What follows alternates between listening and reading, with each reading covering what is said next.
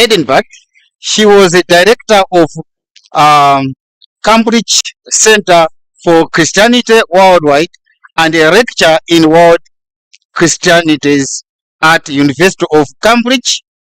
She has also taught in the Bunia, DRC.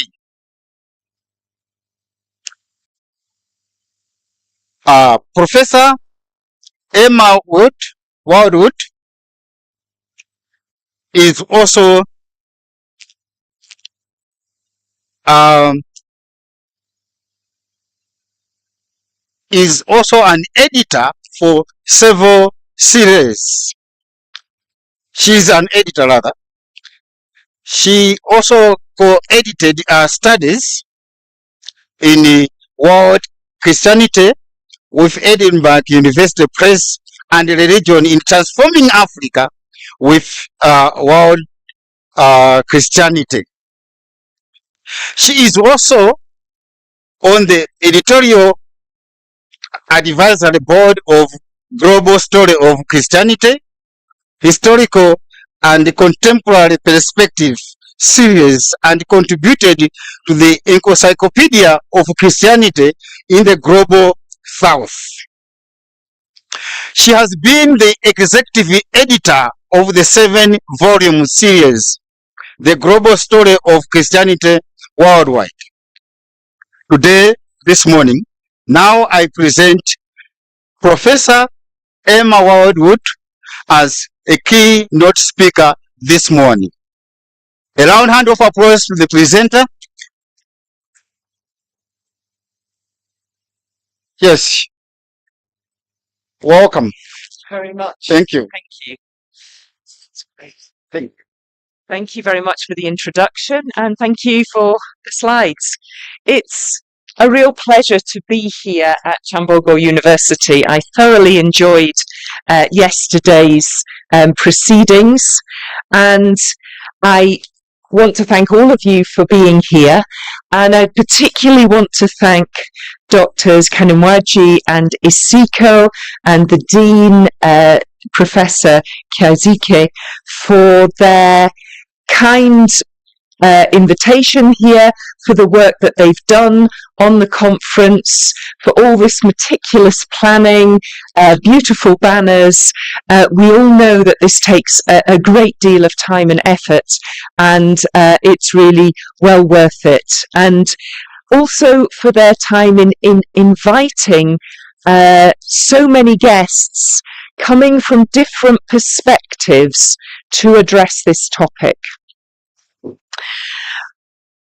What I want to do today is less of a sort of one single idea carefully unpacked in 40 minutes, which is often how we do these keynotes, but rather a series of 3 or 4 ideas to help us think about this subject from different angles.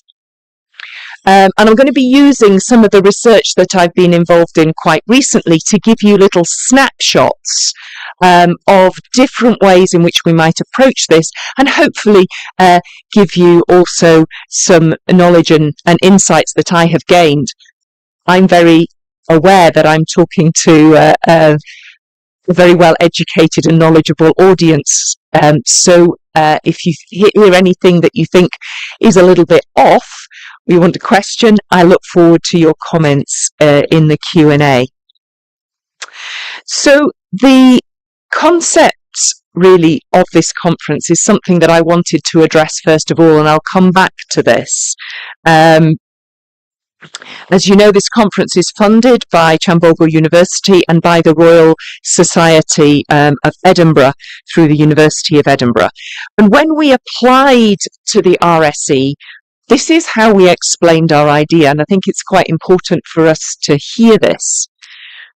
We wanted to look at a range of healing practices, biomedical, herbal, spiritual, that have a faith component, and we'll talk about what we might mean by that.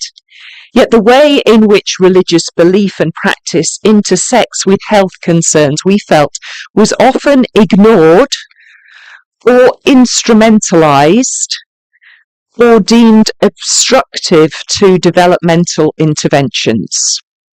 So a lot of work has been done in longhand. A lot of work has been done that simply hasn't taken faith communities or faith practices into account. And where it has done, it's often done in this kind of sense of, oh, right, let's tell the religious leaders what they've got to tell their communities in order to protect health. Now, I realise there may be some researchers in this room who feel that's very much a parody, but I think it has been a dominant issue, and I keep hearing it again and again in different ways in conversations. So what we wanted to do was to develop cross-disciplinary approaches that place the faith and health practitioners at the centre. And we wanted to convene stakeholders across different faith and healing practices between and among Christianity, Islam, indigenous religions, in order to establish a network for what we hope will be future work that may include some policy interventions. So we want to continue the conversations after this conference. We recognise that knowledge of a range of faith and health practices and practitioners is absolutely vital for health and well-being, and I think yesterday's proceedings very much reinforced that. And we know that this is already on the agenda. We have the Sustainable Development Goals, particularly number 3 that was mentioned a few times yesterday. Also the African Union's Agenda 2063, and various nation states around the continent also have their own agendas that fit with that. So we're seeing a change. We're seeing a growing respect for Indigenous knowledge and contextual responses. Yet we're also seeing that consensus on what might be legitimate health knowledge and faith practice is quite limited in certain areas. And so to improve policy and practice, we need to know more knowledge and where that knowledge is embedded in the intersections of faith and health. And again, yesterday's proceedings just showed where that knowledge was coming through already. And I think in many cases, this is a question not of the knowledge not being there or not being known, but actually just coming together in the right spaces to see how we might, if you like, maximize this. And I think when I'm thinking about this from the UK, I'm very conscious of the way in which in Uganda the relationship between faith and health is very visible. Now, these things may not stand out to you, you may be used to them, but here we have lots of clinics that are all pharmacies, Emmanuel Medical Care, God's Will Medical Clinic, and so on, that are invoking the power of God, the power of Jesus Christ in their business that's providing medical care or medicines. And so it's very public, this discourse, so public that people may overlook it. But there's also some interesting things where there are crossovers where we might not expect them. Here is Miracle Centre Kampala just down the road, and the Sunday that I visited when I was here in Uganda a couple of years ago, this is what I was looking at. Then a few days later I had the privilege to go to Ntanda archaeological site, and this was what greeted me almost on my arrival. And those of you who know this site better than I might recognise this as the pit that's designated to, or dedicated to Wanyama, the spirit of disability, and the main servant of Walume, the god of disease. So here we have, side by side in this slide, two installations of medical supports that attest to the claims of healing from both those places. And again, as an outsider, there are certain things that strike me that might seem very ordinary to you. So, you know, for me, I was struck by the fact that one goes to the spirit of disability and the god of disease to receive healing. But I also know that in many Pentecostal churches, as was demonstrated yesterday, going to sites like Tanda is profoundly forbidden, advised against. Again, the Holy Spirit is the one who heals in places like Miracle Centre. And certainly I saw many distressed individuals, actually in both places, who were coming for healing and prayers. And those healing and prayers took very bodily and physical forms.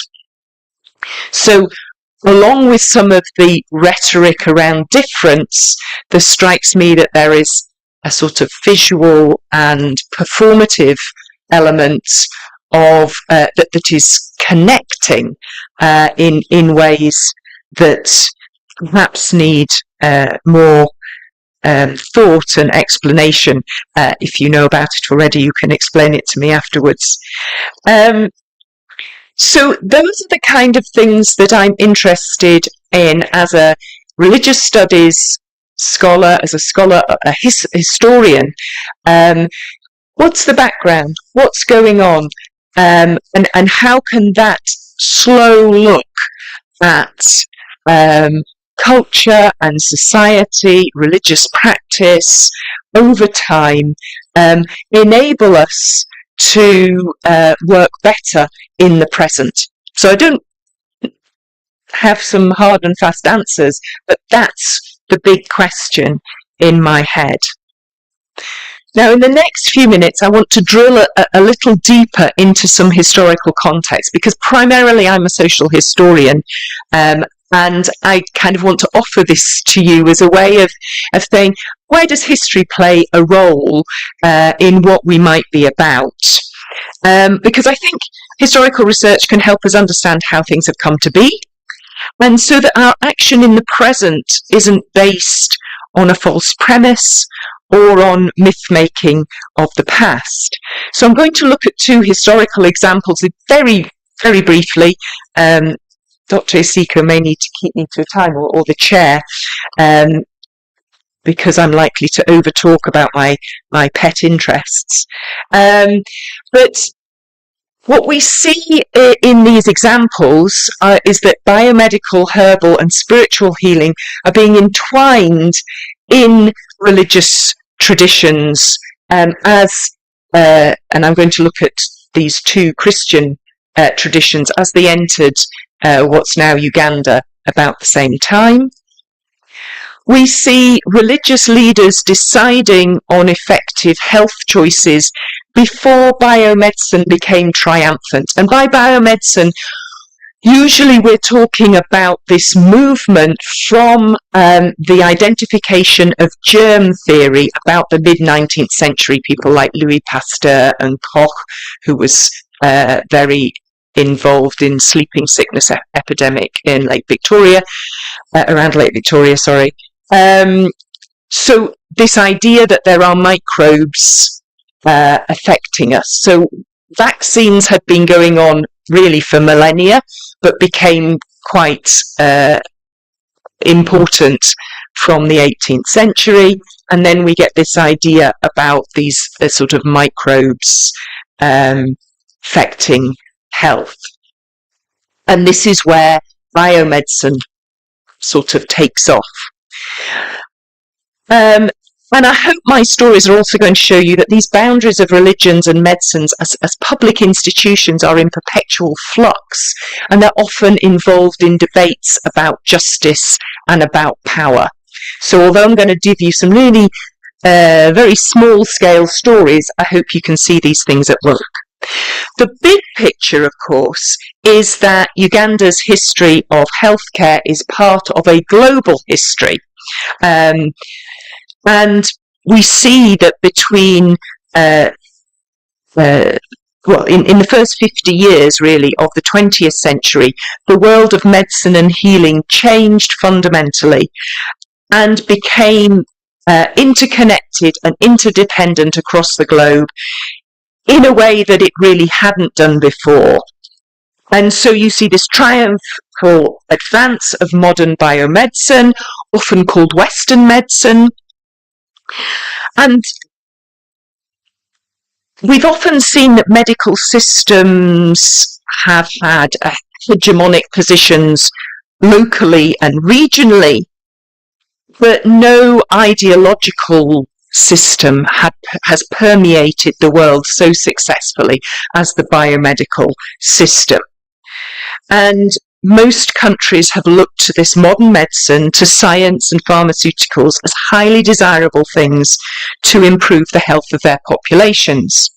And, you know, we need to say that child mortality figures, for just one example, have improved significantly. And many diseases that were once considered fatal have become curable.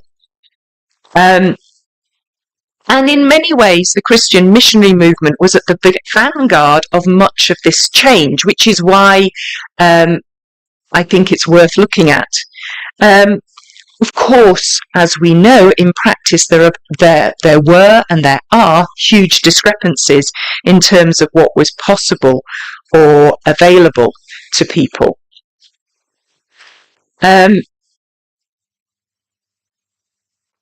So my first little story is about the White Fathers, who we'll see some of their sort of interpersonal relationships. So as many as you will know, the White Fathers arrived in the Kingdom of Uganda in 1879. This was part of a wider movement across much of the African continent.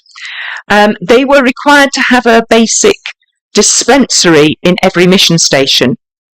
And interestingly, despite a long therapeutic tradition in Christianity, this approach had its detractors within the Catholic Church, and indeed even among the White Fathers themselves.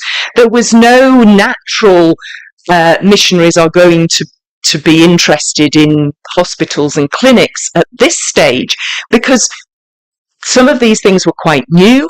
Many of the missionaries were inexperienced. Some learned very quickly about it, but they also didn't know whether some of their medical practices actually worked or not. Nevertheless, the White Fathers in the region were looking with envy, and you can see this in the archives, at the medical expertise of CMS missionary Albert Cook, who established Mengo Hospital, and of the way he could influence the colonial administration because of his expertise. Yet the White Fathers actually had, because they had these basic dispensaries in all their mission stations, they had greater encounters with local people and medicine than perhaps did the CMS, although I'm going to show you where that argument breaks down a little bit.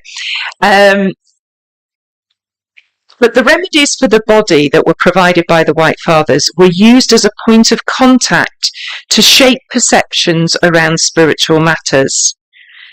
Suffering and death provided them with an entry point into the lives of ordinary people.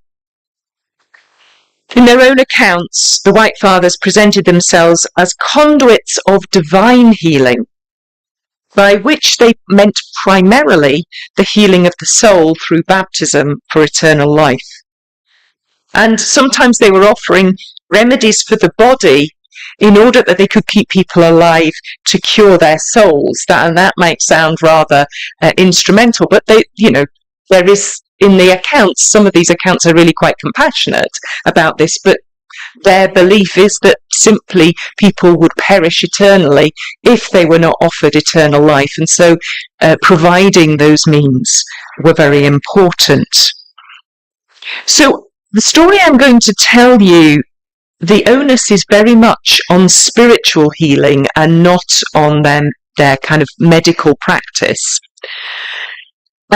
So Father Small, who was in Unyanyembe, so sort of Tanzania, in 1902, records that he offered baptism to a badly wounded elderly woman whose death he thought was imminent and unpreventable. So this is his way of offering this compassion. The fathers earnestly wished that African people would accept baptism as the ultimate form of healing.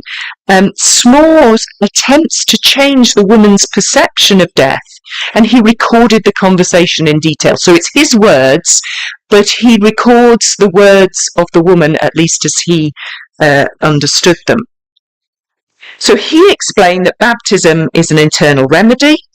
It will heal her soul, which he writes as Mzimu, and transport it to heaven. In heaven, he said, she will see God. The language of the priest is that of healing.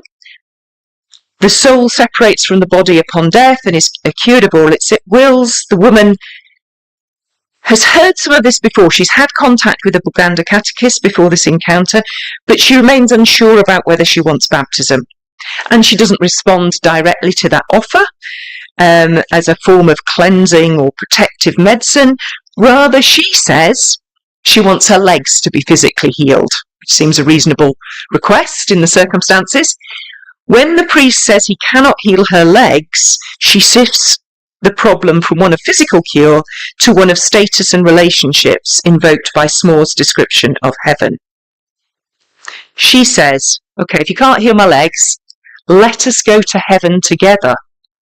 If I arrive alone, me as a poor woman, perhaps I'll not be well received. So she's questioning whether her status on earth means that she is not welcome in heaven.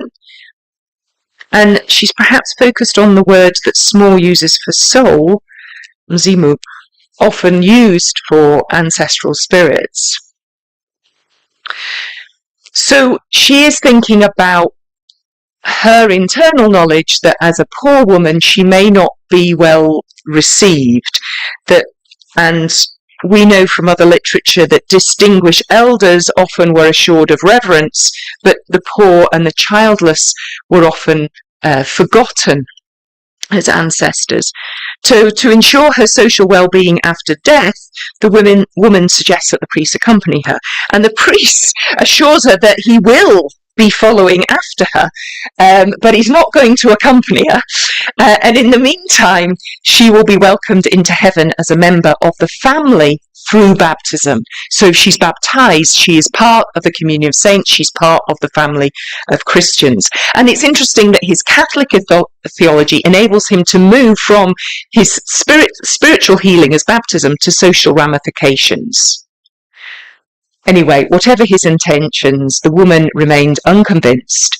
She says she'll wait until her condition deteriorates further before possibly taking up the priest's offer of baptism. We don't know what happens. But Father Small was drawing upon a long Christian tradition of consolation in the face of death, which emphasizes the healing of the individual soul within a theology of the communion of saints. He's presenting himself as a healer with a diagnosis of soul sickness from which all humans suffer. Small's focus on the eternal destiny of individual souls did not impress the woman, and I'm sorry we don't know her name, who wanted physical healing and for whom spiritual healing before death involved a relational element. Some fathers expected that baptism might even act as a prophylaxis against disease, protection against malevolent forces, or a physical cure, although this wasn't necessarily supported by mainstream Catholic teaching. They actually wrote to find out. Small is representative of many white fathers whose accounts attest to the view that the primary healing they offered was spiritual, and they placed physical cures in a wider spiritual scheme that they considered of much greater importance. Words like health and healing almost always refer to spiritual well-being and eternal life, whereas the word remedy pertained to responses to physical ailments. Within this schema, White Fathers wrote of the African responses to disease, and their approach to physical remedies cannot be separated from the prior commitment to the cure of souls that influenced their diagnosis and their remedies. One of the ways, though, that they also propounded healing was through Marian devotion. And here we have a postcard from the White Fathers showing, and I don't know where this is, so if anyone knows, that will be interesting, this chapel to the Holy Virgin. The White Fathers were profoundly influenced by the 19th century European cults of Marian devotion. If we see these missionaries as simply the products of enlightenment or simply the products of biomedicine, we have this very, very wrong. And I'm afraid you probably don't think that, but there's plenty of researchers who kind of make that assumption. They believed in the ongoing agency of the Virgin Mary, dedicating all their mission stations to her. And for those of you who are Catholics, this is a very Protestant explanation, and apologies. They offered alternative ritual practices for healing. Those who considered joining the catechumenate were given a medal with the image of the Virgin Mary imprinted upon it in exchange for their amulets. And I'm afraid the CMS missionaries, being very Protestant, thought that this was just another form of superstition and mocked them. And the fathers were rather sensitive to these accusations. But we see that by the early 1900s, feast days to the Virgin Mary drew large crowds at shrines. And these are replicating, as far as I can see, patterns of protective practice that had been long associated with spirits concerning fertility and family protection. Healing the body was part of the spiritual logic, often manifest in the veneration of Mary. So we see, again, like my pictures of the medical prosthetics side by side, we see again a shift and yet a continuity, a resonance, a kind of an internal dynamic that's going on that perhaps the White Fathers themselves don't entirely understand. My second historical story is from the Anglican Church. I've written about this chap, and there'll be some people in the room who've already heard me on this guy, so apologies for repetition, but I'm just going to take a small segment. He was a priest in the Anglican Church until his death in 1933. He was became a Christian put his name forward for baptism in 1894. And like many other Christians of his generation, he was persuaded of the benefits of biomedicine. It is highly likely that in his youth he'd been apprenticed to a traditional healer, Mzuzu, excuse my poor pronunciation. But later on he was to criticise the efficacy of the practices that he's learned. This could have been an uncle of his with whom he was apprenticed. Now, but on his preaching tours in the Ituri forest, towards the end of his life, Chivubulaya, again I tend to pronounce it the Congo way, administered basic remedies provided by the new kind of Omuswao at the missionary hospital in Fort Portal, Uganda. He prayed for and tended the sick and dressed wounds. And in many ways, he is an example of the kind of rupture of social change that Christianity brought.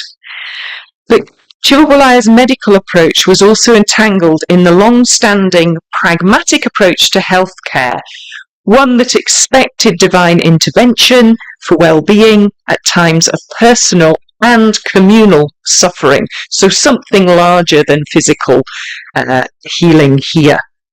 Now, it's interesting that the young men and women who became his apprentices and later evangelists and catechists testified to the power of Chivabulaya's prayers. They were interviewed in the 1950s. His prayers and his presence to heal the sick and bring peace and social order. In their accounts, he brought well-being to all parts of life because he had the power of God in him. They remembered his kindness in tending to the sick in his own home, of dressing sores and paying porters to take the very unwell to Kabaroli Hospital. They also record in detail those whose healing was particularly dramatic because Chivabulaya did not use medication supplied by the mission hospital. School children said they were healed of a fever if they lay on Chivabulaya's bed whilst he continued to teach their classmates. They talk about corporate prayers for rain, and he says this, he made rain, and the protection of his garden for wild pigs simply because he was a man of God, and also by cursing one of the local rulers who later died. So these come up in Chivabulaya's accounts and then magnified in the accounts of his followers. So he is mediating divine power and placing individual sickness together. He's responding to individual sickness and to these wider community senses of disease. He assiduously notes his distribution of medicines and when he prayed for the sick in their own homes, so medicines and praying go hand in hand. And he distinguished between physical healing, I'm losing my notes here, physical healing on an individual's body and the well-being of the community. But he also connected biomedical practices with religious practices. In 1931 alone, because we have his diary for every day, Chivabulaya recorded giving medicine to the sick on an almost weekly basis. And we know that he received some basic training, probably from Dr. Schofield, but in turn, Chivabulaya prompted Schofield to find a simple cure for tick fever. He's saying, this is the thing that is crucial. Surely you can come up with something. So there's a communication there that's two-way. And we know that he's treating malaria, syphilis, coughs, and dressing wounds with iodine.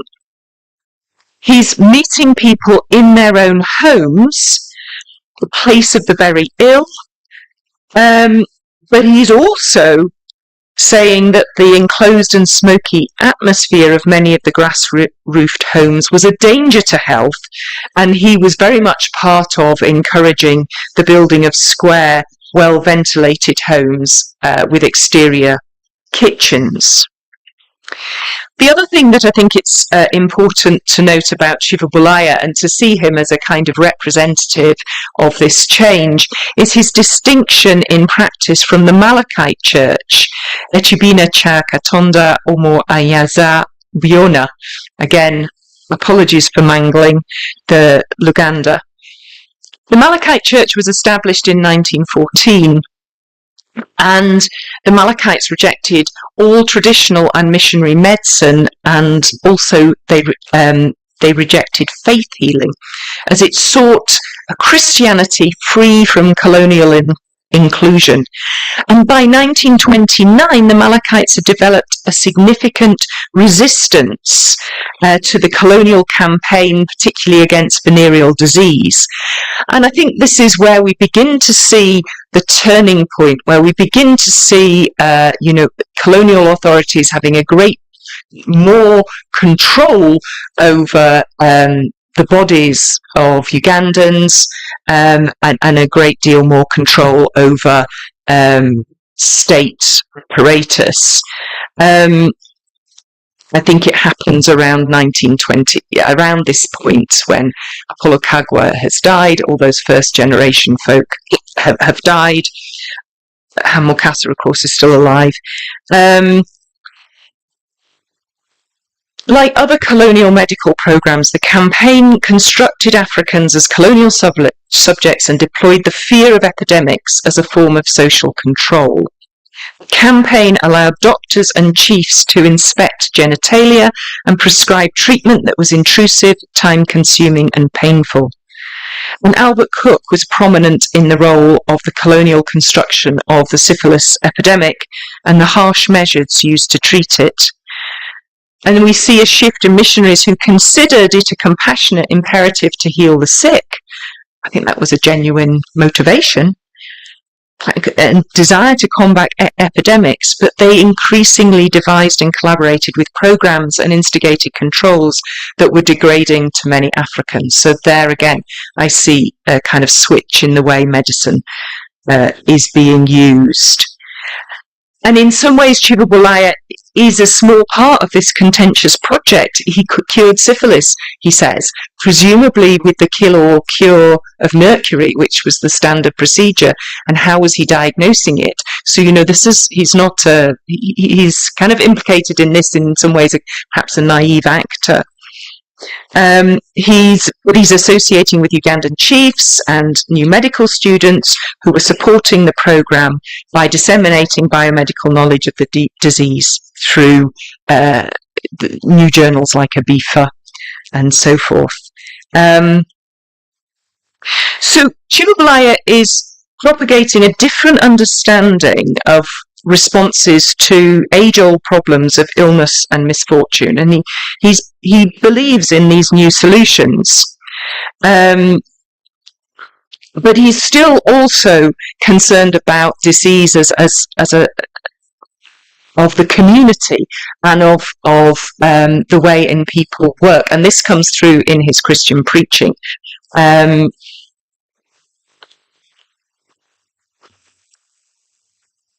So just, I wanted to show you just a little slide. This is from 1901. Chibubulaya is the person with the turban, supporting the medical work of Dr. Albert Cook, and so this is in Butiti. And this is later in life in a village in the Ituri forest. And he's, I think that the Mzungu is Dr. Schofield. Who was also an amateur photographer.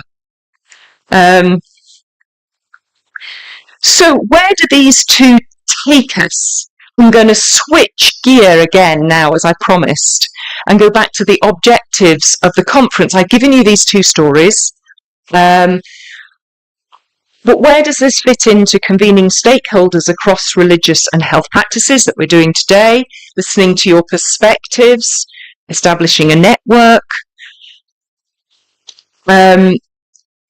I think we need historians involved in this project to do this work, to see whether our assumptions about where we've come to are the correct ones, and what are these actually often quite slow shifts to something. Quite often we think that the way things were yesterday, you know, in our childhood, is the way things have always been. And that's not always the case. So that's where I would like to situate some of my work. We will be sharing and publishing cross-disciplinary research, and one of the first things we'd like out of this conference is a collected set of essays, an edited volume. And we will be writing to some of you to ask if you would consider your paper for publication. Sadly, we simply won't be able to invite everyone to do that, but we will be wanting to be in contact with you. We've got a conference coming up in Mzuzu, which is why it's great to have 3 representatives here. This will be on very similar lines. So in some ways, we're going to be looking at this comparison between Uganda and its region and Malawi and its region. We are interested in knowledges and practices and practitioners that have been perhaps ignored and sidelined, and say, well, how might we facilitate bringing a wider conversation, seeing what we can learn. And we would be very keen to collaborate with some of you, if you're willing, if we can keep some momentum in this project. So, this is, if you like, this is a very, very first step in what we're hoping to do. And as an example of that, and please, if you have comments that respond to this slide, please do raise them. But in the last few minutes, and I see that my time is rapidly departing, I would like to talk about a collaborative project in DR Congo that I've been working up with some colleagues. And I'm really sorry that these colleagues can't be here today, particularly Amuda in the red shirt at the back there, and Amuda Baba and Yossa Way. I've known Yossa for, I think, 32 years. We've collaborated for a very long time and is a dear friend. But as you know, it's not only Goma and Bukavu that have been affected, but that the area in Bunia where they are currently has a large Uganda military presence, and is normally very, very tense anyway. So we've been communicating a lot by online and by email to do this project, but I took that photograph when I was able to be with them for a month 2 years ago.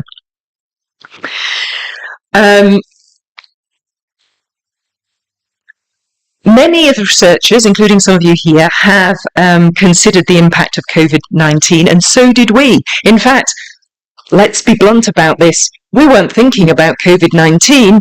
We were thinking of a slightly different project. We'd put in some bid for some money. We'd been unsuccessful.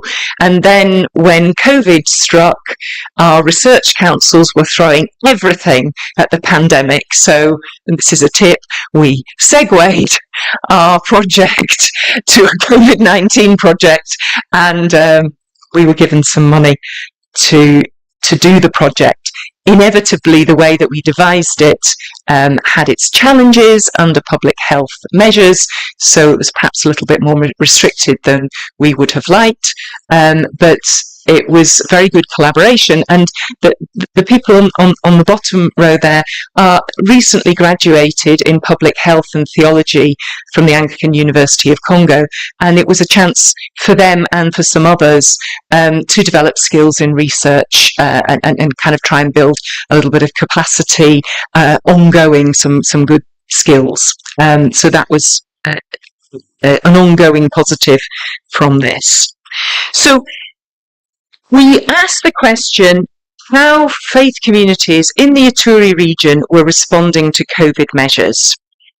And the outcome is work with primary schools, and I'll take you through it briefly.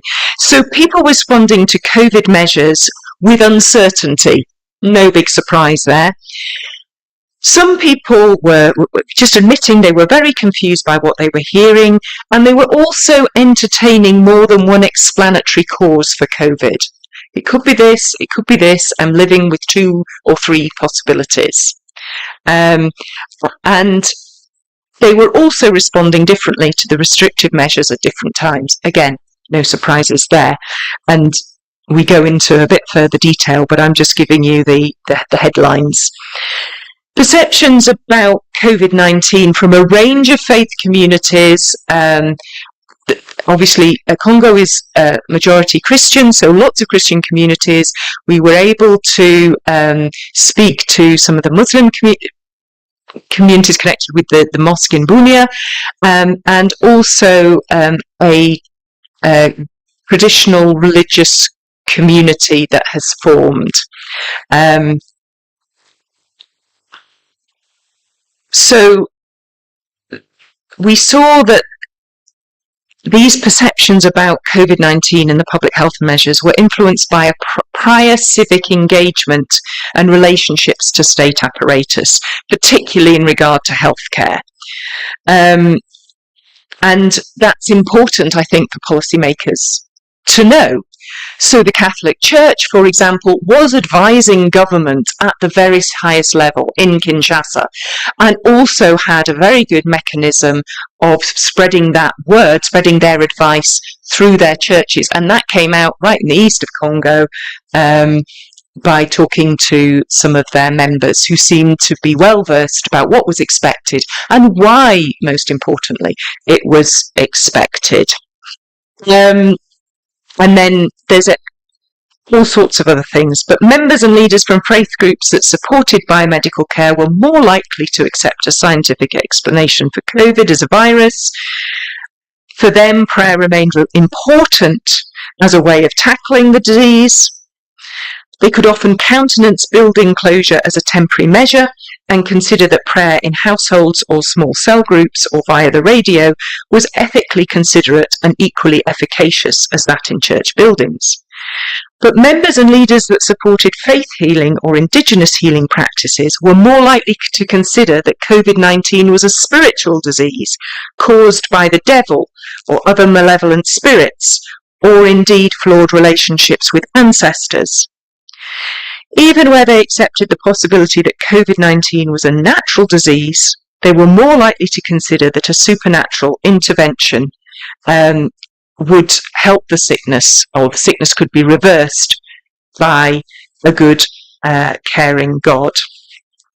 I can conclude, thank you, yeah, especially since I can't find my paper. Thus, for them, closing religious spaces was considered dangerous because it reduced the possibility of combating disease. And we saw a whole variety of ways in which religious leaders handled the lockdown. They were expected by the public health authorities, the local Ministry of Health, to deliver messages, to tell people what to do, but they didn't understand it. Some people didn't understand it. Some were able to bring on doctors and nurses to explain it. But in being given this responsibility and being seen as important actors by the state, they were not equipped by the state to do their job well, and some of them felt frustrated and resentful of that. And so we made a number of recommendations about how to approach that, which I will just skip over. But my final picture is where this took a different turn. We reported back our findings in a number of workshops, and faith leaders, medical professionals, and primary school teachers. And the primary school teachers gave us such interesting questions and concerns. Congo has only just started universal education, I think in 2018, universal primary education. And so the schools are full. You remember what it was like in Uganda?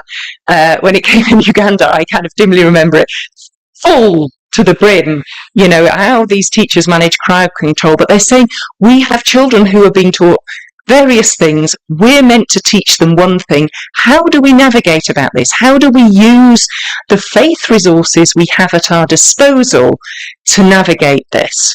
And so this is the project that we're currently doing. When I say we, I'm a long way from the grassroots stuff, unfortunately. Writing a textbook to be used by primary teachers in schools to bring together the sort of religious studies we do over here and the health we do over here in the curriculum, in the state curriculum. So how might we have a conversation which bring those together? And that is really what this conference is all about. Thank you. Thank you.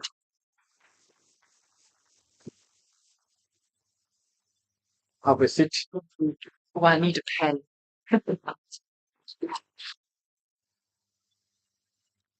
Thank you very much for the wonderful presentation from the keynote speaker. This time around, we have only 10 minutes for observations or questions towards to the presentation. Yes. Any mic for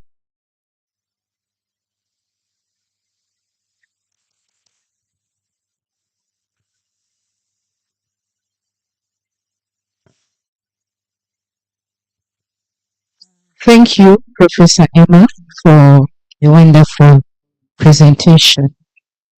In my thinking, you are handling such a mysterious subject. And since yesterday, I've been reflecting on the theme of the conference. And the more I reflect on it, the more I get more confused. But let's try to see. Now, when it comes to issues of spiritual, traditional, and biomedicine, yesterday we had Dr. Sekaja and then Professor Sempa. The fact is, they both testified that with their spiritual powers, people can get healed. And realize that there are some people who will go to the spiritual healers and get healed, and we have those who will not get healed. And then the other way around.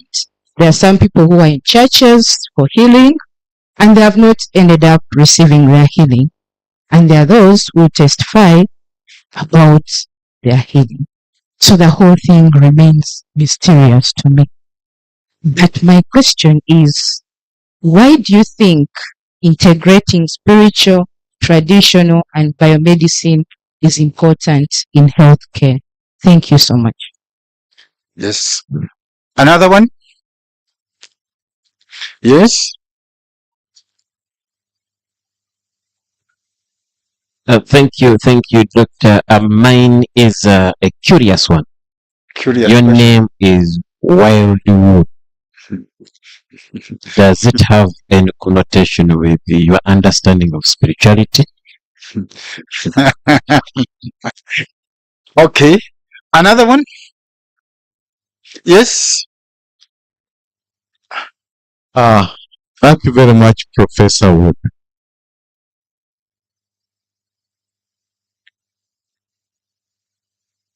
Thank you very much, Prof. It has been very interesting to really highlight the work of Chivebulaya. And that's very interesting. Now, we had medical traditions and religious traditions before the missionaries. Then with time, we get medical and religious political powers, which then, as powers, medical and religious powers, disadvantaged some knowledge systems, which you have really expressed very well. And the next step, which you have highlighted, is to see how these disadvantaged practices, knowledges, and practices can be brought on board. Now, the question comes, how do you see, one, the process, and two, the end result? Is it likely to be an integrational aspect where things are integrated? Is it logical and physical? Or are we likely to promote them independently, such that at the end of it, practices are integrated? Thank you very much. And the last one? Yes. Straightforward question. Thank you, Professor, for the presentation. Now, when it comes to Africa, so with the Africans, the physical and the metaphysical are intertwined. So that also applies to healing. So they can look at physical healing, but it must also have a connection with the spiritual healing. Now, when you look at, for example, these religions like Roman Catholicism and Anglicanism and others, Christian religions, do you think they totally took away, the African religion? We had a census recently, and they are saying those believers in African tradition are 1.1. Is that really true? When you look at Africans, they are very, very spiritual. So because of metaphysical and physical violence of colonialism, they shelved their religion, but in darkness, that's what actually they go for. So in the public, they have another religion. In the private, they also have another religion. So this has to be considered when you're looking at, these aspects of healing. Thank you. Fine. Now take over all the questions. You are free to take them all.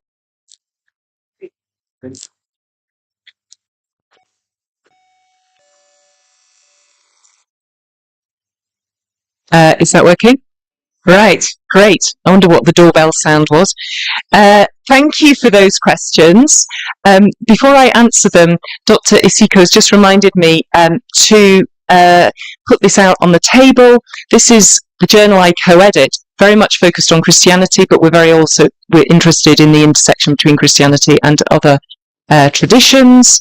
And so if you'd like to take a look at this, and see the kind of articles that we publish. But even better, if you take one of these or scan it, because I'm not sure there's enough for everyone, there's a QR code and you get a month's free subscription, so you can browse at your leisure, providing the Wi-Fi is okay. So take a look at that. Some of you here will be looking to place your article somewhere, and you consider that it is a peer-reviewed journal. We're quite strict on the peer review, but we also try to give very constructive feedback to authors who submit articles, so think about it. But as always, you have to kind of see the remit. We can't publish everything on every other topic, but do take a look. So, publicity over. Very good questions. I can deal with the Wildwood first. My surname is Wild and my husband's surname is Wood, and we combined them.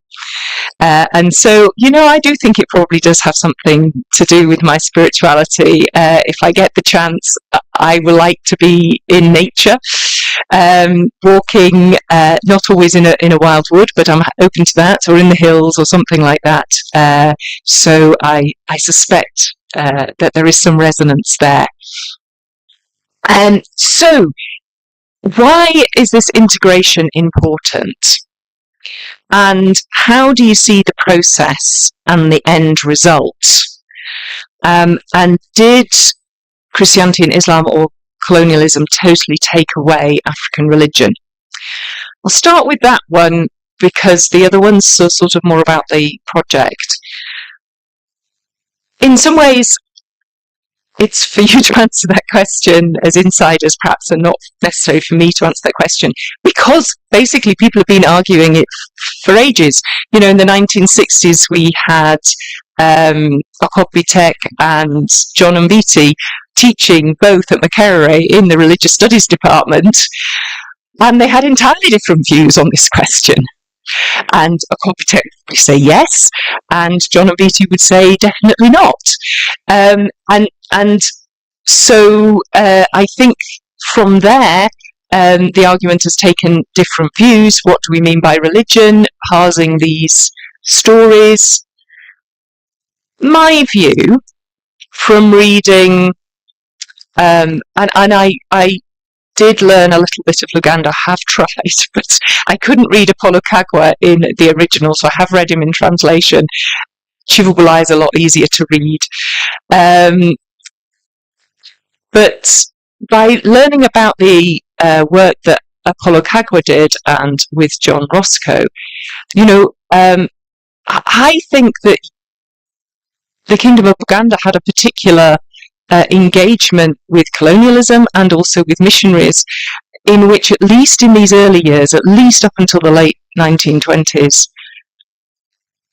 there were very powerful figures maneuvering the colonial authorities and the missionaries. They didn't, and if you read the missionary archives or the colonial archives, they think they're doing all the doing.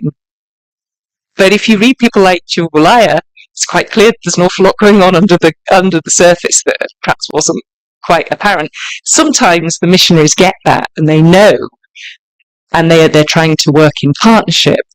But the missionaries themselves are by and large clear that Christianity is the thing. But people like Roscoe really begin to question what sort of Christianity it should be. And, you know, in his later works, he's writing in the 1920s, he's saying, I think we got a lot of this wrong. So there's a learning process that goes on, and I think that's quite interesting when you read these early documents. So the jury's still out on the main question, but I think there's some interesting things in the archives that are worth studying further.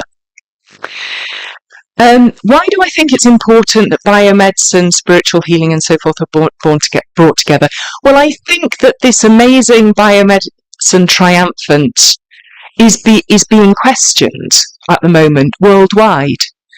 It's been questioned for a number of reasons. Now, let me just hold up my hand and say, this is the tradition I was born in. I am a signed-up member of our National Health Service. I think it's wonderful. I am, but also we can see it creaking. We can see it not able to deal with our people's needs. And that's not simply because biomedicine is expensive, but it's also because the system of care is inadequate for human beings. And we've been talking about mental health and things like that. And health services try and deal with that. We'll hear about how they deal with it. And please don't think that I am criticising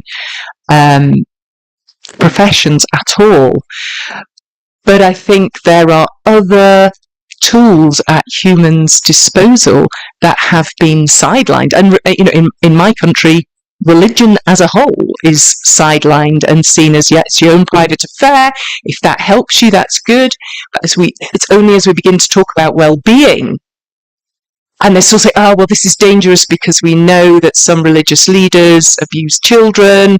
There's still that dialogue. Could be focused back. Sorry, I'm very, very bad at going on. So that's why I think it's important. And to answer your question, Doctor, how do you see the process and the end result? Would you be part of the process and the end result? Because the thing is, we kind of don't know. I mean, we have hunches, but we feel like we're only at the beginning of the project, and we knew, although we thought it was important, why we're having the conference, we knew we didn't have the answers, and that nobody had the answers singularly, and that we had to bring it together. And so your questions about, is this going to be integrated? Is it going to be what? We need to have that conversation, and we would love this project to continue beyond this conference and the one in Mzuzu, and to draw people with your experience and experience in the group to think about these things. And it's going to be uncomfortable. We saw the panel yesterday. It's clear that people have very different views. It may be that we can integrate stuff. It may be that we can't. But we can have a conversation, and I think that is the role of the humanities, is to be able to ask the big questions, not to be frightened of the answers, even when they're contradictory or tricky, and to bring people together from divergent views and find ways of talking, find ways of disagreeing well, find mechanisms for agreeing, whatever it is. So perhaps an inadequate answer, but I hope something that we can work on. Yes. Well, a round hand for applause. This marks the end of our presentation, but shortly we'll be proceeding for, I think, tea break. Well, this one is going to explain more. Thank you. Hello. Ladies and gentlemen, good morning once again. Still, we would like to thank Professor Emma Wildwood This is the Faith and Healing Conference 2025. And without further ado, may I take this chance to invite you to tea, which we hope should take not more than 30 minutes. And if you do that, it will be the best. And may I take the honor to invite you to tea. We thank the Lord that the tea is sanctified. Amen. 30 minutes.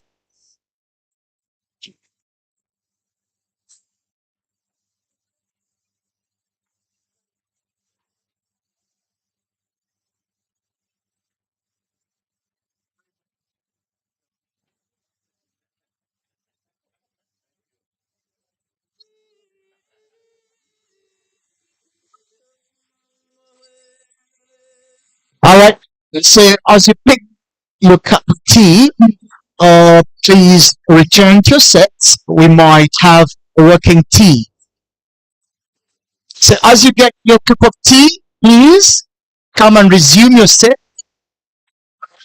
and we should proceed. Some kind of working tea. Thank you.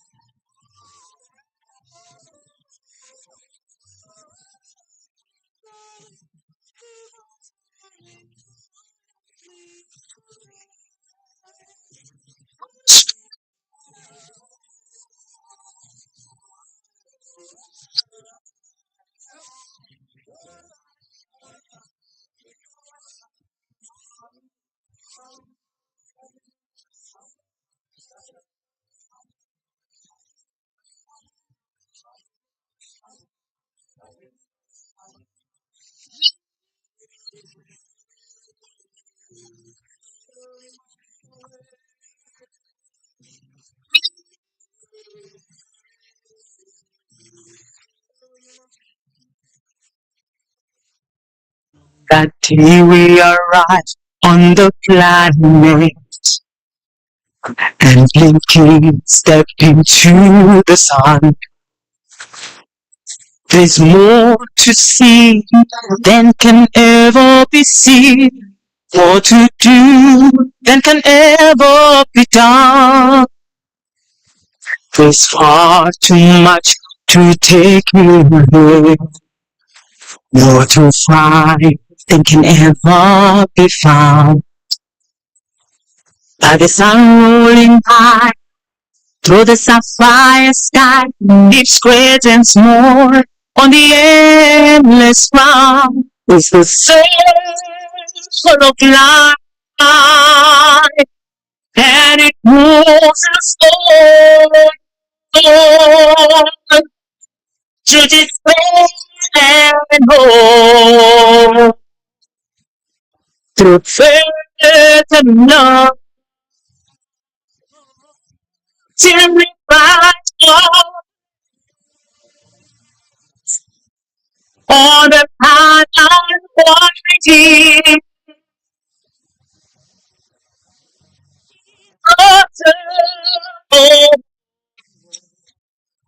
the circle of life.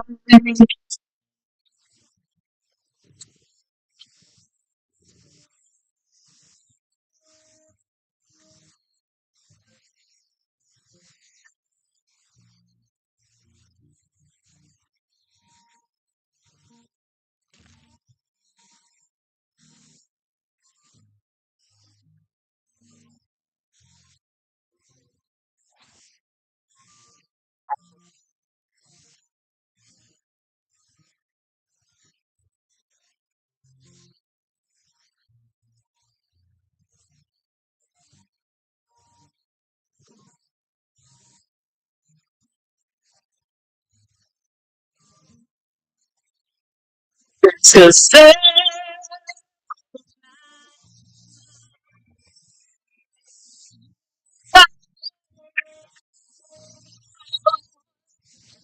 to despair and fall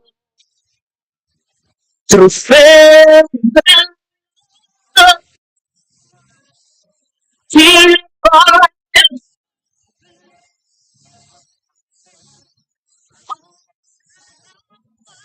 fear.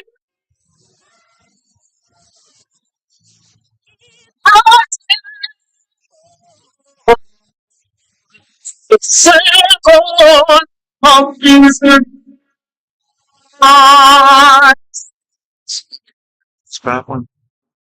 Where is it? Separate. Have you closed it? You can close it.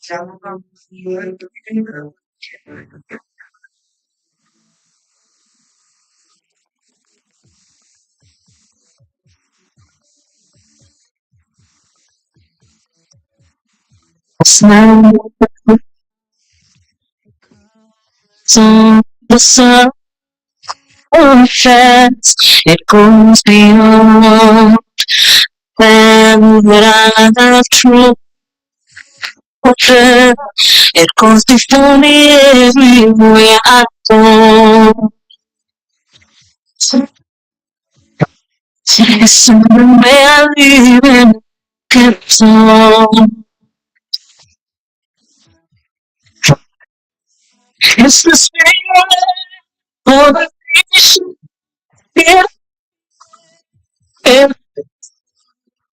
It's the voice of a party, and I keep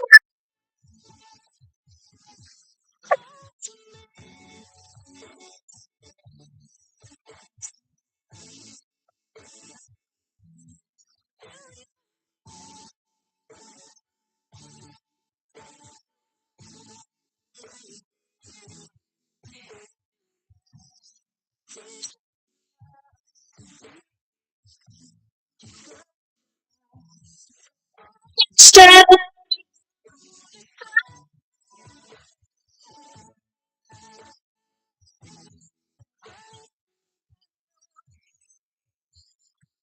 I run down, I reach out, you bring to me from my and how beautiful I be with truth and justice.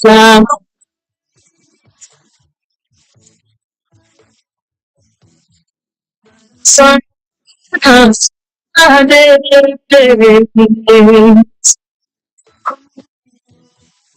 You're the spirit of a nation.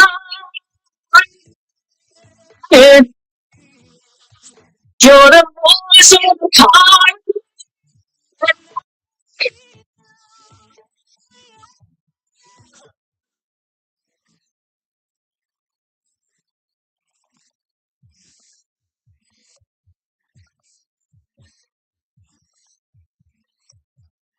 It's not like that.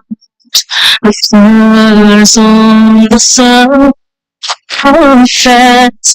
It goes beyond them that I have true. It goes before me everywhere I go. It's in the way I live and walk and talk. It's the spirit of the creation.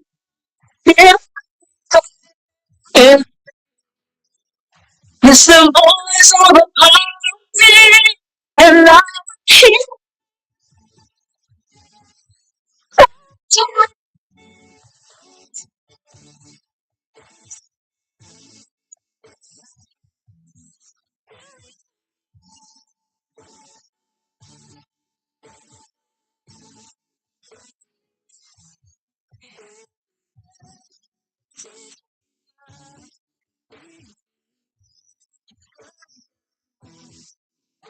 standing.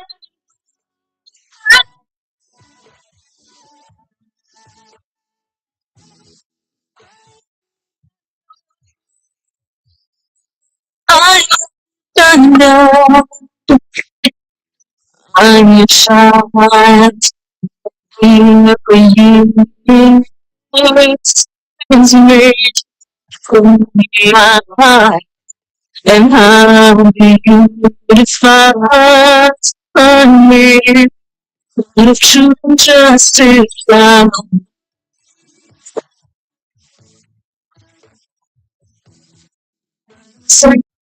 comes my name.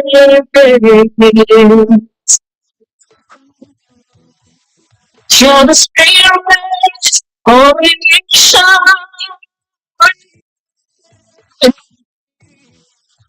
You're the voice of the time.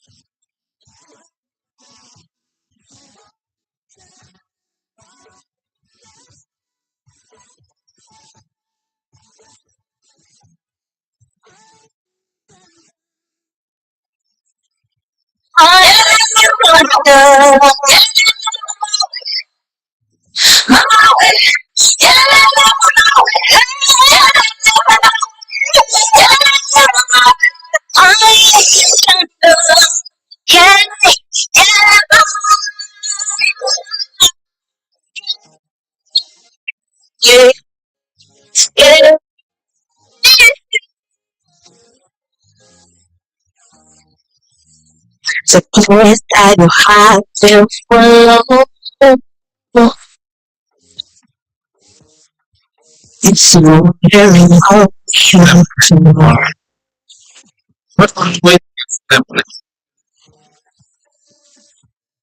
why else where do you wanna go? When I don't have no reason out of the to the place where the sun open your eyes, you feel alive.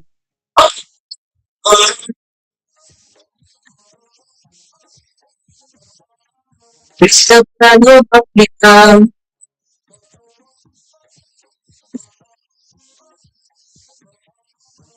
when I do me what time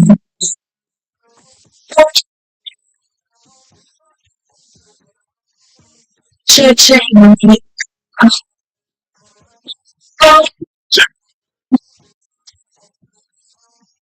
It's the kind of become cause you got can you feel the spirit? It's the power of become cause you got feel the spirit. From east to west, my home is the best. I feel so proud and I'm thumping my chest. I do not swag on and I'm feeling the vibe. We all get along, no matter what the type. We got so hot, it feels alright.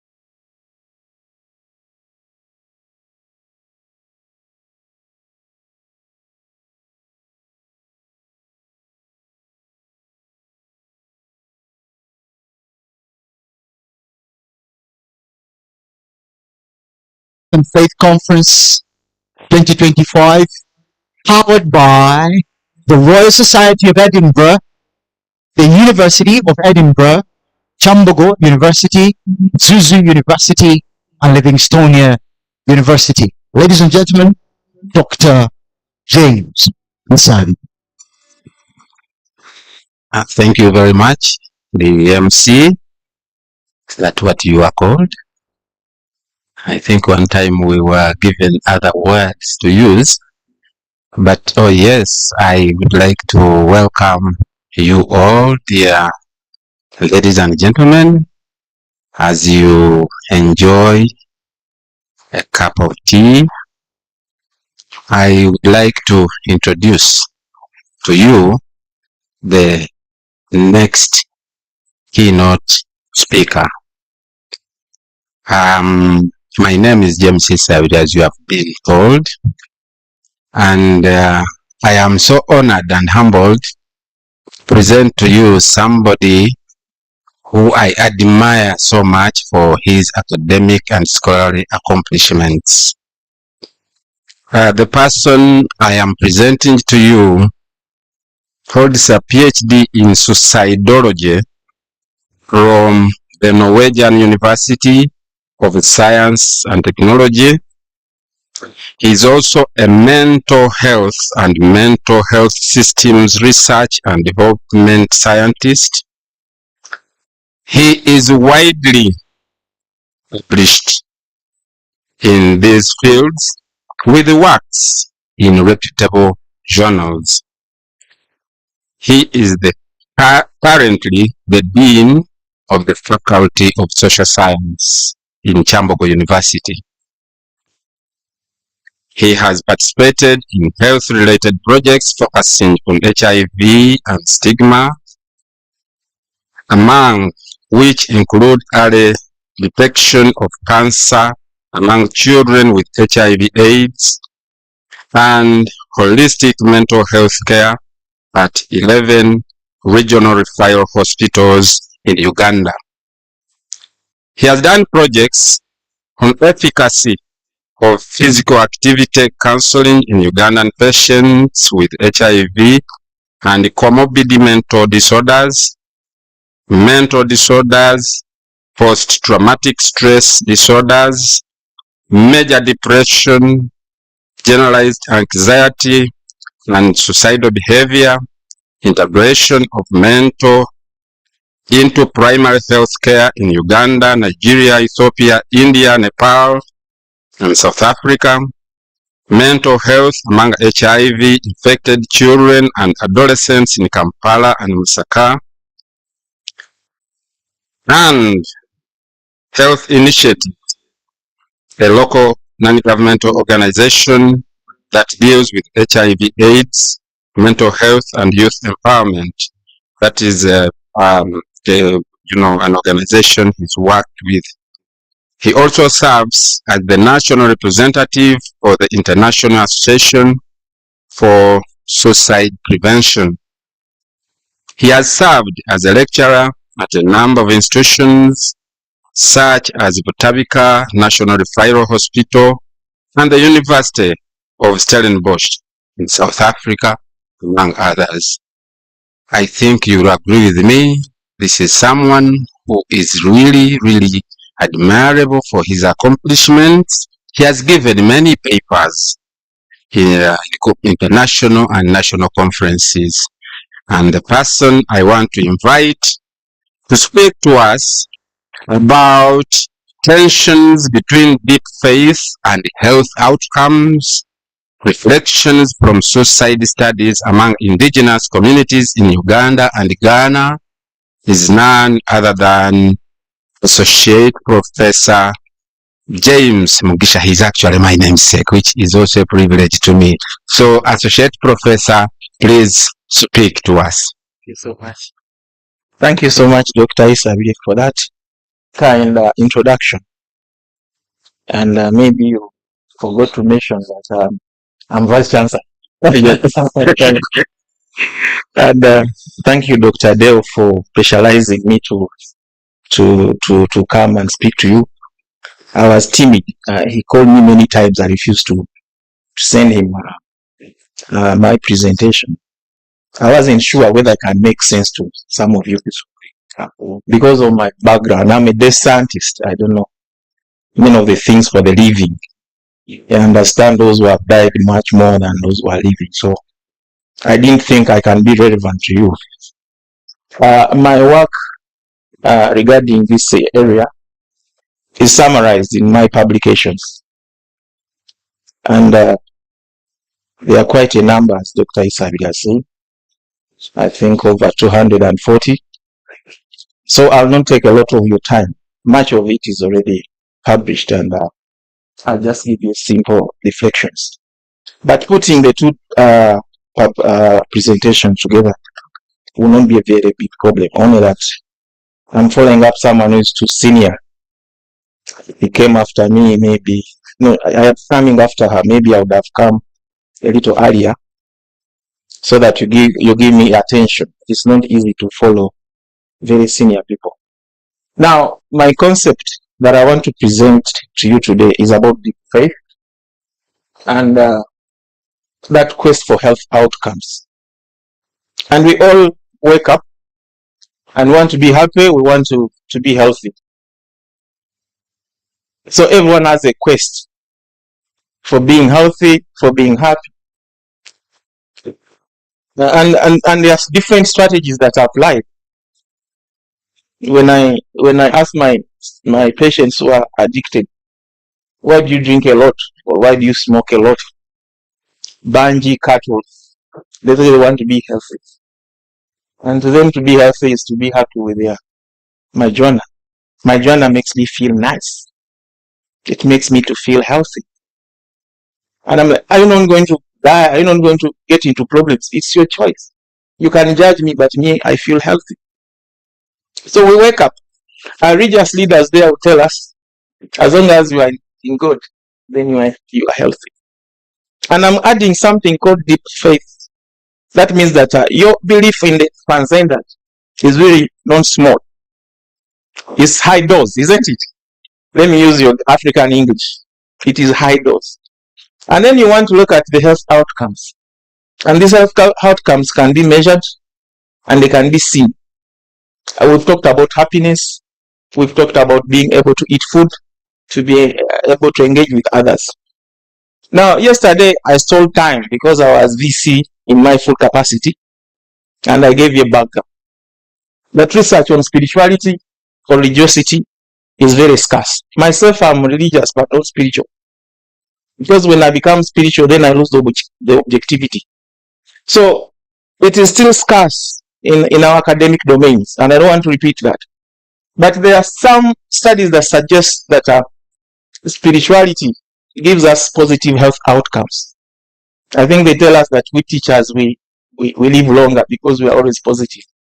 And maybe those who go to church and mosques also always have experience positive health outcomes. They are able to cope and they are able to do meaningful things. I went to Cancer Institute and I asked somebody, why are you in Cancer Institute? He said, I came to legitimize death. I don't think they can do anything, but if I die home, if I die home, people think I will die an illegitimate death. So that's the same thing with our belief systems. They make us feel happy. We are able to cope with our stressors and eventually become resilient. So there's seemingly a lot of literature in the discourse of main psychiatry, and that evidence cuts across different conditions: depression, suicide, substance abuse, and post-traumatic stress disorder and the like. And they attest to high efficacy value in terms of religiosity and being able to overcome those conditions. Despite all that, this is still a young field. And that's why I meet her with her last slide. That still we need a lot of evidence to prove that religiosity and spirituality still have a larger effect size in the interventions of our lives in order to improve our health outcomes. Now, today we are going to meet ourselves doing a discourse analysis. And discourse analysis is a simple methodology but complicated. Well, I think I identify with what they call the Foucaultian discourse analysis, which imitates medicine. You get a microscope and you look for the disease in the sample. And I'm going to demonstrate this using my work in Uganda. I've dropped Ghana because I think it was going to make noise. There's a lot of stuff to discuss without Ghana, so the Ghanaians will take care of themselves. And much of this work, I've already published it in some of these journals, and it's available online.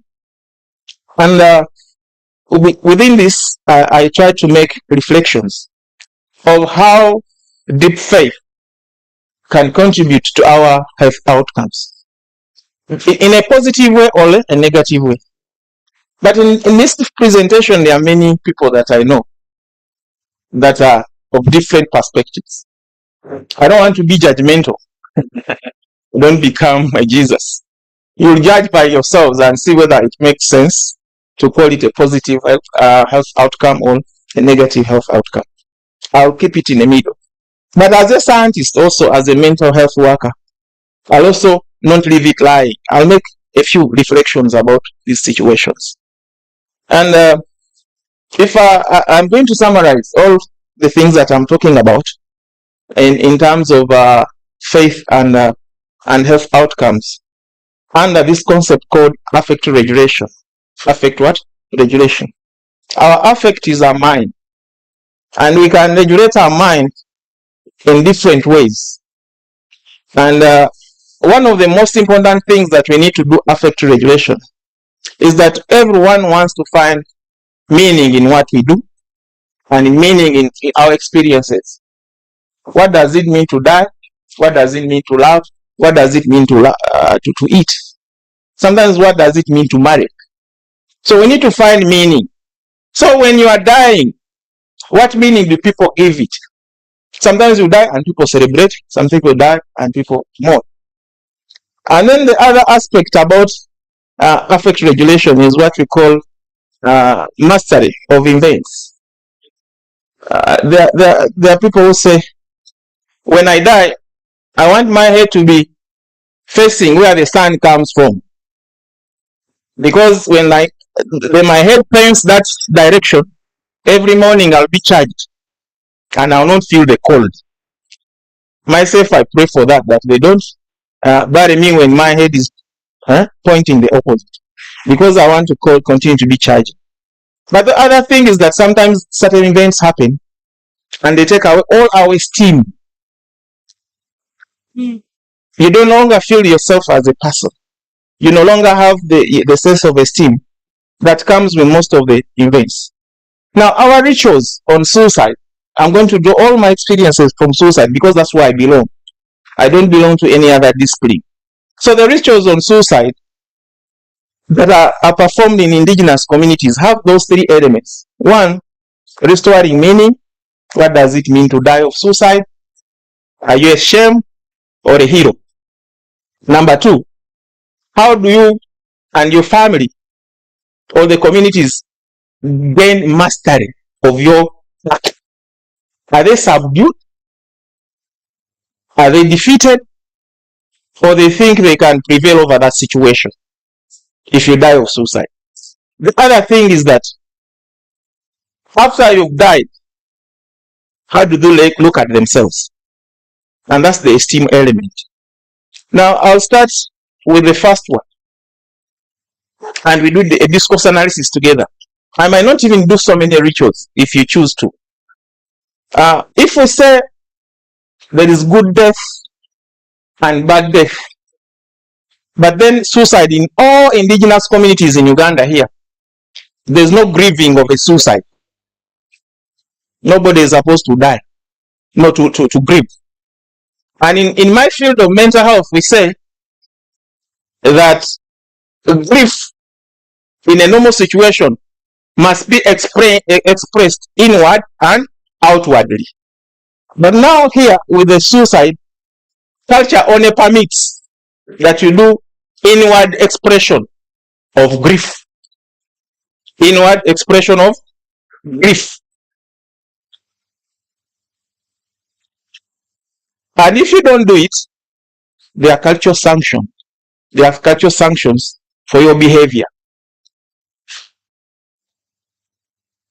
We need to start looking at that and its implications. Because we all love and we have a lot of attachment to those who die. And if your person, the loved one, your mother, your father has committed suicide, then you cannot mourn.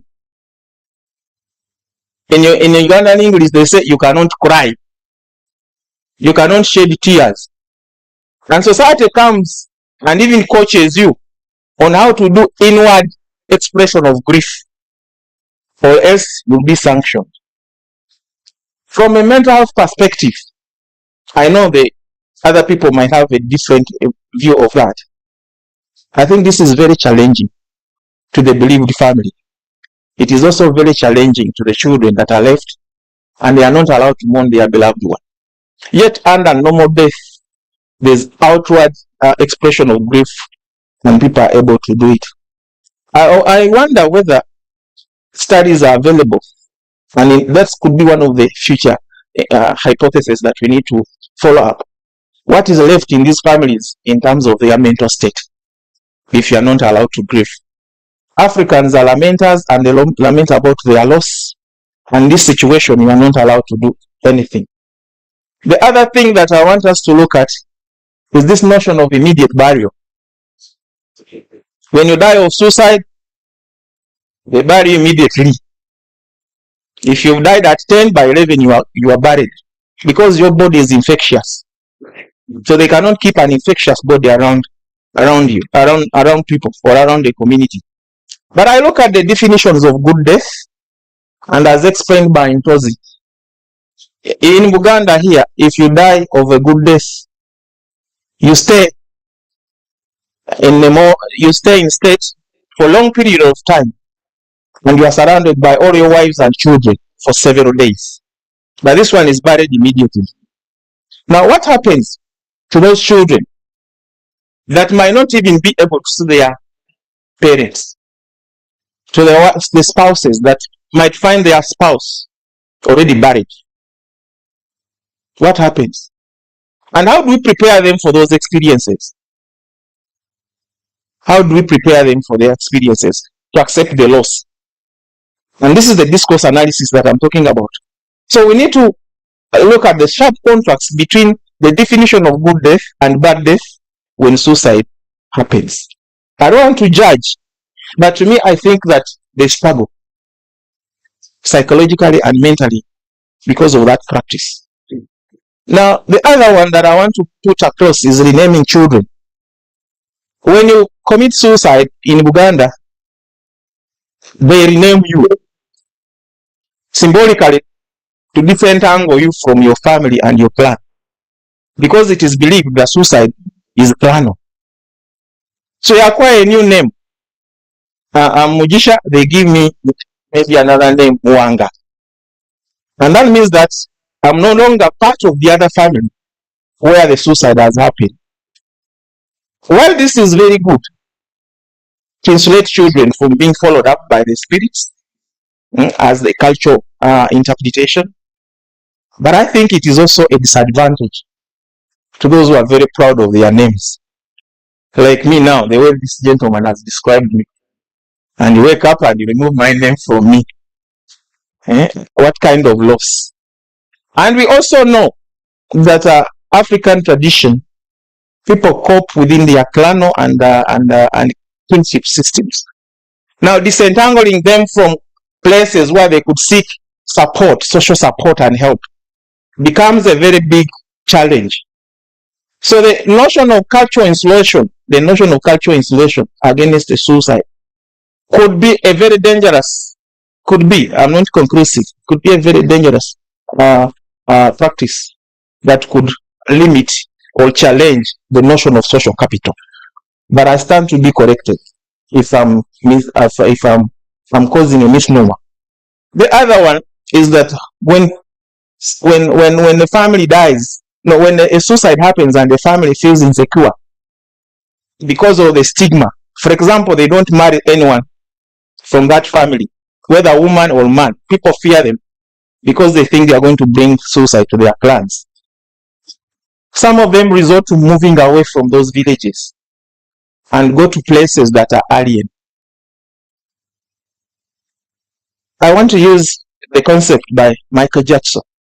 This is my colleague who teaches at Harvard University. In this situation, therefore, stigma and society attitude becomes a very big weight to those that are believed. You feel the weight of society. That is the concept he uses. You feel the weight of society. Now, also use of strong words and songs while burying a suicide is a common practice in our areas. And I saw it in Uganda, and I also saw it in Acholi. So when you die of suicide, they sing songs and they also use proverbs and other linguistic resources to ensure that they devalue you and they make you to look a total shame and distress before society. I was asking these guys in Uganda, so how do you describe then a suicide? What are those songs? That we describe a suicide as a kikonkono. And kikonkono means a monster that is useless. A monster that is what? That is useless. So while these songs can help the community to devalue you, to shame you, and to make you look a disgraced person, but I wonder how they are received by children of the deceased and the wife and their immediate family. Because you know what takes place. Even the bad people, when they die, we call them good. But in this situation, people are going to bury your father, and they are using a lot of rude, abusive, and words of devaluation that are likely to cause disgrace to not only the family, but also, I think, to those that are immediate to the person. So from a mental health angle, they still have questions as to why such practices might continue, but also their efficacy value in terms of protecting the young children and the loved ones around the suicide. These are demonstrations from my informants. They are described in disgrace and humiliation and disrespect because of the thinking that you've committed an abomination. Now, in Uganda here, everyone deserves funeral rights. It's a sign of respect that people acknowledge that you died, but now we are going to pass on to the next generation. and then they commit you into the spiritual future. Why that is done as universal in Uganda, no, in northern Uganda and Uganda for normal death. For suicide, such a passage is not conducted. And we also know that it is through this passage that children get passed on to other caregivers and possibly the community and the elders for social capital. So are we not leaving this important ritual to be omitted for those who commit suicide? And yet it is performed, and we know its major contribution to social capital in organized family systems in our indigenous communities. Now, I was in Gulu and I was told the Bazungu brought this concept of training the body, and it is now universally applied, not only in Uganda but also, I don't know what would have happened for me to accept that because my mother has committed suicide, then they should cane her. I don't know what would have happened to me. And those witness, especially children and the loved ones, such kind of practices, I don't know what there is for them. We saw some gender dimensions here, that women are caned more than men. Women are caned more than what? Because a woman is supposed to be a mother, so you cannot impose disgrace and you cannot embarrass society. And also men are easily forgiven as compared to what? To men. So there are a lot of psychological issues that we need to look at there, especially if children can see their mother being caned, and then we see the implications on mental health. Now, what about offering sacrifices? When I was in Gulu, I was told that when you commit suicide, they bring a sheep, because the sheep is a calm animal. So it is used to restore calmness after violence. And for them, they look at suicide as violence. In the traditional language, they call it lachen, something very dangerous. And because they want to use those animals that are calm to restore whatever calmness, they look for those ones they look for the sheep, and the sheep is normally sacrificed. And if it is sacrificed, then they think that purity has been what? Restored. But the sheep that has to be used should not have any spot. If it is black, it is black, and if it is white, it is white. And then it should be very healthy, because the spirits will not be happy or pleased if you are using a sick animal. If you are using a sick animal. Now, we found it a little difficult when we were discussing with the communities, because during Go, the sheep community also disappeared, like the way people were killed. So when you commit a suicide, what happens then? Where do you find the sheep? There's a lot of stress there.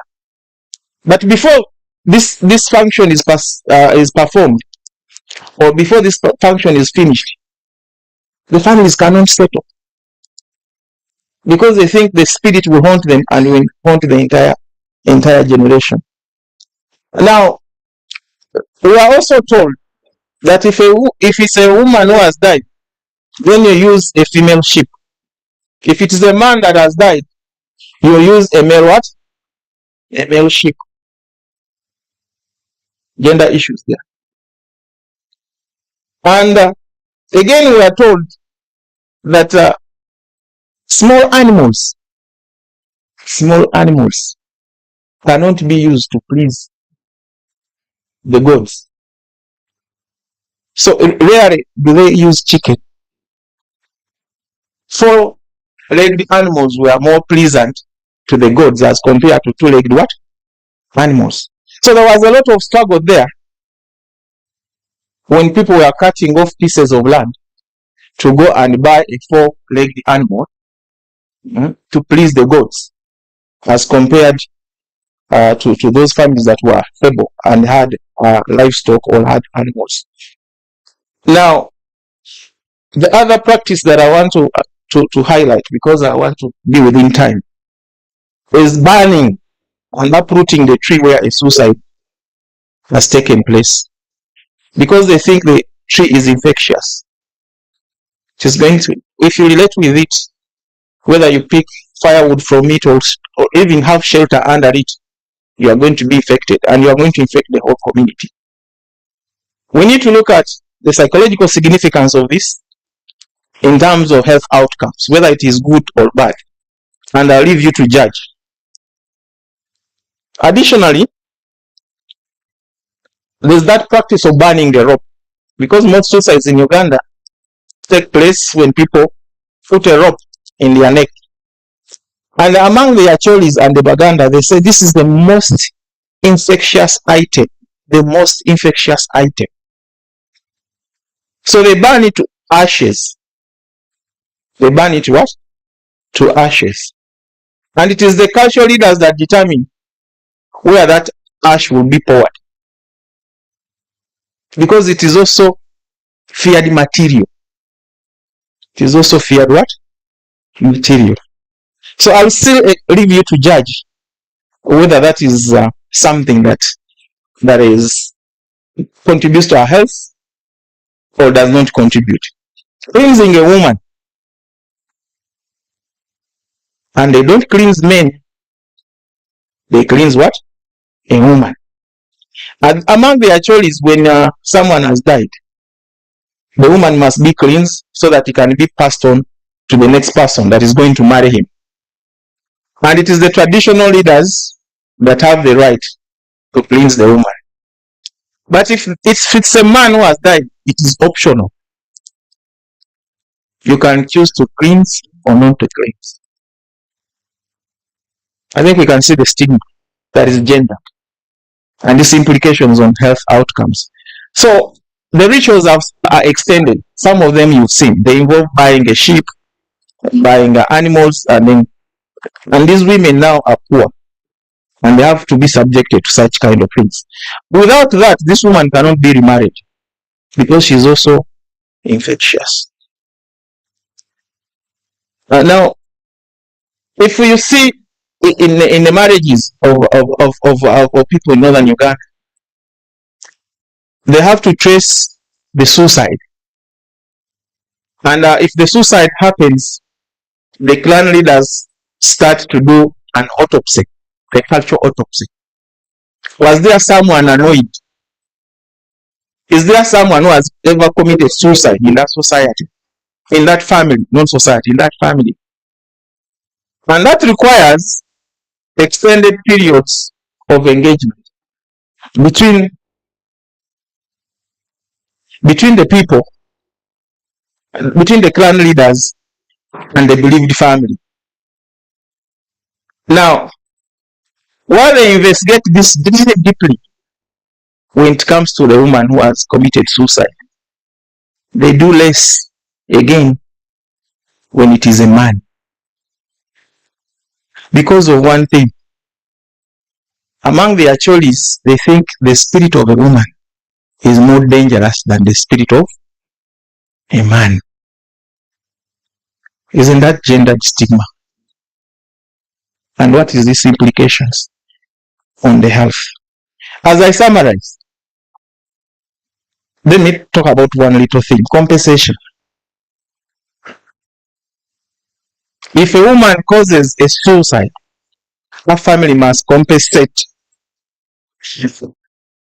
her spouse.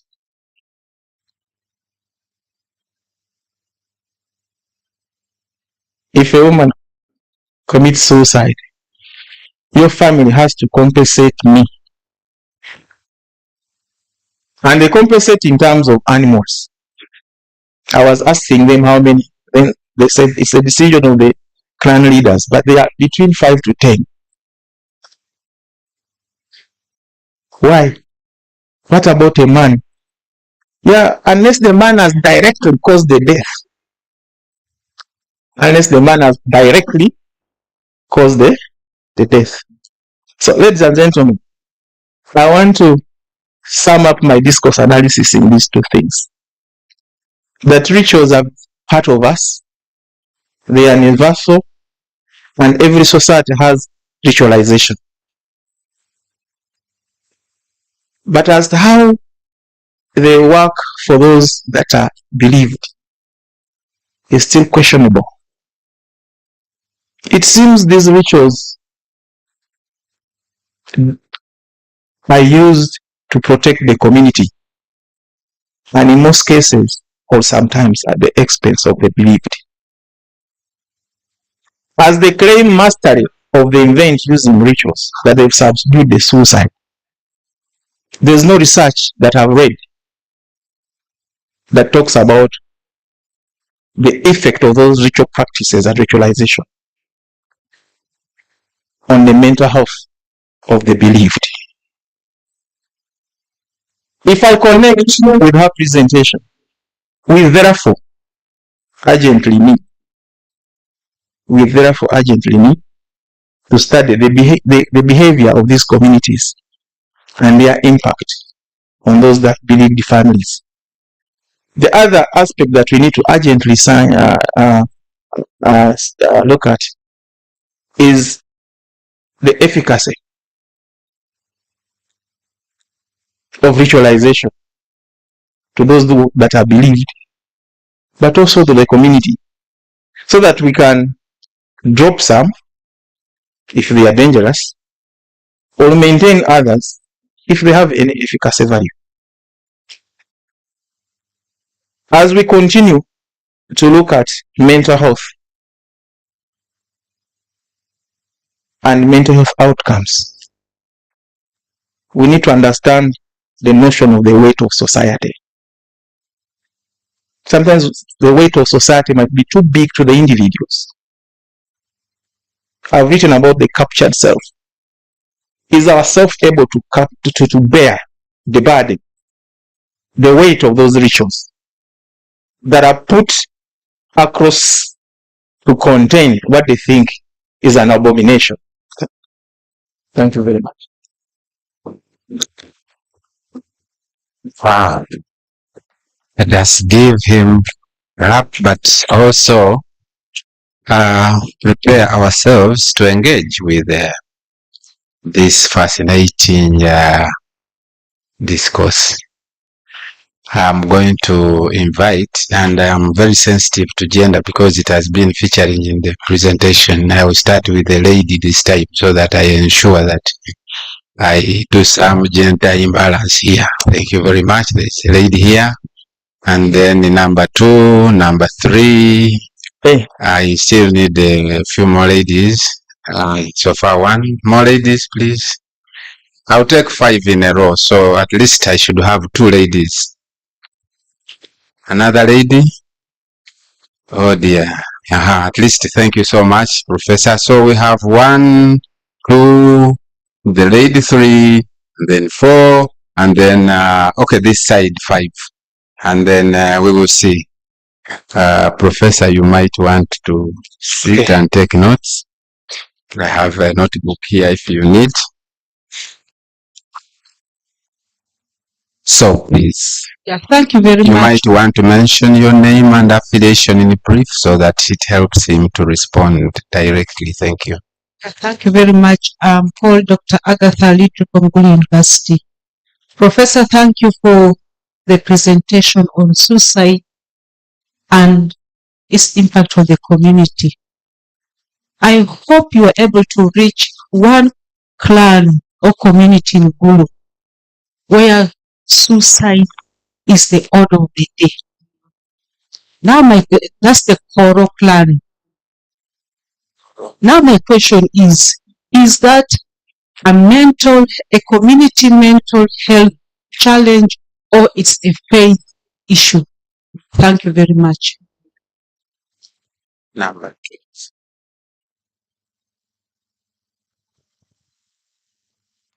I'm James Kiza, Kyambogo University. Professor, thank you so much for the presentation. I have just a few questions or I need clarifications. At what stage do they rename this person who has died by suicide, and who does the renaming?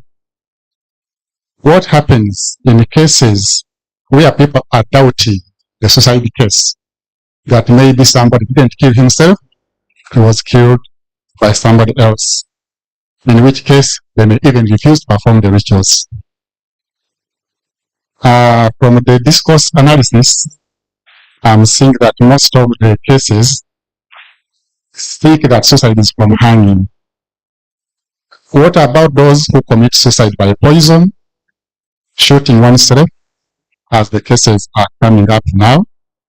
And lastly, what of those who don't hang on trees?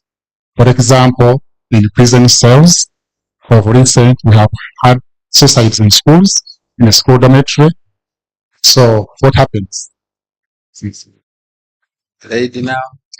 Thank you. That provoked so many questions, but I'm going to limit myself to one. It was just very, very, very interesting. I was just noticing your language, and I wanted to know whether it was deliberate and coming from your disciplinary engagement, or whether it was something that resonated with the way suicide was spoken about in communities. You talked a lot about death by suicide. I'm familiar with people talking about committing suicide, taking one's own life, and that gives agency to the person who has taken that tragic decision, and that your formulation doesn't give that person agency.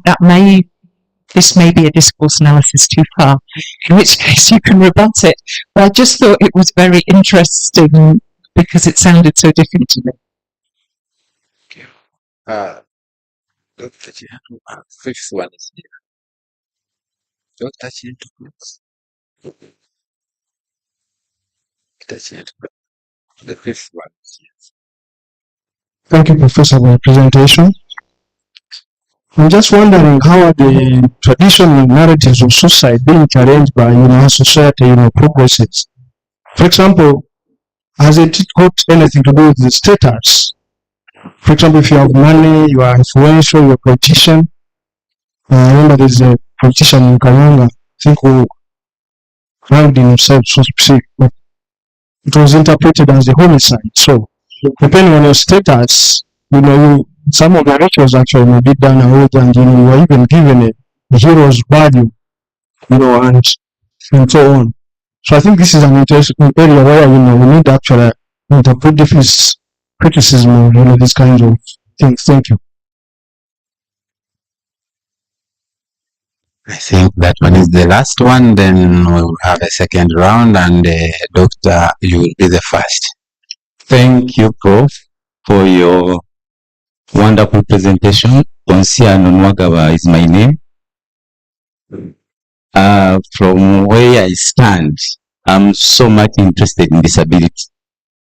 And as we know, disability acts intersectionally, and persons with disabilities experience intersecting barriers related with their gender. You mentioned an aspect of gender, impairment, poverty, and others. So I'm curious to know, to find out from your study, do you have some persons with disabilities who committed suicide, given the region you are studying and the effects of war? I know disability could be prevalent.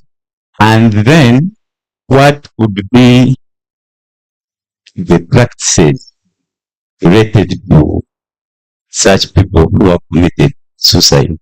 Thank you so much. I think Professor should respond to those, and maybe like 3 minutes, and then we'll take another round and we complete. Thank you so much for these very humbling questions. I didn't know that people were alert. That was making sense to the audience. Dr. Agatha. Yeah, thank you. I know this place very well. And I think at one time I was going to be caned in Koro. when I introduced my Why on Narrow Mental Health program, because people believed mental disorders are spiritual matters, and yet I'm bringing tablets. It took the intervention of the area MP for me not to be in, and they had organized with sticks and even the caning place. So I think it all has to do with the effect of the war, the long-term effect of the war, in terms of depression and trauma. You know, this area here was one of the most affected during the civil strife. So I think there's intergenerational trauma and intergenerational depression in that area. But if I can take the cultural angle, if you permit me, but I might be chased away from the hospital, and there's a doctor here hearing me. We normally say one suicide divides another suicide. That's a cultural thing. So if you have 10 committing suicide, then you wake up with 100. That's the cultural explanation. But doctor, don't report to me that I'm becoming a traditional spiritual healer. I said I'll make a balanced reaction and balanced presentation to these matters. So there's a major problem there. Now, you are saying renaming. Renaming is done after the burial, but it is also done immediately, because they try to insulate you from the spirit. The only way they can insulate you is to change your clan. So you no longer belong to that man or that woman. In fact, what they normally do, they now rename you and change you to the clan of your mother. Because here in Uganda, the succession is patrilineal. So you change to the clan of your mother and then you are an alien, even if you stay in that home. So they do it after the burial and immediately as a cultural insulation. Now you are saying what happens when it is poison and shooting and the rest. Colleagues, and that's why maybe this lady is coming in.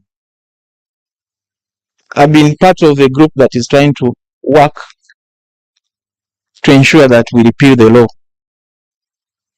against people who have committed suicide. And I don't want to use that word committing suicide, but let me use it for only today. The more we make the law tight, they are supposed to go to prison. The more people are taking other options of self-poisoning and shooting. Because for them in the law it's vague and they are easy to hide. It is easy to hide. So when I was in Impigi collecting data, they told me many people suspend treatment, especially that are those ones on long-term treatment, and others use poison, the rat poison, and then they want the family not to embarrass them.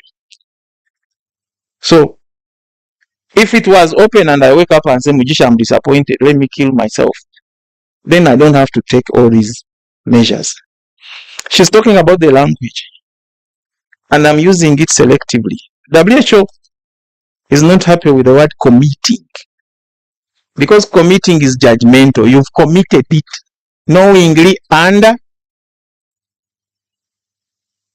But if you are trained in suicide, we say the suicide is out of a general malaise, excessive perturbability that knocks into your mental angles, and you suffer what they call constriction. So your mental window is this small, and then Joanna says the only gap left is one word: death. So why don't we now take suicide to be like the way you die of malaria, tuberculosis, and the rest? Because your judgment is gone. So if my judgment is gone, then I cannot commit general malaise, general sickness, psychiatric. Your psyche is no longer working. So when I was doing my interviews in Impigi with the little children, they said people don't kill themselves, but they take away their life. They don't kill. That is the interpretation of committing. But they take away their what? Their life. That's why in my discourse analysis, I avoid the word committing. And I prefer to use the acceptable concept, taking away one's life. Now, traditional narratives and changes in society. I don't want to be a prophet of doom, but I think if we are to be serious, we are going to witness more suicides than ever before. Because the risk factors are glaring. It's about psychological vulnerability and access to means of lethality. As long as I have psychological vulnerability, I have cancer, I'm not looked after, and I have means to kill myself, why don't I die? The young children now, they are so disappointed, they are unemployed, they are on drugs, and have no employment, and have means to take away themselves. So as a doctor, you are trying to say the current narratives. I see a lot of chances and a lot of high prevalence of suicidal cases in the immediate future. She knows very well, Agatha, that there are group suicides in northern Uganda by youth who are disappointed by this regime. And they say, we have no jobs. We've been in war for our entire life. Let us die as a protest. They went and gathered in a playground, ate very nice food, and shared poison. They found dead bodies there, 20 of them or more. So as long as the psychological vulnerability and means to lethality, then there's not the suicide will increase. Dr. Nwagaba, disability and the intersectionality. Disability is also psychological vulnerability. You can't walk, your locomotion is affected, you can't engage. So suicide ideation is higher among disabled people. And most of them have ever attempted by the including my relatives. But society is just silent about it. So I'll encourage you to join hands with me and we focus on this kind of vulnerability. Being disabled and your as a risk factor for suicide ideation and attempt. So there is a lot there. And then you also know that people that are poor have the worst health indices in Uganda, isn't it? The worst health indices. And once these health indices are in a negative, then they are likely to get into that. In terms of practices, it's you now to write that paper. At least you have a beginning. I'll donate it to you a paper. Then you start theorizing from there, from Nigisha's works. Thank you so much. Might not hear that. I am sorry. The time given to this session is really out and was short, but I had given the chance to Vice Secretary here. So it really can we use 30 seconds? Yeah. Can we use just like about 30 seconds right onto it, and Professor will be very, very quick. Please don't explain, just like boom. Okay, now boom. Thank you, Prof, about the presentation. Now, these mediative undertakings to limit the maladaptive thoughts that lead to suicide. How would it be, or how is it elsewhere where such mediative efforts are not done? The rate of suicide. Thank you very much. Yes, we have. Please just give, yes, 30 seconds. I'll just boom. Thank you very much, Professor. Mine are not questions, but I happen to have been an observer at expert on one of the barriers. What I noted was that a person who cut the dead body from the spot was a Mujwa. Mujwa was a very despised person in Uganda. So the rest, the body is taken over by the grandchildren. But in this case, it is the Mujwa who cuts the dead person from the spot. Secondly, the scene of the burial was also very significant on that day. Burial was not buried on the official burial grounds, but on the site where he committed the sin, where he died from. And that was very bad because everybody wants to be buried on the official burial ground. Then thirdly, normally in Uganda when a person dies, the spirit is collected. But in that case, the spirit was not collected. It was left meandering all over. So when a person commits suicide, it is such a very big grave sin. Thank you very much. The spirit is not collected. Thank you very much. Chat additions, Dr. Jambo, 30 seconds. You might want to. Thank you so much. 30 seconds indeed. The narrative here has been a narrative of abomination. There are societies historically that we know in East Africa. For example, the Hehe from Mbeya region in Tanzania, where suicide is a form of marriage. How do you unite the two?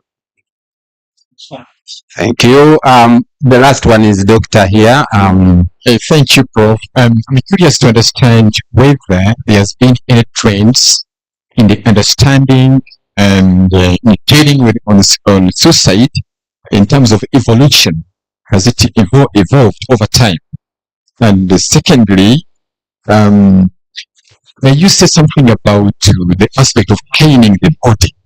Is it foreign or it has been traditionally done in the African context? Thank you very much. I think Professor will respond. So much. 2 minutes. I will not spend a lot of time. Doctor, here, mediative interventions where they exist and don't exist.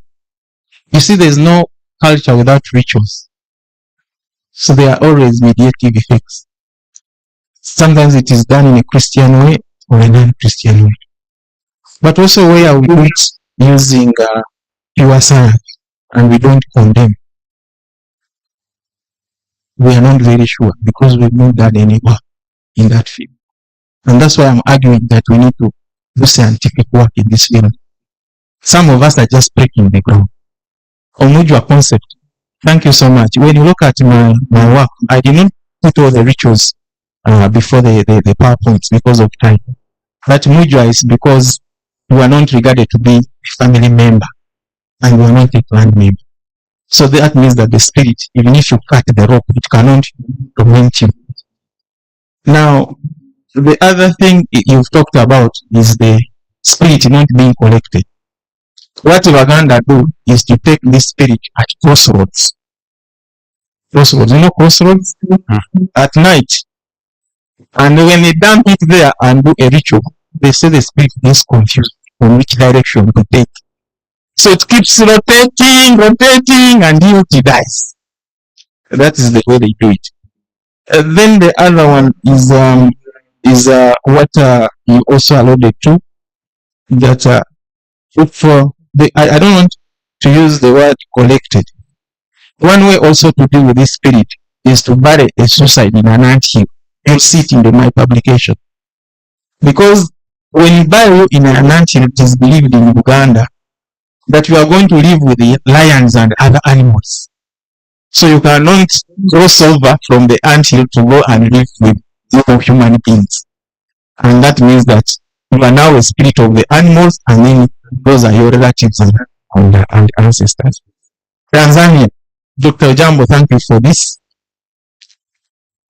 I think if our cultural meanings and explanations keep on changing, as is trying also to allude to, soon we'll also see that some people here are also treated as heroes. I can give you an example. I've seen in some families, people give a justification and say, this guy died because of pain, so we shall bury him the normal way. In Japan, suicide is used to settle scores. Dr. Jambo, you've abused me. I can also die and hunt you because you are stronger than me. But also it can be used as a way of demonstrating braveness. You're a brave man, you are not a coward. Someone has accused you wrongly and you try to communicate that you cannot just leave it lying. Then lastly, as I know that there's a stress on my brother here, Isami, on my presentation and the time it is taking. Suicide and evolution, caning. Caning is not culture. It was brought here by the British police. But it fits a lot into our discourse. Because we're already saying this person is dangerous. Is an abomination. So caning became popular because of that. But it's not part of our culture. Even when you go to a choli or whatever, they believe it is something that was brought by the British police, because whenever suicide will happen, the British police would come with their vehicle, the 99, get your body and cane you in public. And that was supposed to be a deterrence to the rest of what? A deterrence to the rest of suicide in this country. Thank you so much. Thank you, everybody.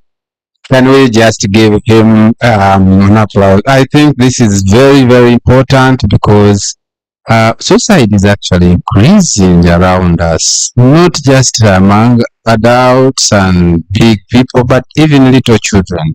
So really his work is very, very important to us, and we might want to engage with him even during meals and take his contact and continue the conversation. I want to thank you very much for being a great audience, and here ends the session that I am a chair of. I sign out. Bye.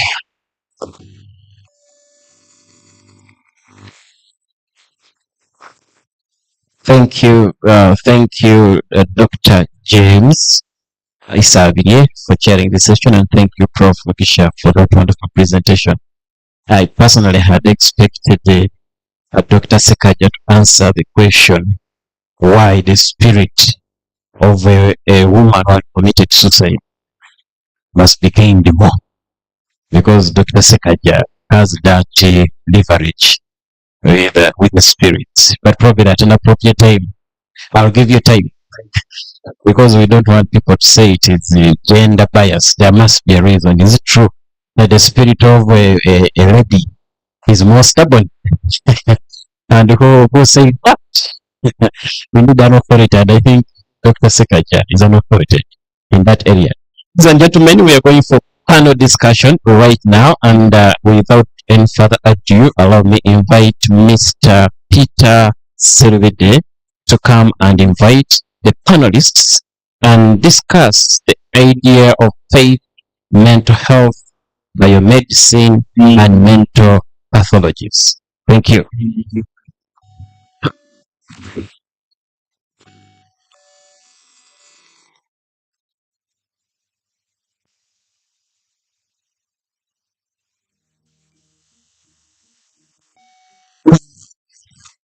Hello, yes, Mr. Chinomasco, could you give me the word again from first stanza and the chorus, please? Heal the world. Ladies and gentlemen, you're welcome, and this is yet another session of faith, mental health, biomedicine, and mental pathologies. I'll be inviting members slowly by slowly. May I invite Dr. Grace Muregurwa, the Director of Medical Services, Kyambogo University. Let me have that sound in the background to the world.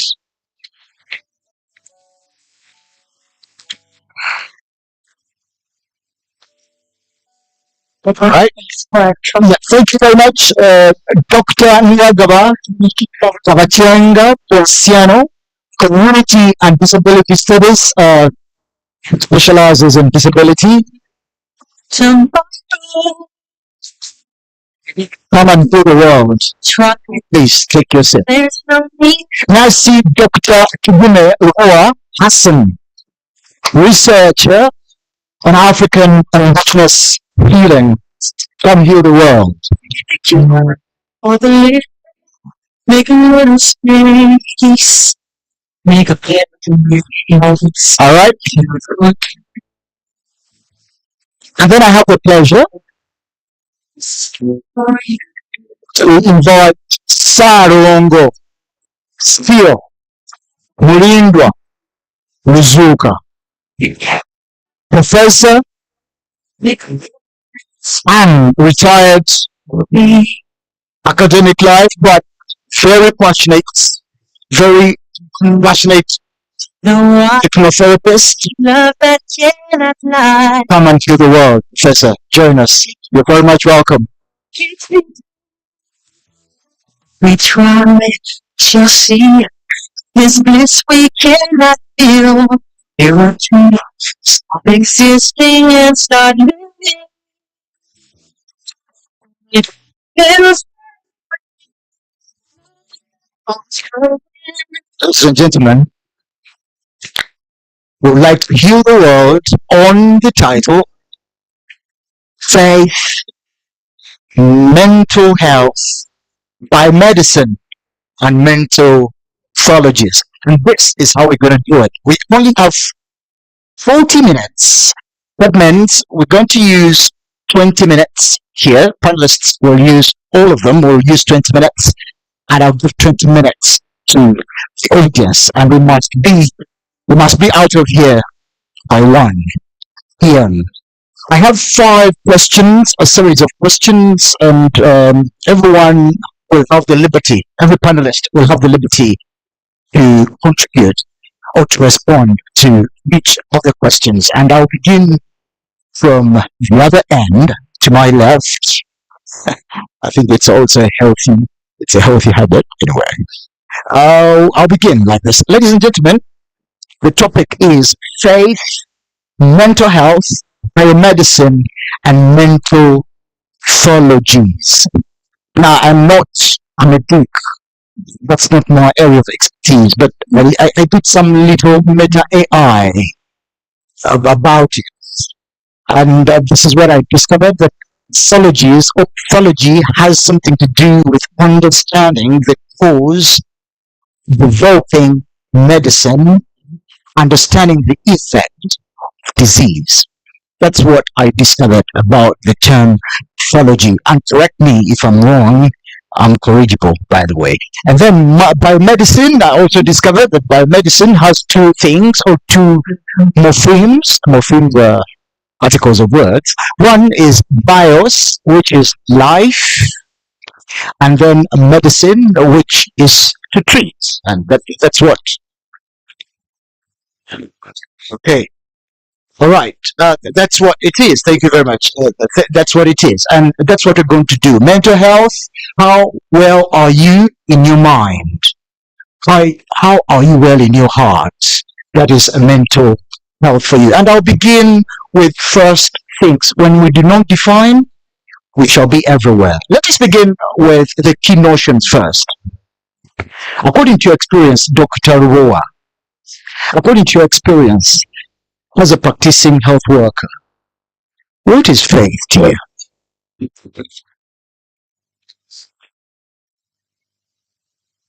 Faith is belief in summary. Okay. Yes. Okay.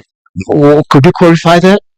Could you qualify that, please? A belief, if you are to be cured, you should have belief in the medicine that you are using for treatment, that is being used on you for treatment. So, okay, faith applies to medicine. Yes. Faith in medicine. Okay, I don't need to have faith in the one administering the medicine. Of course, you have to have faith, because you cannot go there if you don't have faith in him. Dr. Nwagawa, what's faith to you? Thank you, Senator. To me, faith is the positive connection you have with whatever you are dealing with. If it is the person giving the medicine, then that positive connection you have with that person. But if it is faith, as people know it, with the higher power or the higher being, if you believe,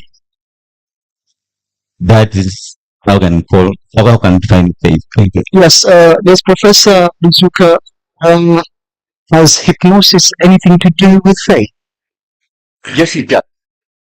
It does completely. Faith, of course, is committed belief.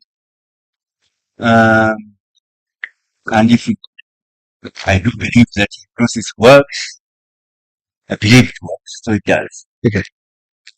There are exceptions, of course. If I do not want it to work, it won't. Okay. That means I do not have faith. Oh, so to be hypnotized, you need faith as well. Yes. Okay. Yes, Dr. Meregura. I like the word Meregura. And about to get lunch. Yes, Dr. Meregura, what have you to say about faith? I think faith is similar to trust. From the medical background, like my colleagues have said, that you have to believe in something. Otherwise, if you do not believe that if I take this drug, I'll get healed, then you do not have faith, and therefore chances that you'll not be able to get healing are usually high. But also, we know that in health, people who believe in something are much more, they are more likely to believe in something like health. Thank you. Okay. Yes, that is my first question. And allow me go to my second question and back to Dr. Rubowa. Yes. Do you think faith has anything to do with the well-being of patients and the general healing of individuals? Very much so. How so? How so? Because faith treats the patient psychologically. Faith treats patients psychologically. That's why you hear some people say, I was treated of AIDS when I got saved. Oh. When AIDS cannot cure. Hey, could you say that again? So when somebody feels cured, yes, and they're doing that by faith, yes, it is faith at work. Definitely. So at what point do we combine faith and medicine? Now, what has cured what? Faith or medicine? Or faith is also medicine? Faith is also medicine. Yes. What do you think, Dr. Mwagaba? First and foremost, Dr. Mwagaba, you specialize in persons with disabilities. Is disability, is it a disease? Disability does not exist. So it doesn't need treatment? It does not need any treatment. If not a disease, then what is it? It is a condition that people with impairment suffer, in layman's language, but they suffer this because of the society. Now, when a person with disabilities is discriminated, is humanized, for example, people with disabilities, with physical disabilities in particular, they think they have funny shapes. They are not created in the image of God. Such a person may not believe in himself, one, may not believe in the Creator, the higher power, two, but may also not trust, from Dr. Grace's word, the people, because when you have faith, when you have what I can call spiritual health, good spiritual health, which also translates in your well-being, it will contribute to your connection with others, with the doctors, with the nurses, with the family members, but also with your Creator. So therefore, it may affect the person from Dr. Musa's presentation. That's why I was interested. People who tend to commit suicide, if they lose trust in themselves, they feel worthless, they lose sense of purpose or lose meaning for life, then that one is also health. It may generally affect their health. Salongo, Sarong, by the way, do you speak Luganda? I do.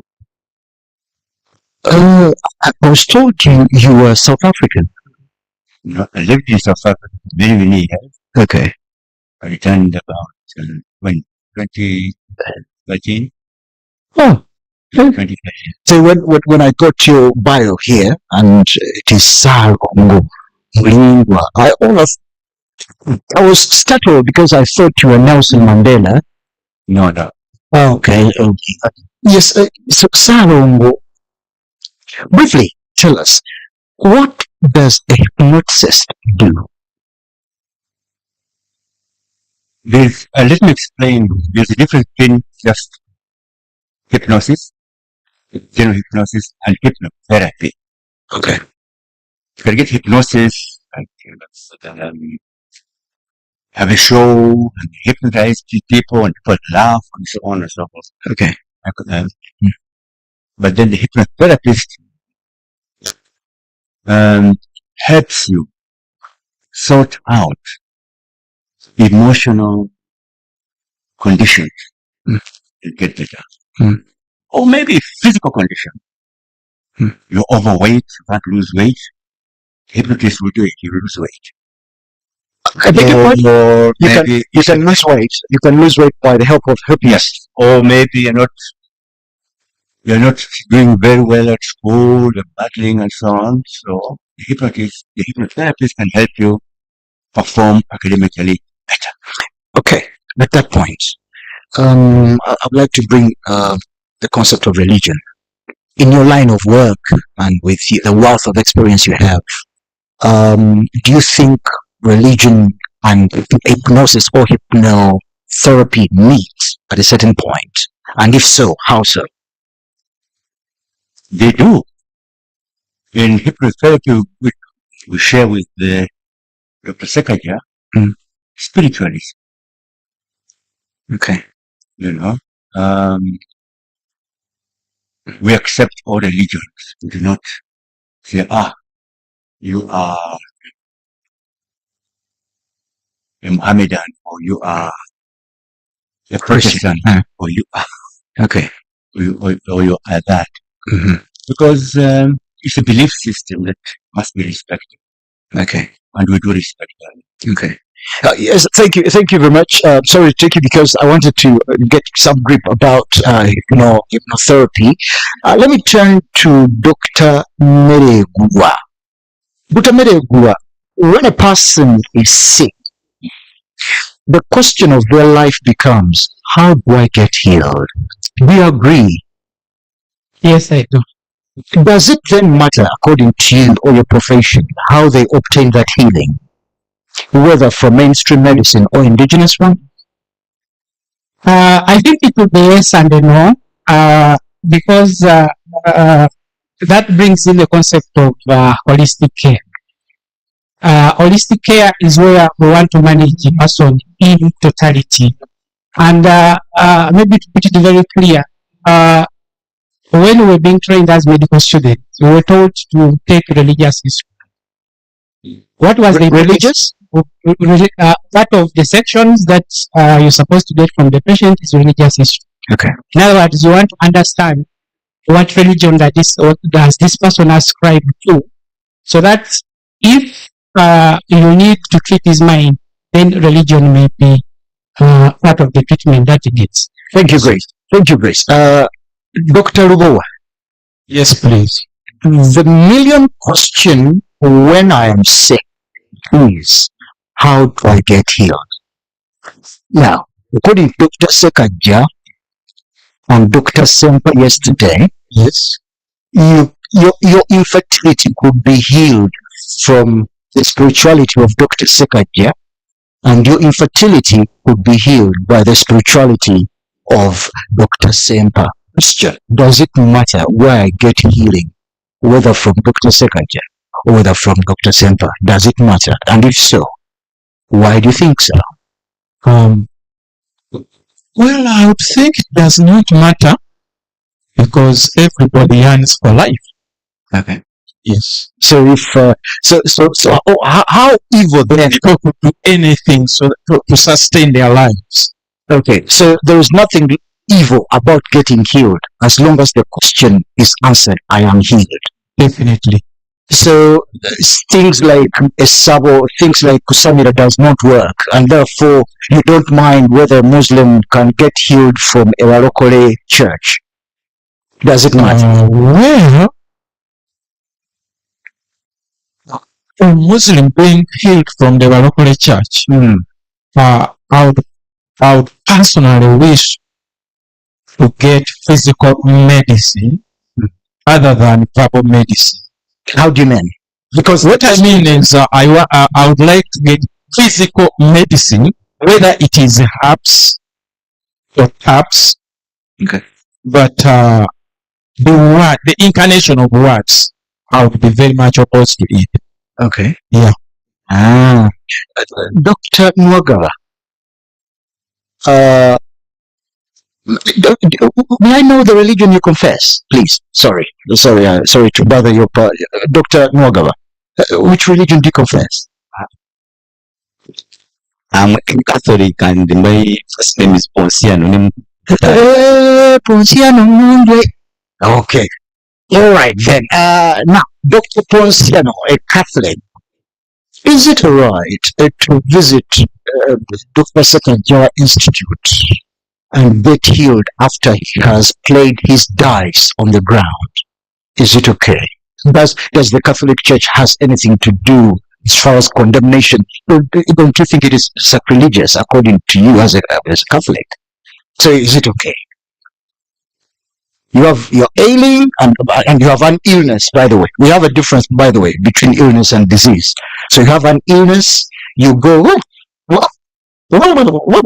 and then, so as your elder brother, I take you to Dr. Sekaja, and Dr. Sekaja will play his dice. They say, I see the spirit of your grandmother. And then you get well. Does it matter to the Catholics? Now, these issues of faith and spirituality. First of all, I want to acknowledge that in the definition of health, the first definition in 1948, the spiritual aspect was not addressed. Later, World Health Organization realized that the spiritual aspect in the well-being of a person is very important. Okay. But you told us about faith, which is about as belief or trust. By the time I got to Dr. Sekaji, it means I've lost trust. I don't believe in the Catholic Church. I trust Sekaji. And if I do, then that's why I will get healing. But if I go there, knowing that I've left my healer in the Catholic Church, I think I will not get healed. But that one does not mean that I don't seek healing from the Western medicine. Okay. I also would want to believe that I would want to go to the believer. And as a believer, I want to go to seek healing from the higher power when I have tried physical medicine. Okay. And if they tell me there is nothing, because in medicine, Dr. Grace and Hassan will tell you that there are some illnesses or diseases which have no cause. And I was told that it has become, Dr. Scientists become idiots, and therefore they say they are idiopathic. So if the cause is idiopathic and the Western medicine cannot treat it, I will go to elsewhere where I can get healing, but when I believe and trust, that's what the healing is. If the Sekaja, I will get healed. If it is my Catholic Church, I'm sure I will get healed. Yes, Professor. Yes, Professor, does it matter where I get healing? If my million question is, I want to get healed, according to you, does it matter? You've got a choice. And if you want to get to, an Isangoma is going to heal you, go to an Isangoma. Okay. If you want to go to Mulago, that's what you make a choice. As long as you have faith. Yes. You have to have faith. So, ladies and gentlemen, let it be understood now and here that the healing is a matter of faith squarely. I'll come back. I'll come to you, and you tell us your say. Faith is the factor here. Where your faith is might not matter. That is a subject, a metaphysical question. Yes, Dr. Meregura. Dr. Meregura is a doctor, medical doctor, not an academic doctor. Essentially, the purpose of biomedicine is to understand disease, to develop treatment. Now, mental health problems are taking toll on our society. Both young and old, rich and poor alike.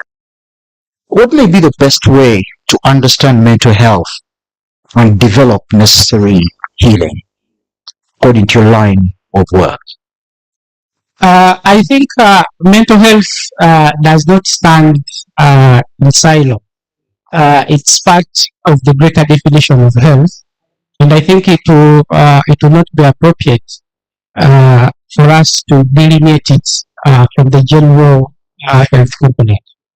And I would think, like I alluded earlier, that having a holistic kind of approach to patient care and not putting mental health as one particular strand in health will be able to help to achieve better health for our clients. Yes, thank you, Dr. Melegwa.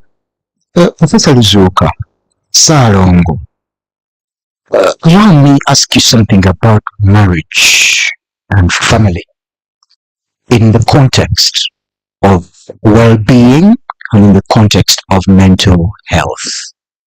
Now, being a Salongo, and by the wisdom of your age, would you help me and the audience facing mental issues in marriage? What do you think is the best way forward? What can you tell me, a person who's 8 years married, how can I safeguard against mental unhealth? The common causes of marriage problems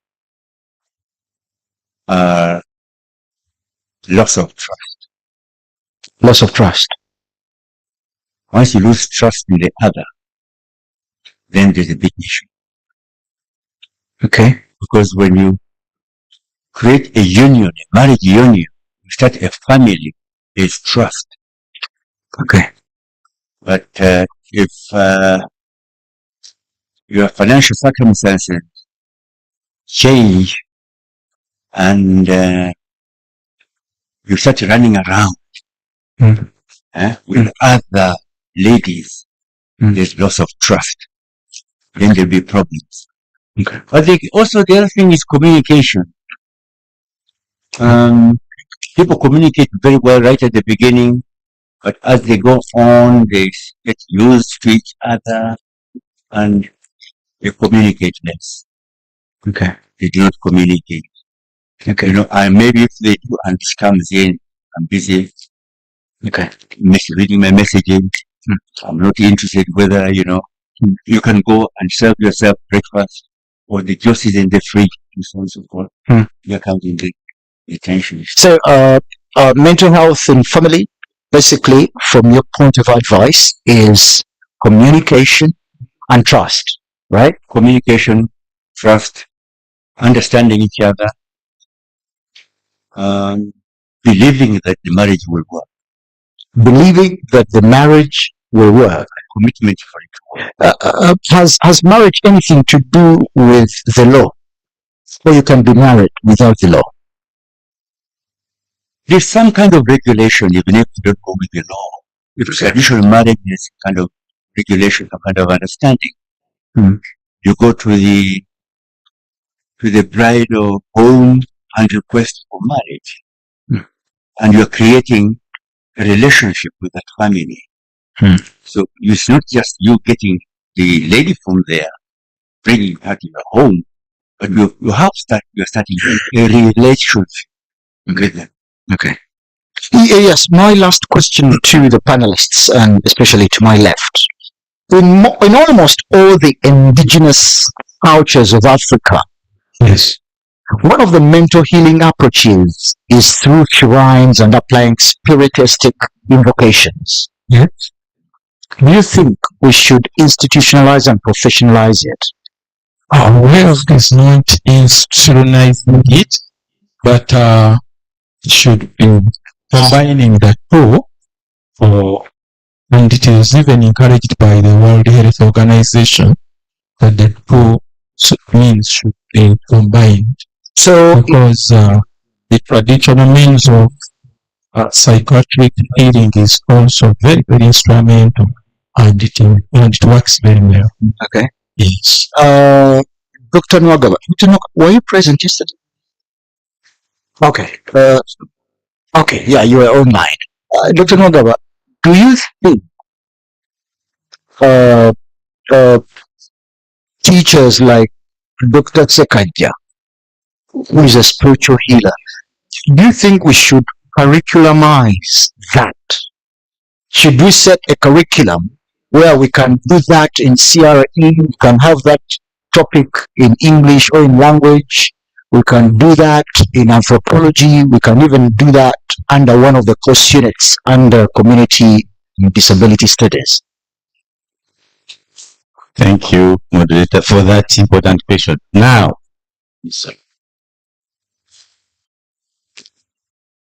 I am a strong proponent of having these spaces, the schools especially, recognize what we do in Africa. When it comes to training, I want to talk about health workers because I shifted to disability studies after practicing for some time in the medical setting. Okay. And I want to tell you that the spiritual aspect, which actually for the health person, Dr. Grace said that we need to treat the patient holistically. And this includes the spiritual aspect of the patient. But if the health practitioner has a perspective that may not resonate well with the patient's perspective regarding spirituality, that may affect the patient's spiritual well-being. Now, it means we need to start from training. I don't know whether the psychiatrists can be brought to the medical schools and brought to Kyambogo, maybe in anthropology and such studies, and we bring in, there is need balance. For me, I think there is a need balance there too, and I don't know how we can leverage our traditional medicine and put in our biomedicine, and we provide both. Okay. We need to provide both, and why we need to get the balance is why I think all of us will take. Maybe in the recommendations at the end of the conference, we shall have a recommendation on how to balance the traditional medicine with the psychiatrists coming into the mainstream or the Western medicine, so we can have the holistic care to our people. Thank you very much. Ladies and gentlemen, I have Dr. Meregula Grace, is the Director of Medical Services, Kyambogo University. I have Dr. Nwagaba Kabachenga Ponsiano, who specializes in community and disability studies. I have Professor Theo Mlindwa, who is a psychotherapist or hypnotherapist, and Dr. Tugume Goa has no come here Tugume at the same time. Not Tugume, Tugume. You're Tugume. Dr. Tugume. Okay. Dr. Tugume Rubo Hassan. Dr. Tugume Rubo Hassan is a researcher on African indigenous healing. I now set this panel to you. I expose it to you now. If you have questions, we're going to take only 4 questions in the time we have. 4 questions. Number 1. Right. Okay. In the interest of health and healing, let's have the 6. Number 1. Thank you very much for all panelists for your articulating the issues related to healing and the blending between the traditional and that one. I'll go direct to one doctor who is specializing in disability now changing. In your description, you have said when you're looking at people treating from the tradition, they're not on the mainstream. But yesterday, during the presentation, we were told that almost 80% of Africans, they usually go and they receive the treatment from the same people who call the tradition. So my question is simple. Who defines who are the mainstream and who are not the mainstream in the African context? Thank you. Thank you. Just take a question. Number 2, remaining 4. Yeah, thank you so much, Mr. Moderator. Just 2 comments, but maybe questions. The issue of faith and healing. I believe there are some ailments and diseases that go hand in hand with faith, but there are those that do not. For example, there is a huge disagreement on what heals the broken bones in our society here. Many people tend to believe in the traditional bone setters, but there are some complications that cannot be resolved by traditional bone setters. I come from the background of football, for example, where you have a compound fracture and the bone is shattered. In most cases, the traditional healers may not have, but the patients believe they should be taken. Therefore, have been taken to Mulago, they escape and go to the traditional health, those guys, the bone setters. At the end of the day, they either lose their feet or the bone is bent or never to heal. So there are some people you must force. There must be a person to force them to the best direction. If somebody has a compound fracture or the leg is broken and shattered, that one they must force him because they need replacement. They may need a lot of things. So in that case, yes. Finally, the issue of who is greater. I think in my case in Africa here is determined by poverty. Many people resort to the other one after failing to get money. The medical, the real, he does industry. Let me say the biological, the medical ones, they're very expensive. You go there, they do a diagnosis and tell you 7 million. And there is a pastor who can pray for free, or the other one who can do it at half price. So they end up there. So for me, it is neither here nor there. The patient normally wants to be cured, but what determines are circumstances. Many people end up into these funny places because of fatigue. All right, let me have the lady. We have the lady next. May I see another lady? Okay. Good afternoon, moderator. Good afternoon, everyone. My name is Charlotte Karunji Mapongo. Yes. And I'm from Makerere University Department of History, Theology and Heritage Studies. You're welcome. It's been a pleasure being here and hearing all the communication. Amen. I just wanted to respond to 2 things and follow up from your submission. Affordability, accessibility, and quality are becoming a key determinant on whether people go to the mainstream and what we regard as traditional. And I thought that what I would love the panelists to recommend or to talk about is at what point should people be told that you cannot go to one or the other in respect to this. I'm thinking about traditional birth versus traditional birth attendants versus the so-called midwives or obstetricians. Where should the women go? Because right now the law is outlawing anything to do with traditional birth attendants, and yet because of affordability, accessibility, and quality, the people don't have a choice. I like the question on curriculum, and I thought that I needed to share very quickly the challenge that we educationists are going to be having in future. Some units do what they call experiential learning. So they get the medical students, teach them the mainstream biomedical whatever subject, And then experiential learning, they throw them to this traditional born setter to see how he does his work. And at the end of the day, what are they supposed to walk out with? Because one should be demonizing the other. The doctor should be allowing them to go to this traditional born setter. And yet, if they really have to advise in hospital, they need that knowledge of what the traditional born setter does to explain that, look, yes, the traditional born setter is good, but I think because of sepsis or because of this, you need to go to the main hospital. So that contradiction between the two in providing medical knowledge, how do we harness that and how do we put that in a curriculum? I submit. Yes, panelists, let me hope you're taking notes. Yes, Mr. MC, could you come to this side, please? And let us take only one person to this side. Let me have the respondents respond, and then with time, I shall judge whether to continue or not. Thank you, Chair. The issue about faith has been addressed, according to the panelists, from the patient's point of view. For me, as a healer, the patient's faith doesn't matter. Why? It is my faith. I treat people at a distance. I treat infants. I treat mad people.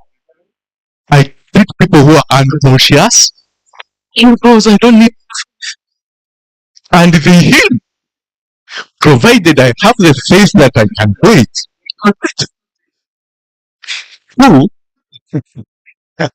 I will continue to pray. For me, I'm spiritual but not religious. Mainly because religion has its doctrines and packagings that I might not subscribe to. I want to stay freelancer. I can go to any religious packaging. So I'm spiritual but not religious. In this way, I want to end with a question to Professor Mzuzu, whom I think he has not done justice to his profession. Professor Luzuka, I'm saying that because I have ever attended his session when in South Africa. Faith of a patient, Professor Luzuka, just makes your work easier. But you don't fail because I don't have faith in you. But it is harder when I don't have faith in you. It is easier when I have faith in you. It's from that. Thank you very much. Thank you very much. Javira. Dr. Javira, could you give a microphone, Dr. Javira? No. Dr. I think Javira. Yes, microphone. Now, according to Dr. Sika, the reason I gave you that microphone because I know your theological background and Christian theology. According to Dr. Sikaja, a patient does not need faith to heal, but the healer needs faith.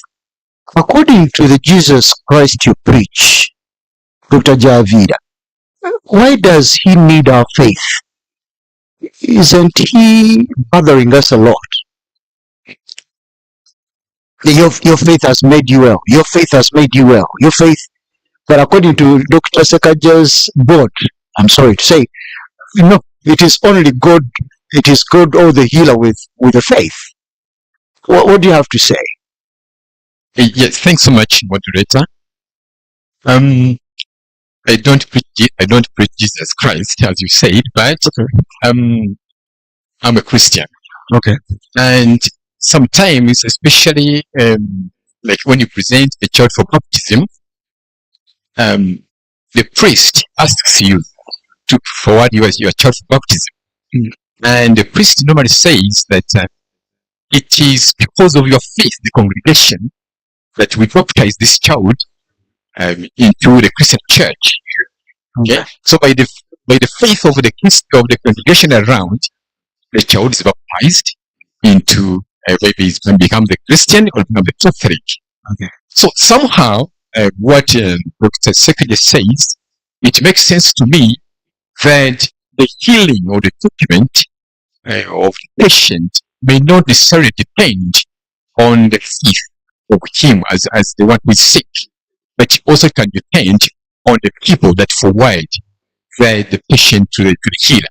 Okay, thank you very much. Let me have now the respondents address what has been asked in 3 minutes. Dr. Nwagaba first.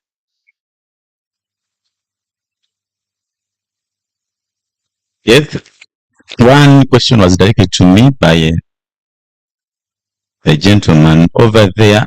What I meant with mainstream is what actually I think was also discussed yesterday. What is acceptable in the law? Because I've seen police going in some places and dismantling shrines, meaning they are not supposed to be practicing. But I also agree and accept that over 50, because you have put it at 8% of patients seek treatment outside the mainstream. But if we don't integrate, if we don't become intentional, integrating the traditional medicine into what I call mainstream, and that is taking it into the curricula of the health professionals and in the training schools, patients will continue to seek healing or treatment outside the mainstream. Professor, thank you. Professor Mzuzu, at what point should a patient determine where to go where or to not to go where, according to her question? It's a patient's choice. Okay. And if it's financial consideration, affordability. Mm-hmm.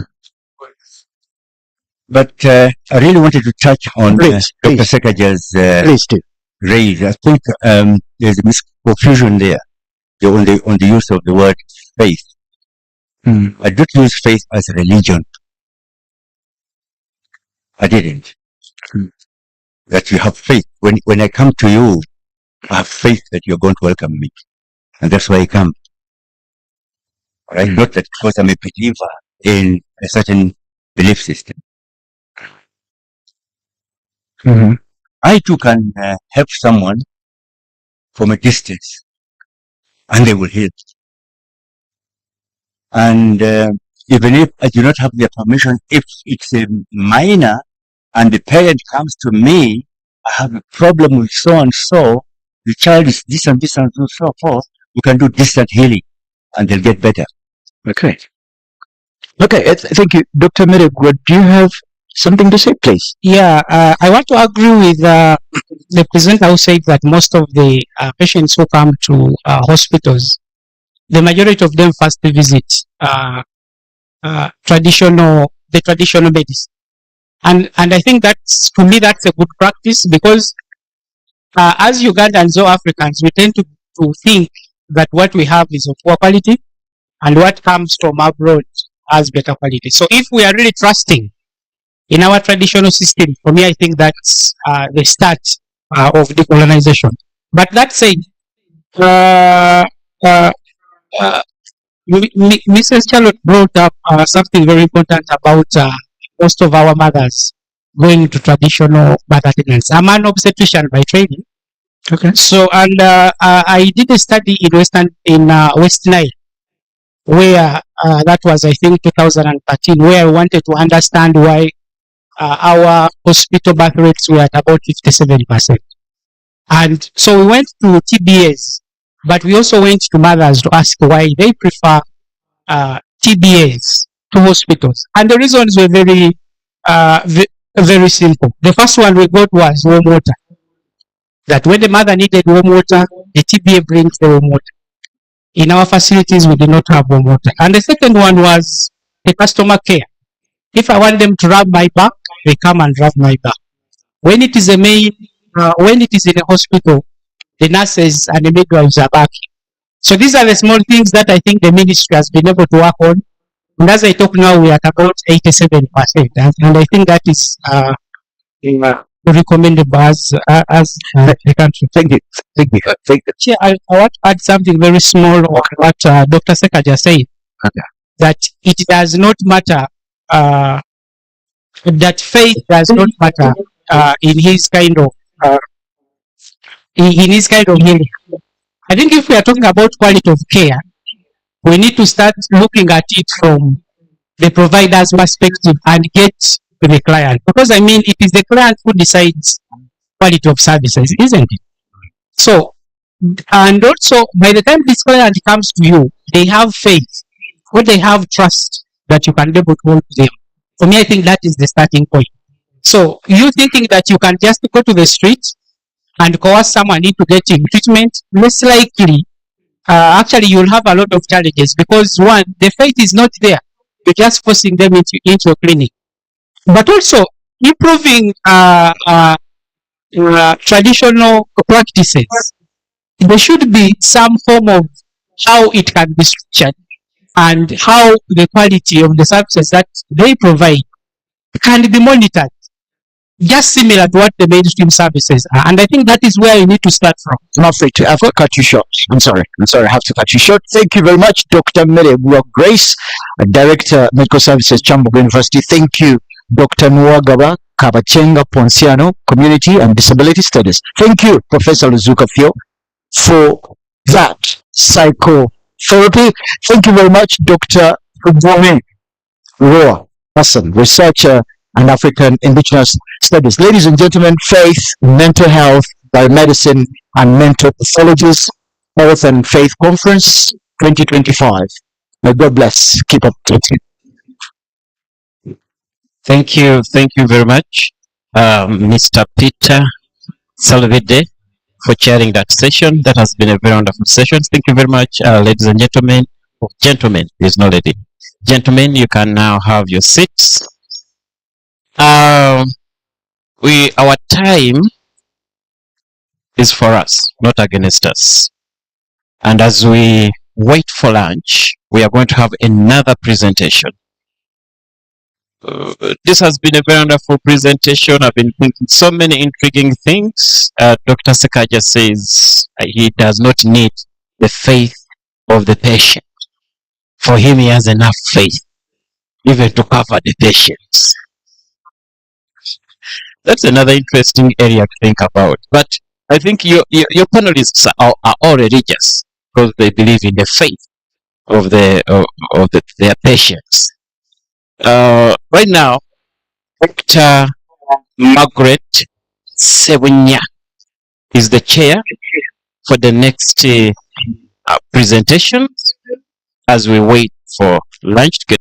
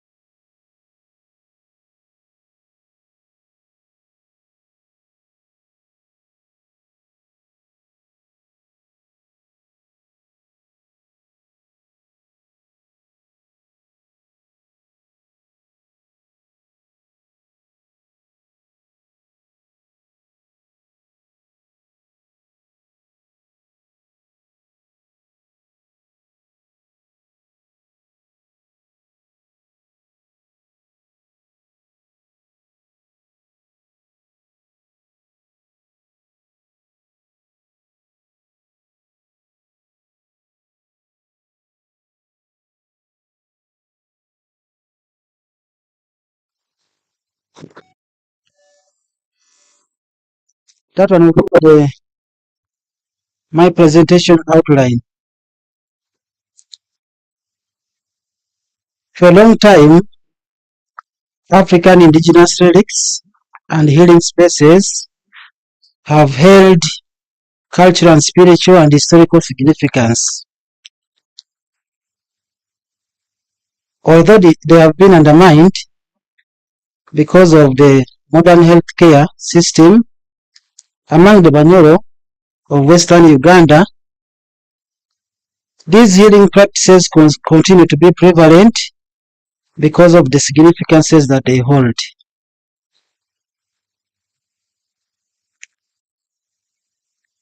I am going to mainly talk about the understanding of relics and healthcare spaces among the Banyoro, then also talk about their contribution towards the traditional healing. Then I also talk about the taboos that govern the uses of the use of these relics and the healthcare spaces, because healing cannot take place when you violate some of these taboos that govern some of those relics and the healthcare spaces. Then I will end by talking about the impact of modernity on the relics and healthcare spaces among the Banyoro of Western Uganda. I tried to map my area of study. It was mainly Masindi and the Hoima. Why? Healing and witchcraft is mainly in these places. You see some water bodies there. They are very water bodies are very relevant towards healing. Then my data sources. First of all, I had the witch doctors, the diviners, clan leaders, ordinary Banyoro, elderly Banyoro, and other cultural ministers. What are my results? First of all, following objective 1, the relics and the healthcare spaces among the Banyoro. I found out that first of all, that the Banyoro understand these relics and healthcare spaces as being sacred. They are holy. You don't just enter these holy places. There are some restrictions and taboos that govern the entrance of these healthcare spaces and the usage of these relics. Then they are natural. It means that they exist naturally, although some can also be man-made. I can decide to come up with my own shrine where I can conduct the healing from. They can be physical. Physical means that they can be tangible. Besides being tangible, okay, they can be tangible.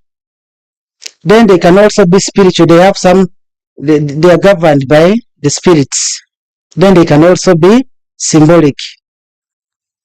I try to map some of these healthcare spaces where healing takes place. You can see some of those shrines, mainly in Masindi and Hoima, around water bodies, because riverbanks are very important towards the healing among the Banyoro. First of all, when I talk about relics, which relics am I talking about? The relics that are among the Banyoro, we have the cowrie shells, which are very, very vital towards healing. How are they used? The healer or even the witch doctor himself gets them, tosses them down on the ground. The way they fall down tells a lot. If they fall upside down, it has a different meaning. When they fall upright, it also carries another meaning. For example, when they fall upside down, it means that the client or the patient is in great danger. But when they fall upright, it shows that the danger is minimal. We also have the python oil, which is very important to those ones who have issues with their bodies, body pain. Your child has been burnt by water. You don't need to go to the hospital very fast. You can begin with the python oil or fat, which is very important. You can talk about the mortar, which is used to crush the herbs, and then they are stored. And these mortars that are used to crush these herbs, they are supposed to be specific. We are not supposed to use them to do other activities. Why?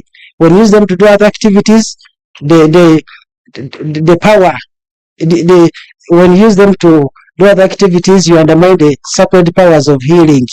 And they can also, since they are also used to crush herbs, some of these herbs might be toxic, which can cause health issues. Then we also have the pots, which we call obunaga. But even besides the pots, we also have those broken pieces of pots. Those ones are used whereby the herbs are put on top, and the fire is put in those herbs, then it is passed around your head in order to cause healing. We also have water, mainly from the river banks, but as well, we also have water from the tree trunk. Water from the tree trunk is very, very important towards healing among the Banyoro. Healthcare spaces among the Banyoro, we have the shrines. Shrines can be man-made in form of a hut where the patients enter. We call them amasabo, and the shape does not matter, but most of them are such, they are circle in nature. The shape does not matter, but some of them may not just be erected in an open place. Some of them are in the healers' homes, in someone's house. Yes. Then we also have the healers' homes, we also have the river banks, we also have the mountains, and we also have the crossroads or the Amasangani. They are also very vital towards the healing. Then, what are the taboos that govern these healthcare spaces and these relics? First of all, healthcare spaces, they have entry restriction. You just don't enter with the shoes, you're supposed to leave them outside. And when you enter with the shoes, there are some repercussions that apply both the healer or the witch doctor and the patient himself. Not sexual intercourse is supposed to be done when you're going to meet some of these healers. Why? It undermines the sacredness of the powers. Then these healers are also not supposed to, they're also not supposed to work on the patient when they are from the funeral. Why? It is believed that they come back with the energies which can lead to the death of the client, more especially the first client who comes to be attended to when these healers are from the funeral. Then noise is prohibited. Then theft is also prohibited. Then we can also talk about they are not supposed to share their clothes with other people. Why? Those clothes are believed to contain spiritual powers that are relevant to healing. Modernity has been both has contributed to the healing in Banyoro both positively and negatively. The Banyoro cherishes modernity because it has promoted collaboration between these healers and the medical personnel. Why? Because some of these medical practitioners, they cut across. They are both part of culture at the same time. They are medical personnel. It has been very easy to integrate the two. Then it has also promoted the preservation. If I have my python fat, I can preserve it very well for a long time because of modernity. But as well, modernity has also come with negative effects that have affected the healthcare spaces and the risks of the Banyoro. For example, because of modernity, some of these herbs have been destroyed in order to promote some of the developments. For example, especially some of the forests. Then modernity has also portrayed traditional healing as being backward. But to us who look at this healing as very important, especially the Banyoro, we don't call it backward and superstitious. It is very important because no Banyoro would want to die when he has a solution to illness. As I conclude, the relics and the indigenous healthcare spaces are very crucial in the lives of the Banyoro. Why? They help to address both physical, mental, that is psychological, as well as spiritual problems. For the Banyoro, it is very hard to go to these medical hospitals when you realize that your illness is spiritual in nature. Medical personnel may not address that, but the Banyoro can go to these healers in order to address both mental. When I go mad, I run mad, I have to go to these healers in order to receive the healing. Thank you so much. Thank you so much, Mr. Richard Athaire. You can come and take up a seat here. Our next presenter is Dr. Agatha.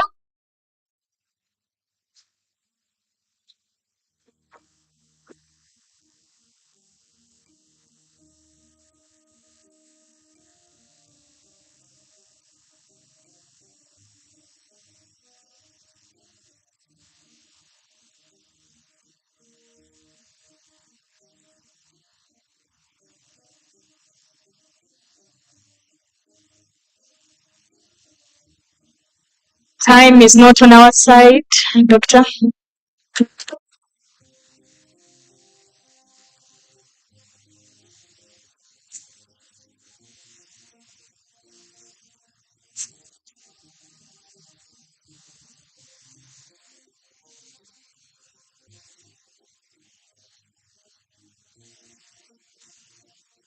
Thank you so much, moderator and the organizers.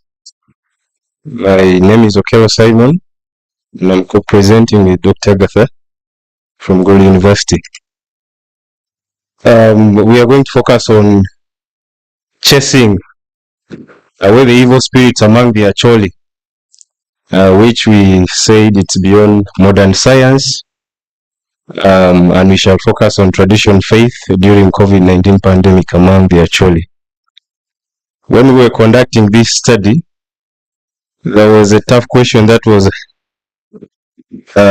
given to us. Do you believe these spirits exist? Personally, I sweated from head to toe because I didn't know the answer these people were expecting, whether yes or no. But we told them we were there to learn. We have observed that world over, and especially in Africa, people have over time had strategies for disease control and prevention, and these have been based on their tradition and belief systems, which we observed during the COVID-19 pandemic. And whereas this pandemic posed a global health challenge since 2019, it really placed modern science at a crossroad among African communities, including the Acholi. So we saw the Acholi recalling their local history, perceptions, tradition, and customs through the practice of Riemogemo, that is chasing away the evil spirit. And this, they believed, was to minimize COVID-19 mortality rates in Acholi. And that motivated us to do this study on the argument that combating disease in communities with strong indigenous knowledge and beliefs in Africa and elsewhere could be much more successful if modern science recognizes these indigenous practices. We attempted to conceptualize the two terms, that is Riemogemo, and Riemogemo includes two words, that is Riemo and Gemo. Riemo means chasing away, and then Gemo means evil spirit. On the other hand, modern science, it's the use of conventional healthcare drugs, devices, medical procedures, and supportive systems which have been tested and approved. Tradition, we contend with, we support the definition that it's a people's creation of out of their past. And then faith, which we have been debating about since yesterday, a relationship with God, depending on the God that you serve, but also a relationship with other gods or spirits. We were guided by the medical anthropology theory, and this theory mainly focuses on how culture and society shape perceptions of health, illness, and healing practices. So we believed it helped us to understand the Acholi's health-seeking behaviors, beliefs about disease causation, and the role of traditional practices like Riemogemo, as well as understanding that COVID-19 was not only a viral threat but a cultural event laden with meanings that demanded exploration. The methodology we used here was a qualitative approach with ethno-historical design, and we focused on 5 districts in Acholi, that is Gulu District, Omoro, Lamo, Kitgum, and Agago, alongside Gulu City. We managed to snowball a network to get these participants, who included cultural leaders, elderly persons, traditional healers, community members, as well as health care providers. We collected our data using key informant interviews, focus group discussions, ethnographic observation, and document analysis. Now, the findings reveal that Gemo as a phenomenon has different meanings. Key informants like Augustus or Gerard observed that it's a calamity that the spirits bring. And he believed COVID-19 was qualified to be a Gemo because of the extent of its coverage. And then, according to another key informant, Rot Yusuf, he said it's a mysterious calamity that befalls a community. And to whom he differed from the first one. He said it wasn't Gemo because, according to the Acholi, it was a creation by scientists. COVID-19 was a creation by scientists from the laboratory and not a natural occurrence. Other findings reveal that Gemo means the spirits of those who have died and capable of foreseeing events and offering warnings during times of crisis. Others defined it as a mysterious occurrence that causes suffering, damage, and losses or loss of lives. And here we were interested so much in this definition because it attributed COVID-19 as a Gemo because it qualifies in this category of diseases and other calamities like wars that happened in northern Uganda and led to so many loss of lives and suffering. And up to now, there have been no clear solutions offered. Talk of the nodding syndrome, COVID-19, the LRA war, the Holy Spirit movement, among others. We also try to look at the genesis of Gemo, and indeed, our participants affirmed that Gemo is as old as society and indigenous religion, which has been linked to ancestral reverence and Acholi cosmology. And they believed that these spirits of the dead live in caves, hills, heavy shade trees, rivers, and streams, which I've observed is in agreement with some of the presenters have forward. And so they associated so many famines that occurred in Acholi to Gemo, especially in the early 1910 onwards, as you can see there. And then the Sesefly infestation, the Rinda pest infestation in northern Uganda, among others. These have been lined all as Gemo. Now, the practice of Gemo, this is the most scary part, which we observed includes so many procedures. But among which there is a common practice of households collecting food samples, ash and firewood, and they tend to take this to the riverside or water source, and they dump them there. And when you return back, you don't look behind, because if you do, then you're attracting back the spirit to your family and the whole community. So you find they also throw away leftover water and cooked food because they believe these have been contaminated by the evil spirits. But there is also a practice of slaughtering a sheep, which, because of time, I may not go into. Now, during COVID-19, we observed that there were commonalities and shared practices among the Acholi. And you realize that most of the Acholi believed that Remogemo provided an early warning sign about COVID-19 through their spirit messengers. And then that attracted the community response to control this. And it involved quarantine practices and dietary considerations, as well as some passive effects which they felt contributed to lower prevalence and impact of COVID-19 in Acholi sub-region. Now, the effects of this practice during this pandemic included unity and solidarity, because being a communal practice, it brought people together to fight a common calamity.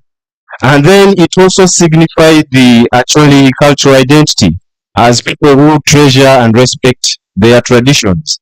And then cultural continuity, because even children would be taught how this is handled, much as most of the work was handled by elders, but it's passed on to generations. And then connection with the spiritual realm, which I think Miss Dr. Yahaya might be very proud to see in this presentation, that it promoted a continuation or a connection with the spiritual world. And it also supported modern practices in trying to control COVID-19. Ladies and gentlemen, because of time, we conclude that GMO doesn't have one agreed definition, but simply a concept that includes natural disasters, which are believed to be caused by spirits, showing the relationship between the living and the dead. And these calamities normally do not have direct solutions. And then also we conclude that GMO still continues to play a role, and particularly during COVID-19 it played a big role. And then it has continued to reinforce the cultural continuity of the Acholi and demonstrating their attachment to their cultural beliefs. Thanks so much for your time. Thank you so much, Mr. Okello. Next, we are going to have Dr. Chiza present on faith as a predictor of maternal health delivery choices with evidence from the Uganda Demographic and Household Survey 2016. Thank you.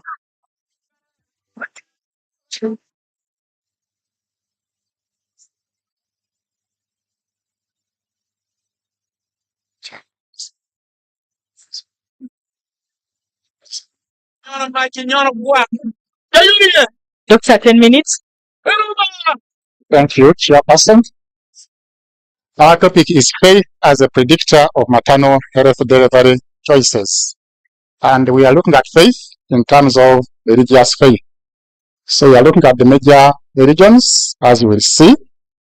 And we are motivated by the fact that there are some people who don't go to the institutional health facilities, and they end up dying. For instance, in Palisa, just last year, a man who had gone to a clinic was removed by the believers for spiritual praying, and unfortunately, the person died. So, but that was not maternal health. So I'll go to the maternal health things. So about 2/3 of the global maternal death occur in sub-Saharan Africa.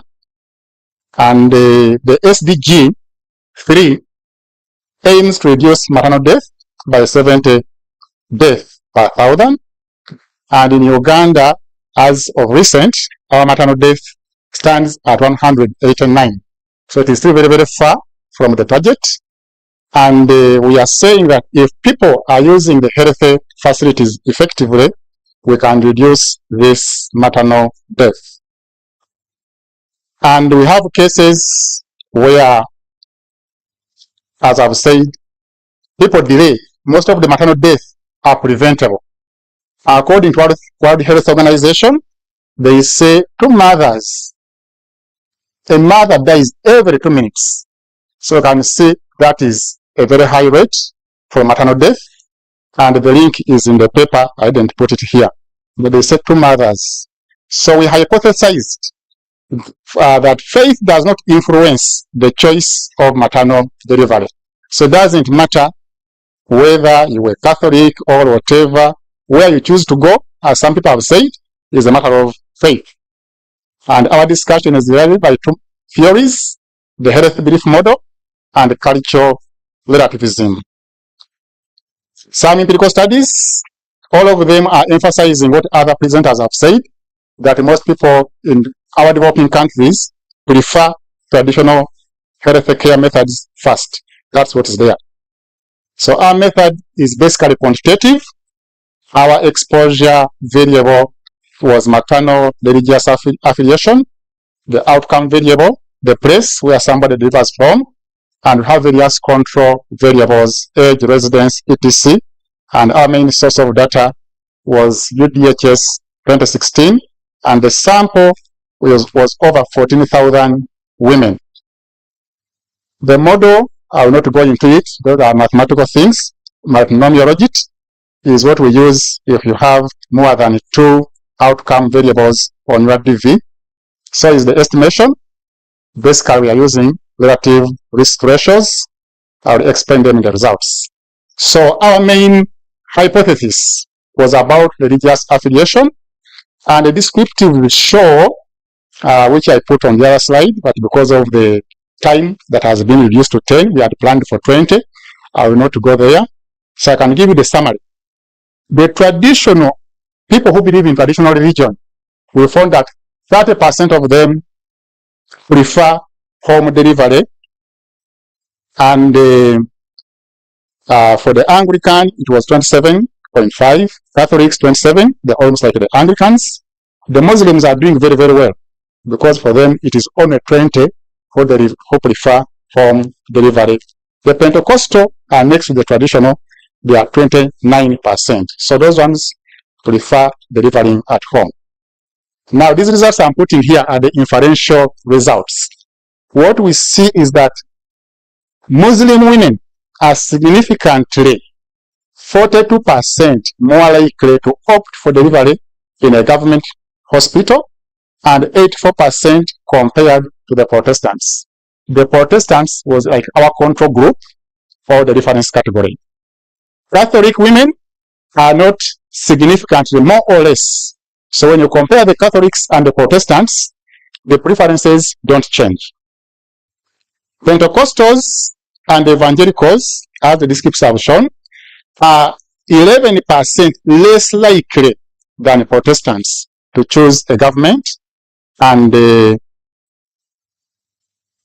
or a private hospital. And then the traditional religious followers have no significant difference with Protestants in choosing a government hospital, but are less likely to choose a private hospital by 55%. So as we have said, the traditional religious people normally don't want to go to private hospitals. They prefer to produce from home. So what are other control variables results that we got? We found that individuals from northern Uganda, for example, for them they prefer producing from hospitals. And the reasons is because the government has put a lot of effort to put there a lot of hospitals, there are a lot of NGOs. So people from the center, you don't say, why is it not the center? Northern region, government has put a lot of effort there. Education, the more educated, the more somebody will go to institutionalized health facilities. Literacy, the more literate go to the institutional hospitals. Those who watch or listen to radio are more likely to go to hospitals. And wealth, the more rich a person is, the more likely to go to the hospital. And in terms of age, those who are aging incidentally, they don't want so much to go to the hospitals compared to the very young. And what we conclude, religion does not significantly affect delivery choice for all religions except the Muslim women, which means our hypothesis is partially supported. So other predictors of choice of delivery are religion, where somebody is, education, age, literacy, and wealth. What do we recommend? Sensitization campaigns to address the cultural beliefs, integrate maternal health education, especially for adults, subsidize maternal health care, as per I've said, the cost scares away people, promote equitable access to health facilities, and encourage that parity in health care. Thank you so much. Thank you so much, Dr. Chiza, for your presentation. You've been right on time. Let's have our next presenter, Dr. Gracious Gadama, presenting on gender issues in faith and medicine in Malawian charismatic churches. Welcome, Doctor. Thank you.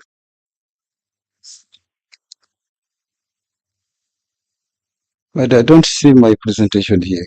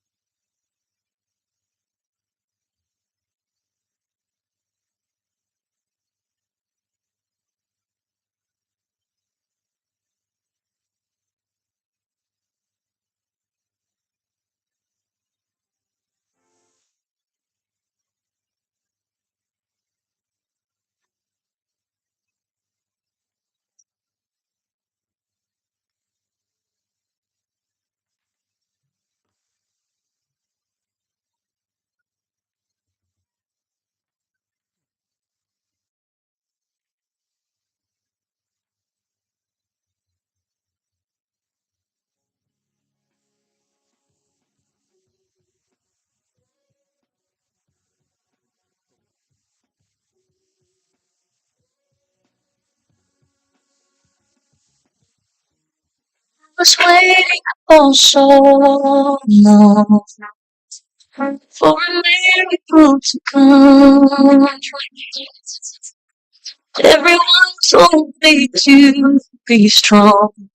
Hold on, it's gonna shed a tear. Through the darkness and good times, I knew I'd make it through.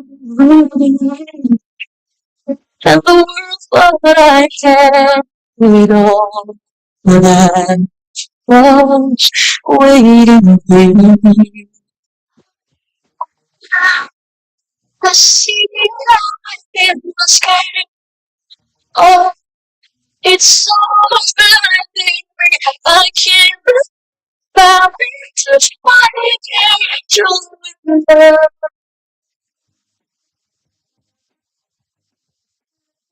Come on and show me.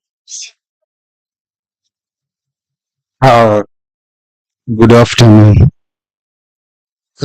This is a presentation from Malawi, presented by the name you can see.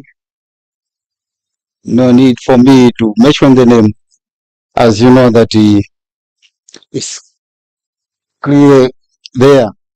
But my topic is gender, faith, and medicine in charismatic churches, a holistic approach to health and spirituality. That's the topic, and that's the line of presentation, where I will talk about background, problem statement, research objectives, theoretical framework, methodology, key findings, discussion and implications, recommendations, and conclusion. Background. In terms of the context, gender, faith, and medicine are deeply interconnected in charismatic churches, particularly in Africa. Charismatic churches in Malawi emphasize divine healing, often creating tension between faith-based healing and medical interventions. The understanding how gender influences health decisions in these churches is critical for addressing health disparities. The study explores the interplay between faith, medicine, and gender, focusing on both Western and traditional medicine. Research issue or problem statement. The charismatic churches often promote divine healing, leading to debates on the necessity of medicine. The church teachings barring members to seek traditional medicine or Western medicine become a bone of contention. The level of members, the level of the pastor's faith on healing differs to the level of faith of the church members regarding faith and healing process. Again, gender dynamics exacerbate health inequalities, with women often encouraged to rely on faith alone, while men may seek medical interventions. Research gap. Lack of standardized creeds or formal rules on healing practice in some charismatic churches has been a gap. Existing health inequalities are perpetuated by patriarchal norms and gender inequalities. the main research objectives and questions. The aim of this study was to examine the interplay between gender, faith, and medicine within some charismatic churches in Malawi, particularly focusing on the study of understanding how the factors influence health decisions and practices, and the purposes on a holistic approach that integrates spiritual and moral interventions for improved health outcomes.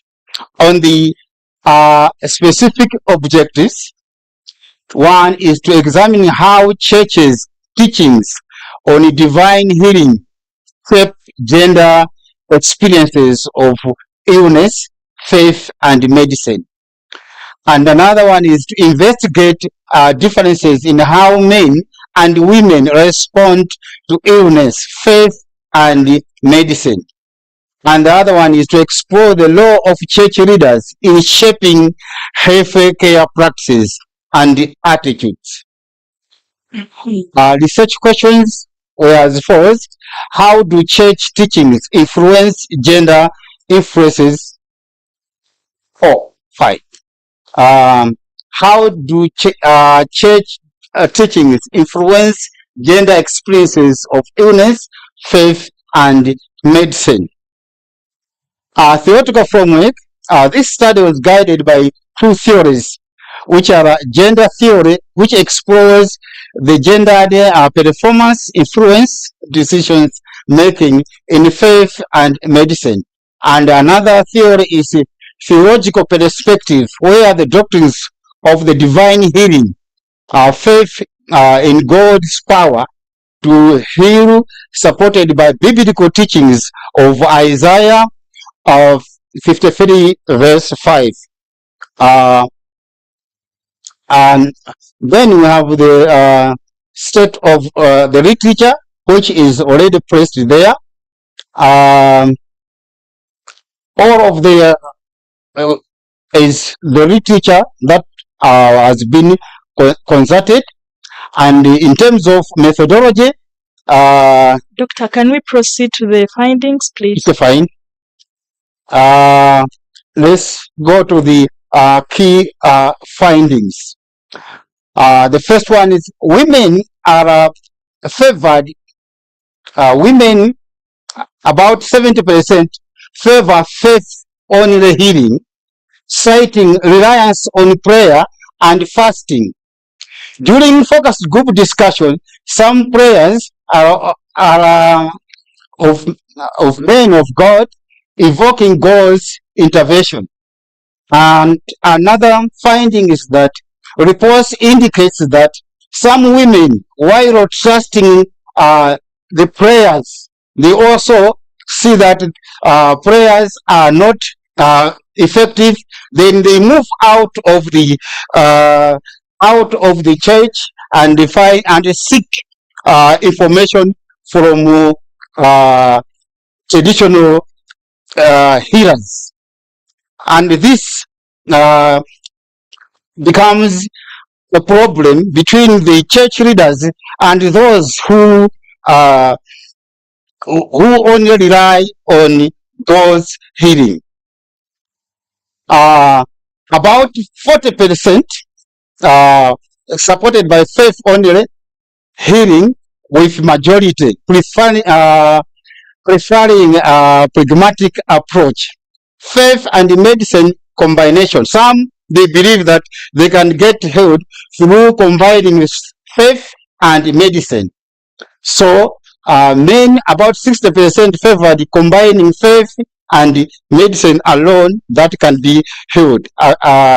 I'm told that the time for me has gone, but otherwise, in conclusion, my conclusion is there must be integration of faith and medicine. The fact that 60% of men and women are supposed to combine faith with medicine in transport, suggesting theological flexibility. recommendation. Educational, there must be educational seminar where workshops on integrating faith and medicine emphasize their complementarity in nature. Another recommendation is that healthcare there must be healthcare partnership. That's collaboration between the church and the medical professional to provide accessibility of health education.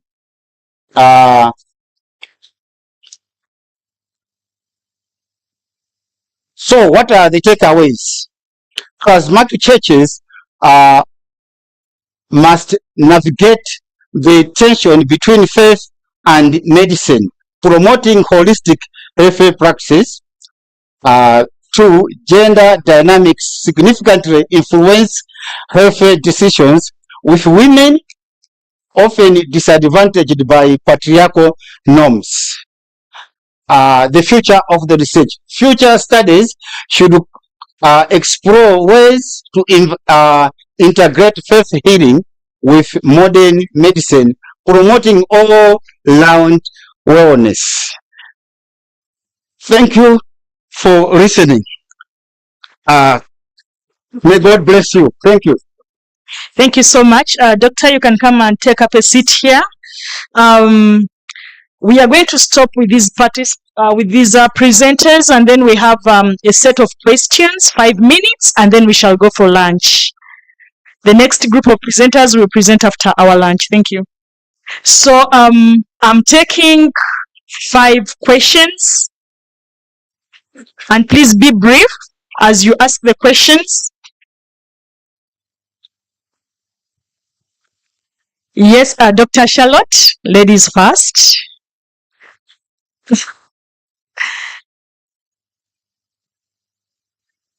Thank you very much. My question goes to the first presenter. How did he navigate the ethics? Because we know that spiritual healers normally do not share information about their remedies or whatever they use. Thank you. Thank you so much. My question goes to the first 2 presenters. As researchers of tradition and spiritual health practices, what's the degree of efficacy of these healing practices in your own view? Thank you so much. Professor Emlwood.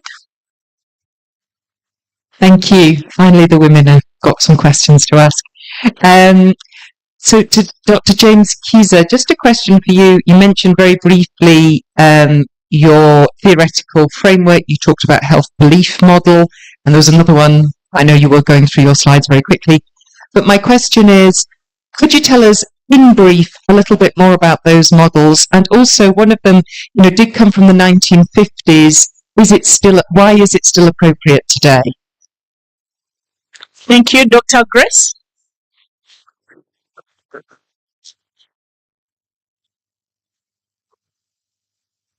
So much. Thank you, the presenters. My question is to Dr. Richard. In your recommendation, you say that you recommend partnerships between the churches and hospitals. In those partnerships, would you suggest that health workers should be able to prescribe prayer as a form of treatment? Thank you. Thank you so much, Doctor. And lastly, Dr. Ponciano.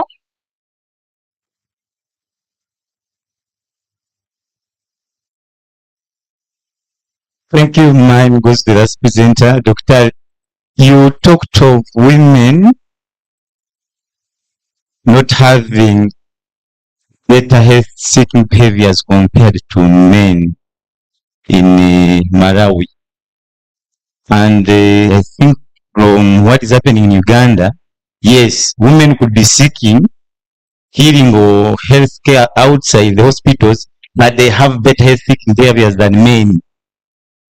Could you be having ideas why women have poor seeking health behaviors compared to men in Malawi? Thank you. Thank you so much. Okay. Okay. Simon, it was very interesting to hear your presentation. Just one small thing I would like to know is whether you identified some gender overtones in the Remo activity. Thank you. To our presenters, 2 minutes to answer the questions given to each one of you. Thank you. Thank you so much. I was after one question, that is, how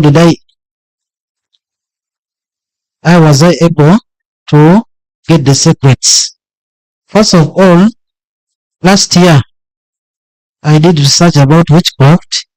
Before getting information from these witch doctors, you're supposed to take an oath of secrecy, which I really acknowledge. But there is a condition that is there. For example, after taking the oath of secrecy, you are required to go ahead and present the information, because among the Banyoro, the witch doctors believe that when you present the information to the public, you never know, you could get more clients. Thank you.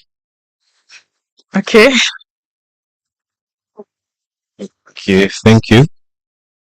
The first question was the degree of efficacy of Ryomogemo.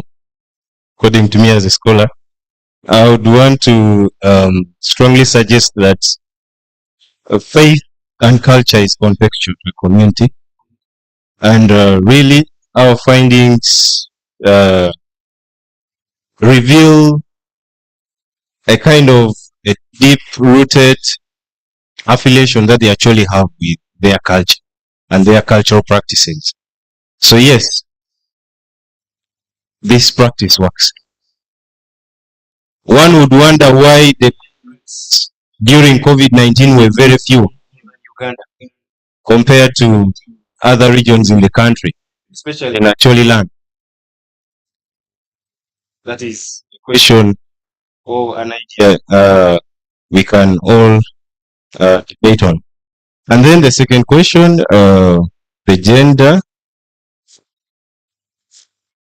Here we observed that when it came to young women, for example, or women, especially those in their periods, they were not allowed to participate in activity. And that's why from the introduction, I attempted to say that this practice is normally done by elders who are believed to be holy traditionally and clean. So women would be a bit would be recommended to take serious precaution here. But the practice is done by any household head, and more emphasis is on the man. Yes, thank you. So the theories, cultural relativism just argues that all cultures are the same. And to understand the way someone believes, you must understand the cultural context. Like religion, as some presenters have already said, is also some sort of a culture.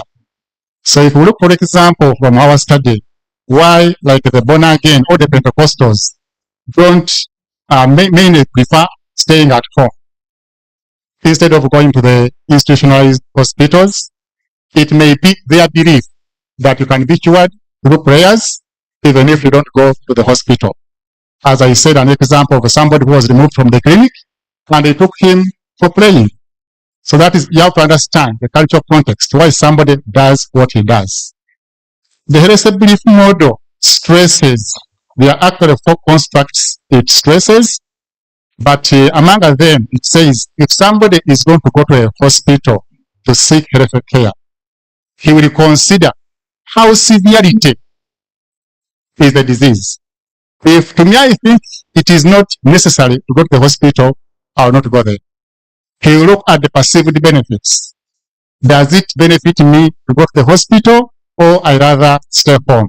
Like they have given us various examples by the presenters why people don't want to go to institutionalized health care facilities, like the high cost, the mistreatment at the government hospitals, etc., etc.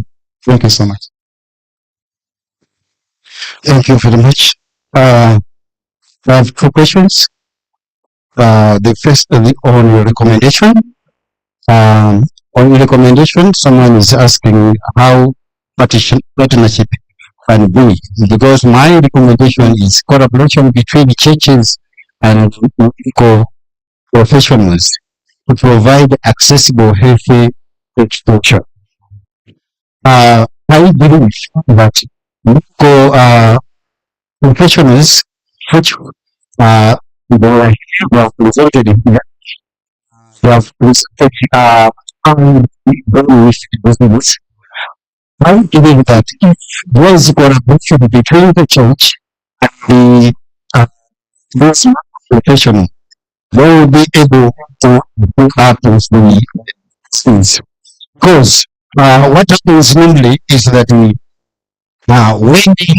when the church is working in isolation, they cannot know, the church cannot determine or cannot know the type of the disease they are suffering. But when they work together with the men of God and the church, when the church is involved, the issues of this problem can be solved easily. And another question has been to say why with women have got a seeking behavior. This is very true.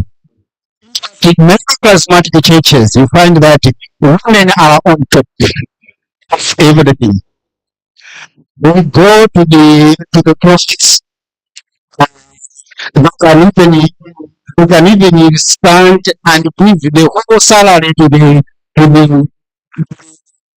so that they can take anything.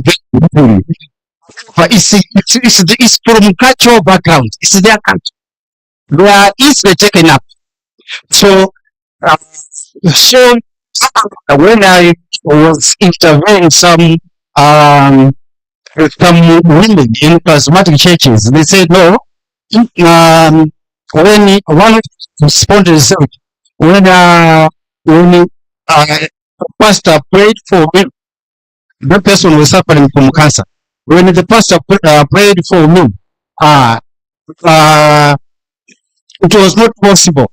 But I went as far as, then I moved away from the church, because even the anointing water, I was given anointing water, I was given some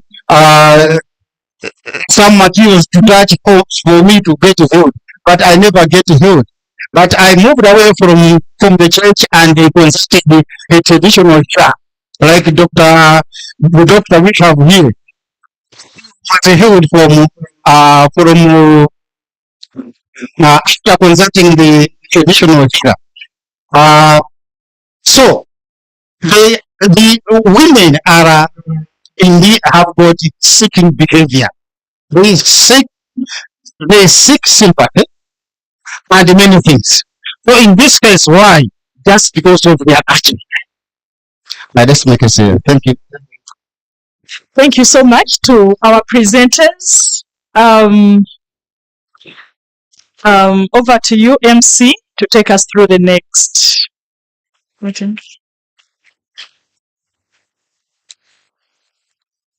Thank you, and your team for this wonderful presentation. Allow me to recognize the presence of Dr. Isaac Tibasima from Makerere University, Department of Literature, is behind there. This is Dr. Tibasima. And then we have a brother of the CDF, Mr. Mohozi, but this time is Christopher from Makerere. You are welcome. I want to recognize the presence of Pastor Dr. Sempa Martin, and you are about to change the name Martin. I'm yet to remember the name you are going to change to. I want to recognize the presence of Dr. Sekaja, is also here, and Dr. Isaac Sheikh. Thank you for coming. It's my namesake, so I cannot forget him. Dr. Isaac was a panelist yesterday. Thank you for coming. Ladies and gentlemen, it's time for lunch. And I want you to be happy. In Africa, lunch is a happy moment. And our God, the Creator, has blessed the food. Can we go and have our lunch? Music, please. Peter's music. Let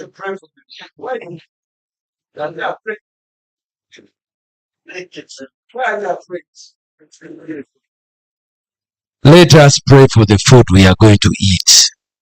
Almighty God, Jehovah, maker of heaven and earth, we thank you for this conference. We thank you for life. We thank you for the gathering of a lot of scholars here to learn and hear from each other. We have been prepared food. Now we are going to eat it. But we give you thanks for such a blessing. We receive it with thanksgiving through Jesus Christ, our Savior's name. Amen. Thank you, Pastor. So, Pastor is leading the way. And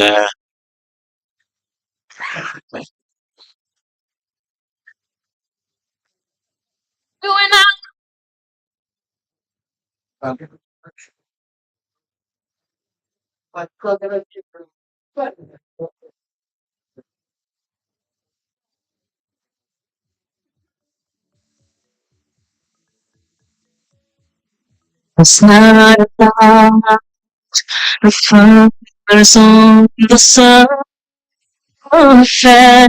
It goes beyond the family that I have chosen. It goes before me everywhere I go. It's in the way I live and walk and talk. It's the spirit of a nation in a breathing. It's the voice of a party, and I hear.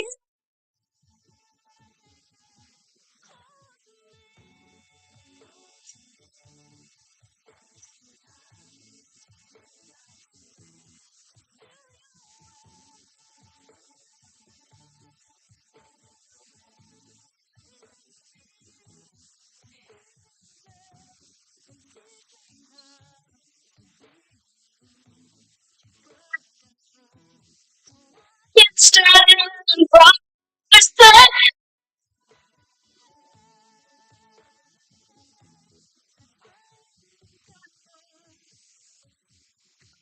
I'm Uganda.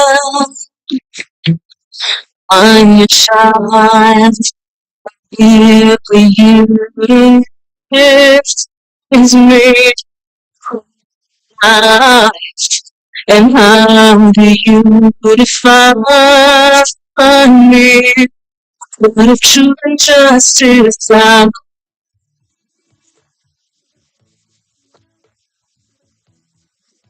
son of the day?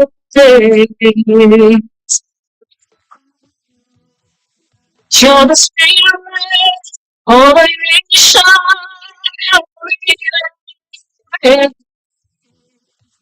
You're the voice of the time.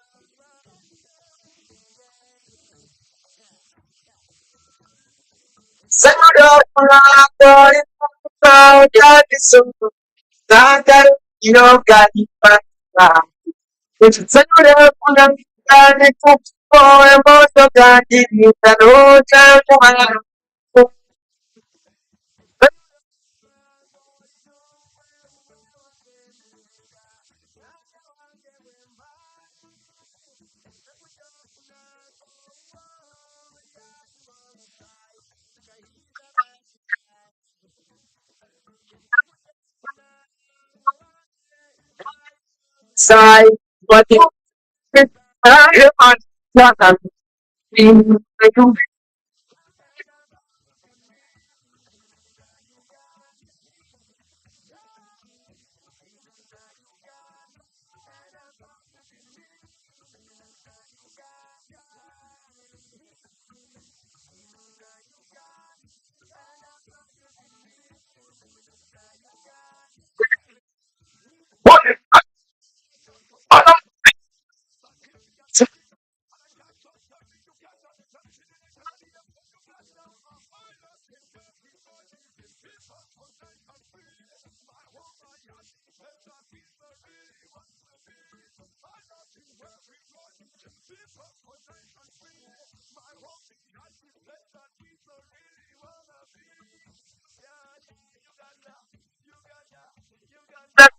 sitting at my home now. Shah!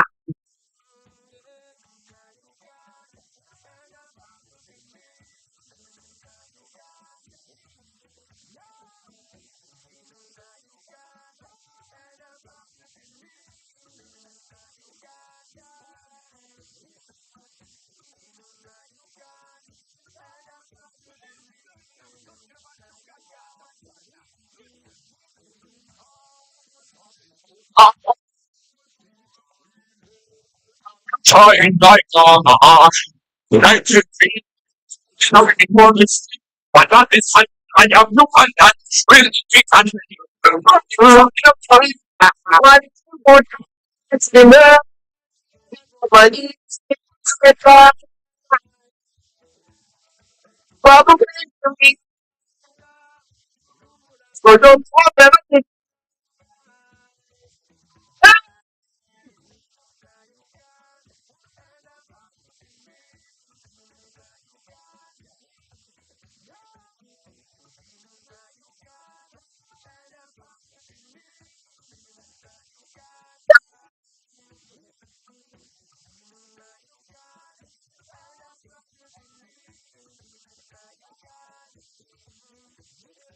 What?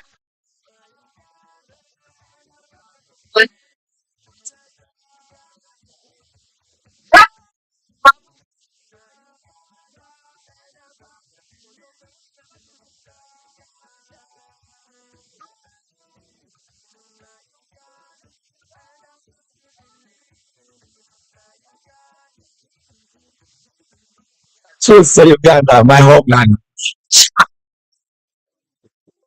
My father, one from the girls.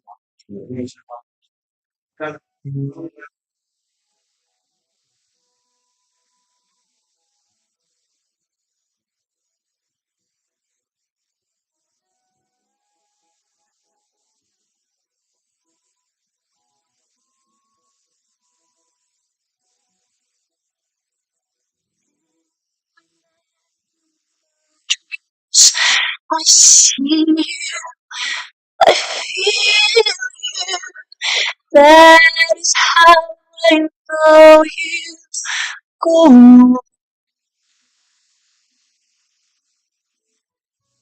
Across the distance and spaces between us, you have come to show you go.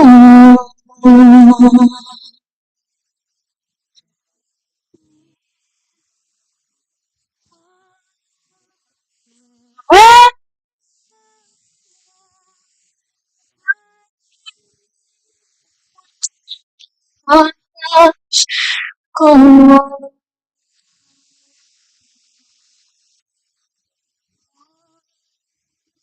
Smile, you open the door, and you're here in my heart, and my heart will go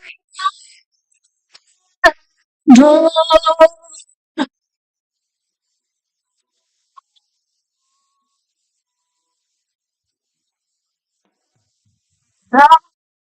Just one time and last one time and never let until we're gone. Love was when I loved you one true time. I hold you in my life will always go.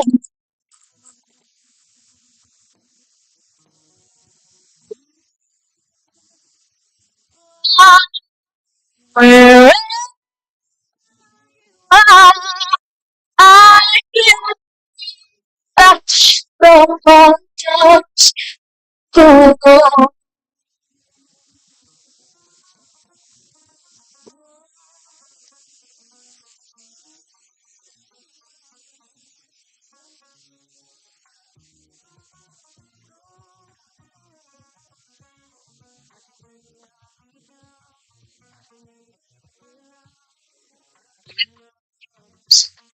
Still be awake while we flickering whole day.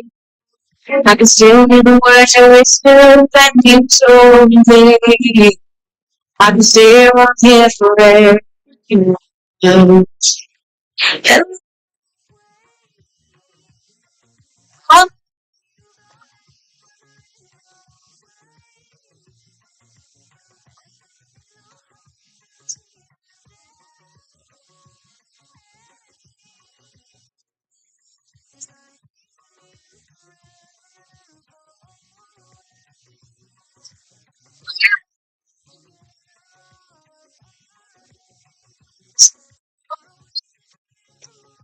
serious.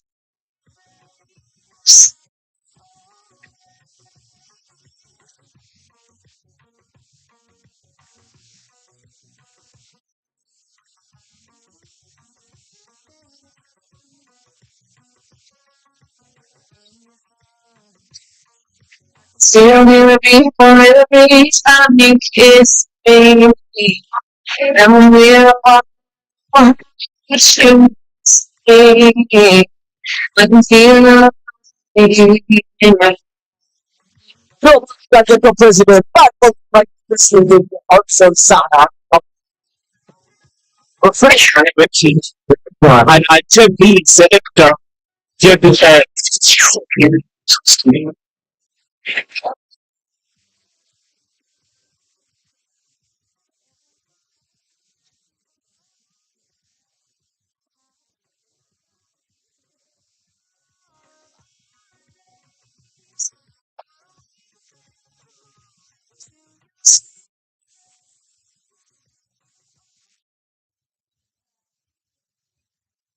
Yo, Peter, get your president.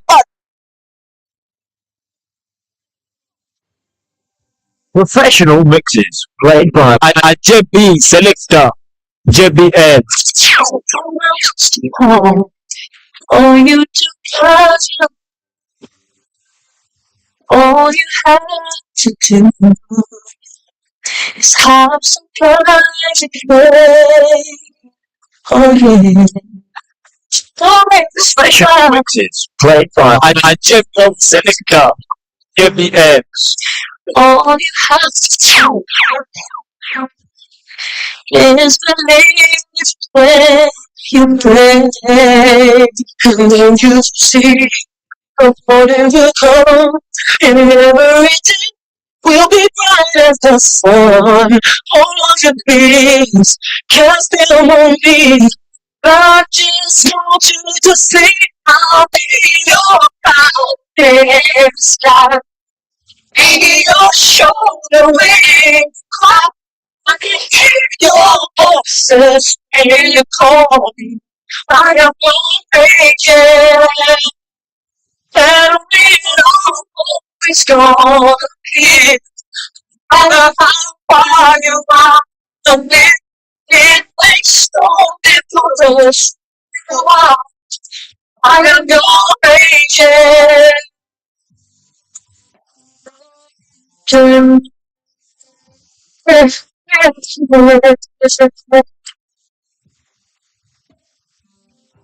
I saw your teardrops and I heard you cry. All you need is time. Seek me and you shall find. You have everything, it's there, Lord. It don't have to be this way.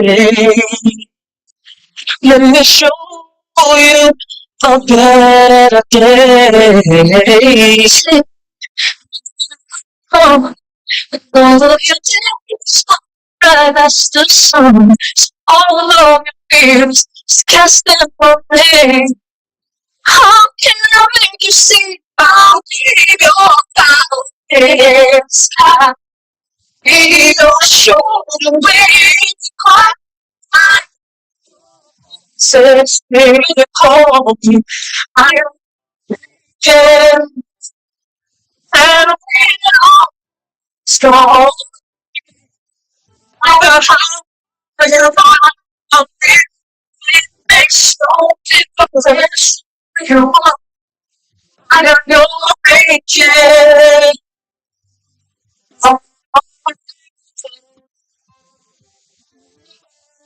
It's okay. It's time to face the storm. Clumping you by your hopes and so people say it's him again. When you survive, when it seems as if your end is falling, it's choking the ocean as it all the fire. And it knows what you trust on the sky.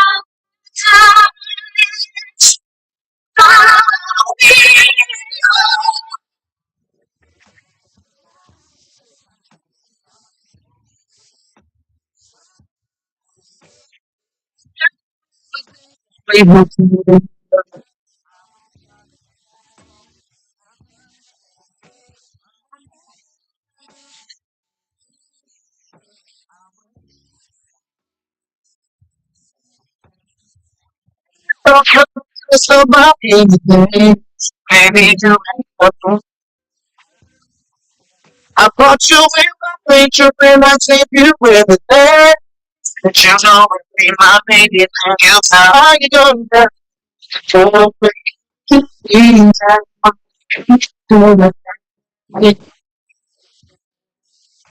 for the shaking up. You just need a shaking up. People,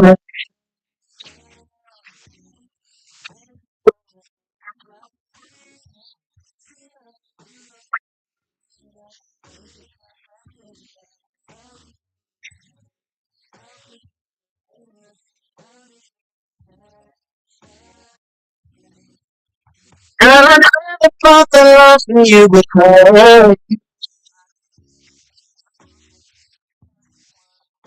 But you should have told me to the second thought. Like people are put a password on my house evil. Now I'm taking you from a thing. But then it's me and I'm all done up and ready. Girl, I know we've been going since some days. Yeah, I'm turning somewhere shining and we've been ready.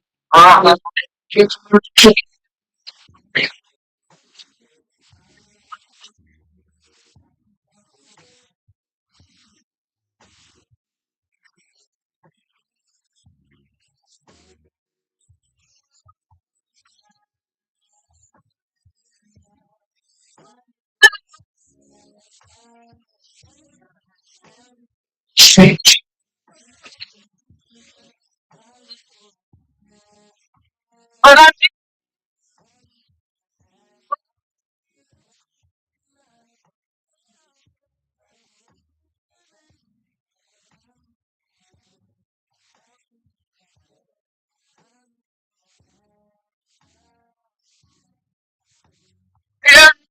I'm willing to do anything just to keep you.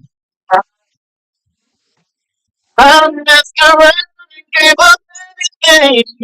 I I was and I did everything you wanted to keep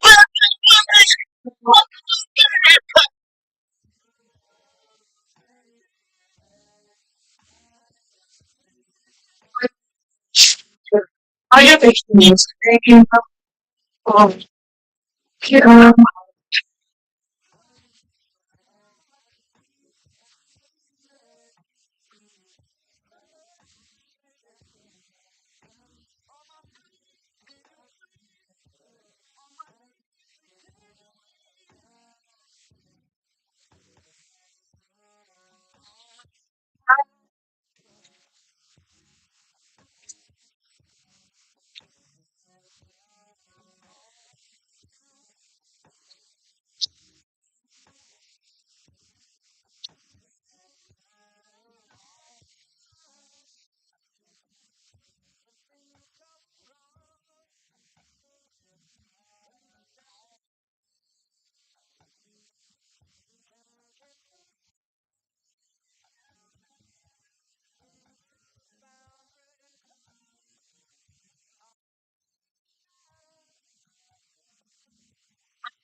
Don't stop.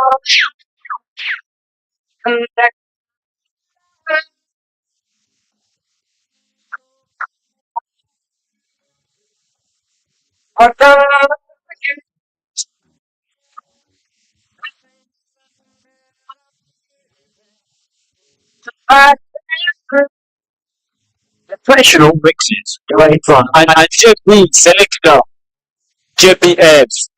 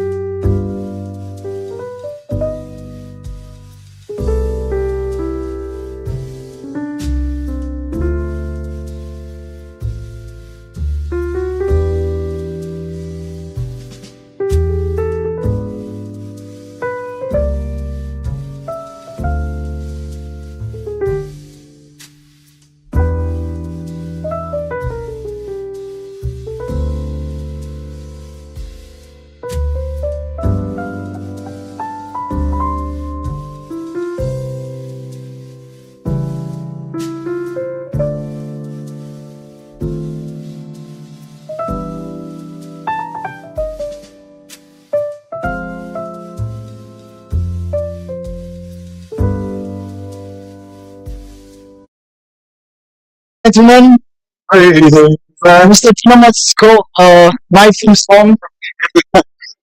Thank you, ladies and gentlemen. I'd like to welcome you back from your lunch break. I'd like to thank the Lord in all his forms for such a sumptuous diet. We'd like to thank very much the catering services. We'd like to appreciate the machine operators. Thank you very much. We are now into our second last session. We'd like to heal the world, make it a better place. I wonder if we made this world a better place, we would mind about heaven.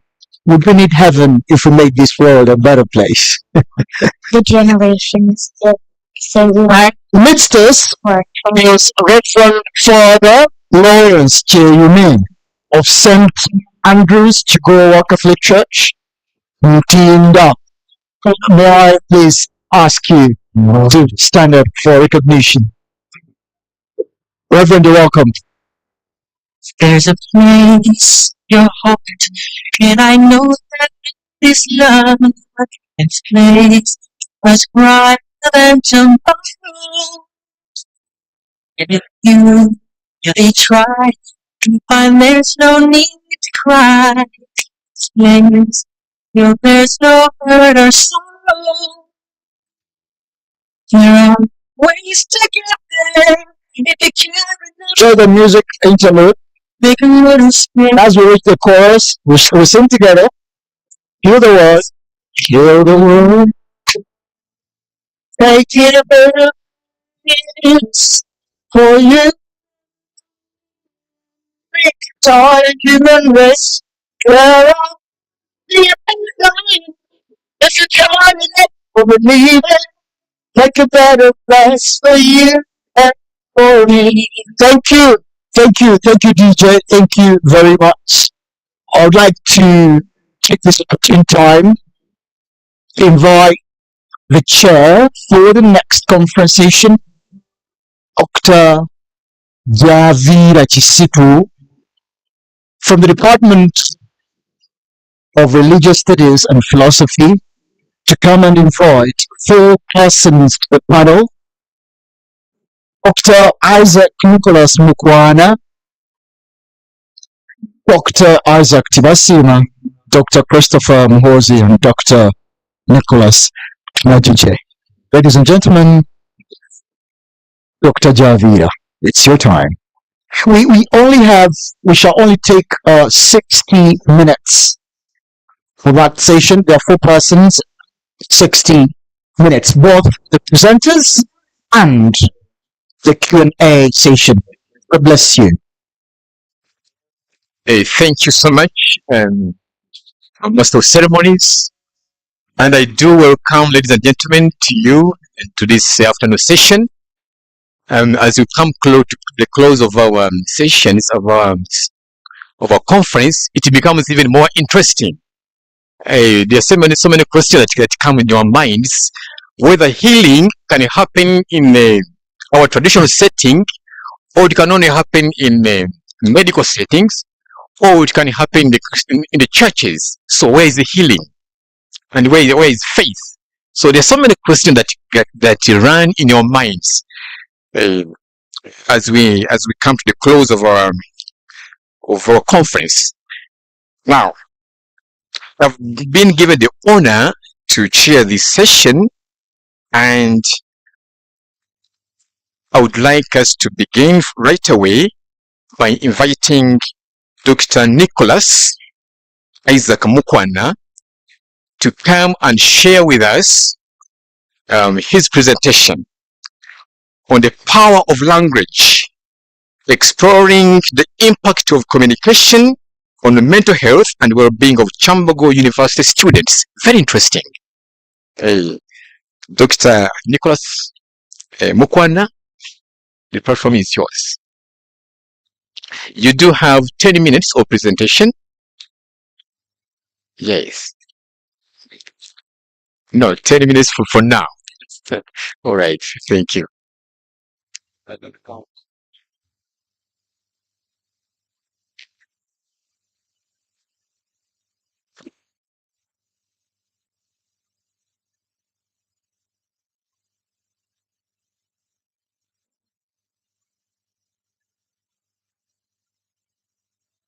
I of the strong, it only cares for joyful giving. We try, shall see this bliss we cannot feel.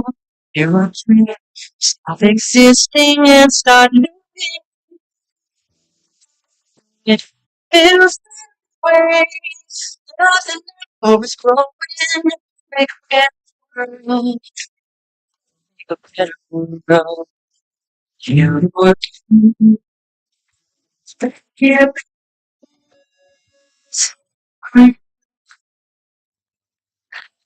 Thank you, Chair, for this opportunity.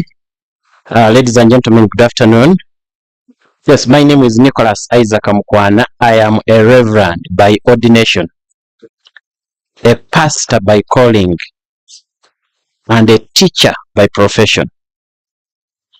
And what I talk about, I talk from the heart and from experiences. I'm looking at the power of language, and I'm exploring the impact of language on mental health and relationships. Ladies and gentlemen, many people know that language is very important, but they don't know that it is fundamental in creating relationships, maintaining mental health, and well-being.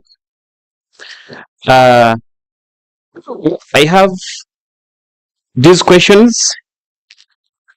How does language use affect mental health and well-being of Kyambogo University students? What impact does communication have on the well-being of Kyambogo University students? What are the effects of positive and negative language on the mental health of Kyambogo University students? That is my theory. I am not going to go through that because of the few minutes I have. But very important to note is Roman Jacobson and M.A.K. Halliday came up with what they termed as the function of language. Now, every time you are to speak, according to M.A.K. Halliday and Roman Jacobson, you have to ask this question: what is the function of the words that I'm going to use? And particularly, Roman Jacobson talks about the phatic function of language, which function serves the purpose of creating, maintaining, and sustaining relationships. M.A.K. Halliday talks about the interactional relationship purpose, using language to interact.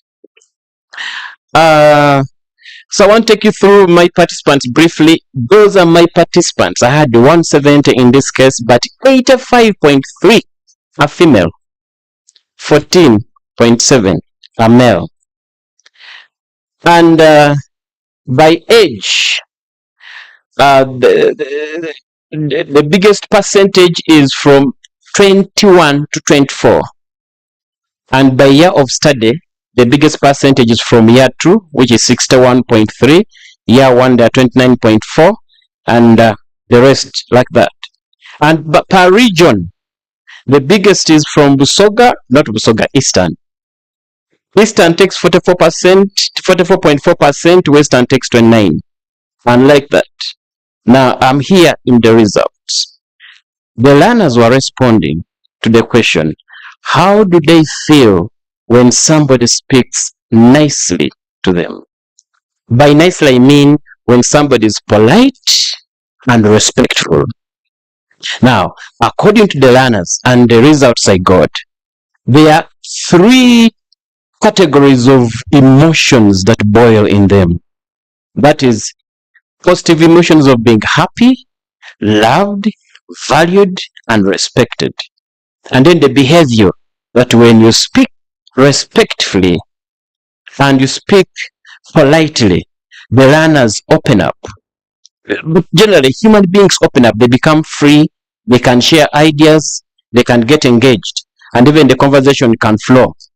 Then openness, there is reduced anxiety. The level of stress goes down and their self-esteem is boosted. And that reminded me of those two scriptures. Proverbs 15, 1-2 says, a soft answer turns away wrath, but a harsh word stirs up anger. And the tongue of the wise uses knowledge rightly, but the mouth of fools pours forth foolishness. Proverbs 17:22 says, a merry heart does good like a medicine, but a broken spirit drieth the bones. When I was going through this work, I tried to connect with what Dr. Sekaja said, and I agreed with him. You know, Dr. Sekaja is a spiritualist, and I am, and I agree with him at a particular level, and we diverge at a certain level. Much as Dr. Isiko is trying to convince me that no, we are on the same concept, I have not yet accepted. But at least at this level, Dr. Sekaja, when you talked about illness, to mean spiritual cause, olumbe, and then disease to be biological. Now, for your case, I won't read your work, but I also added the third. Okay? In this study, I discovered that we have people who suffer mental illness, which is spiritual, and that one can be healed spiritually, either by Dr. Sekaja's shrines or at my church. That can be handled. But then there is also the mental disease, which can be handled in the clinic by Dr. Dawson. But I also added the mental sickness. So, mental sickness, chiri buli ulumbe, buli bulwadde, naye kati buno buki obukuluma. Mental sickness.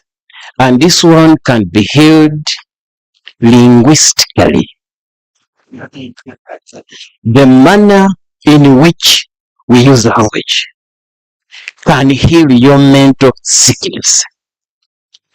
And when you ask the learners about the impact of rude or cruel language, this is what they said.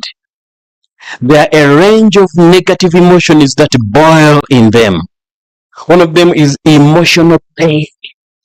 When you're rude to any human being, your child, there is emotional pain. There is hurt, sadness, anger. There is also loss of self-worth. They feel disrespected, not valued. And that leads to their behavior response. They become defensive and withdrawn.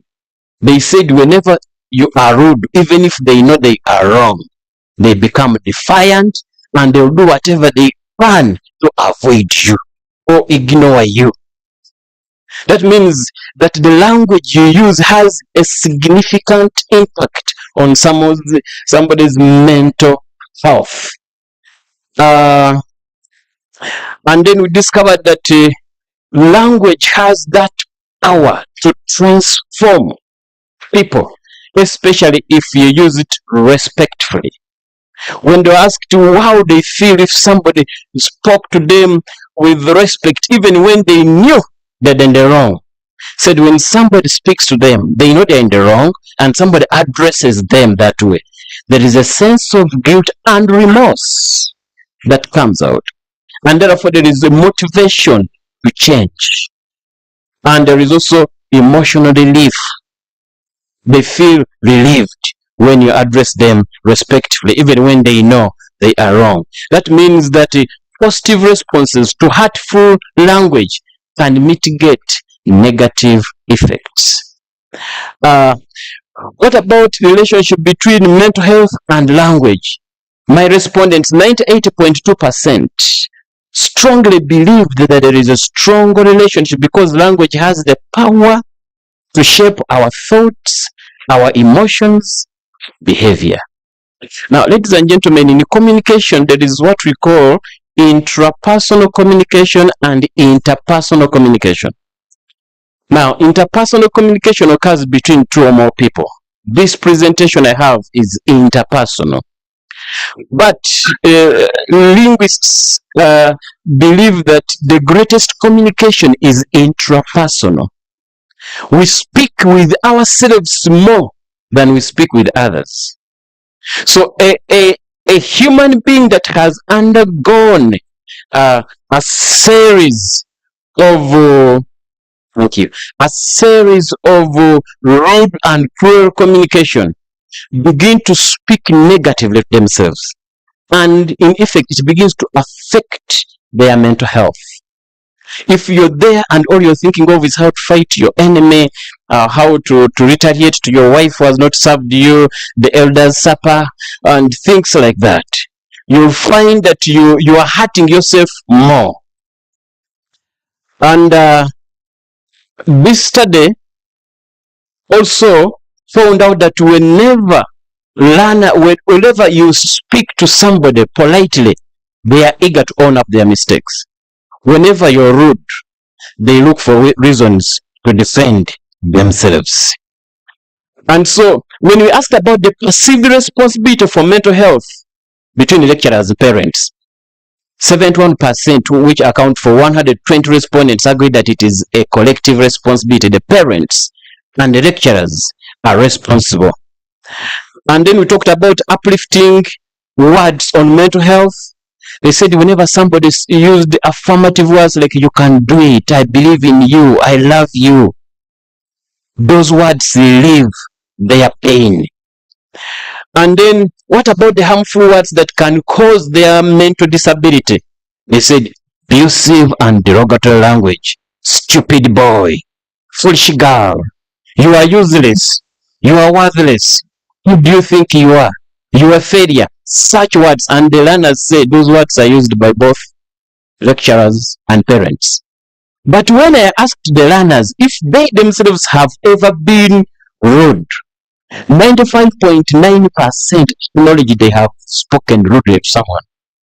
So ladies and gentlemen, in my country, if learners say their parents are rude, their lecturers are rude, and they themselves are rude, then it means this is a rude society. And that means that we are all mentally sick and we need intervention. This is not mental illness, so it will not need the intervention of Dr. Sekaja. It's not mental disease, it will not need the intervention of the physicians. It is mental sickness. It needs adjusting the manner in which you use language. Now, the study reveals that whenever you speak polite and you're polite to yourself and to the people you speak to, your mental state is healthy and you're able to think upright.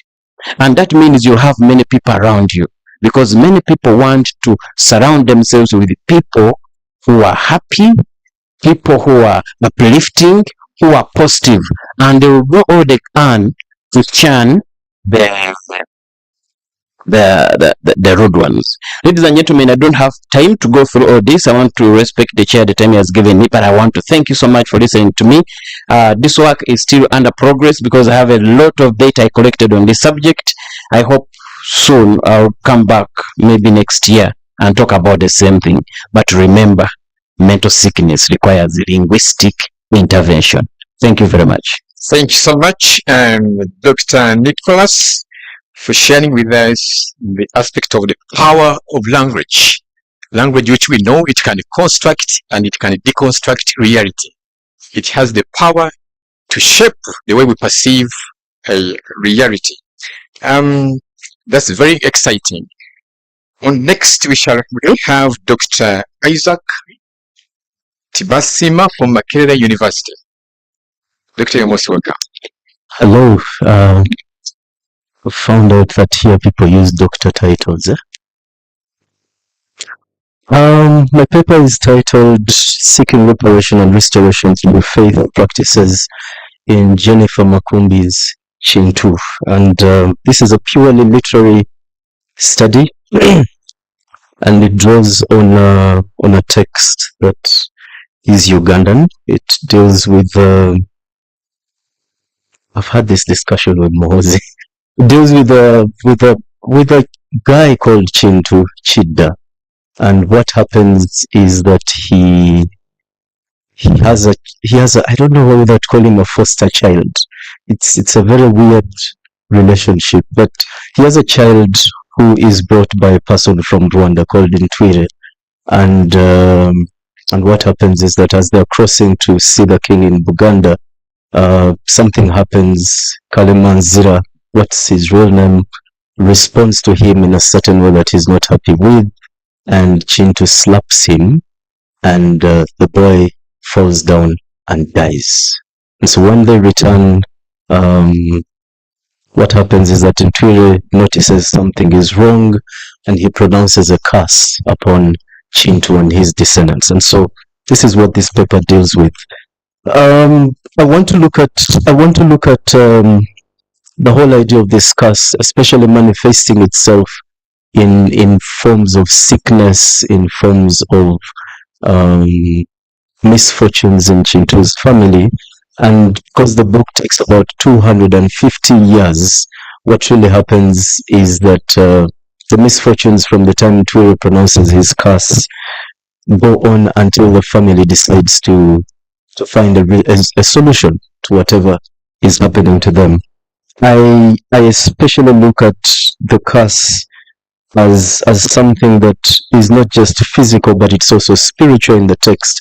But also, as these people decide to deal with it, there are ways in which they either try to imagine the curse does not exist, or they actually know the curse exists but decide to shield themselves from it. And one of the most interesting ways is that one of the descendants who becomes a Christian decides that he will not talk about the curse until his daughter gets in touch with an aunt called Weza, who knows about the curse and actually is the one who makes sure that they find ways of dealing with it.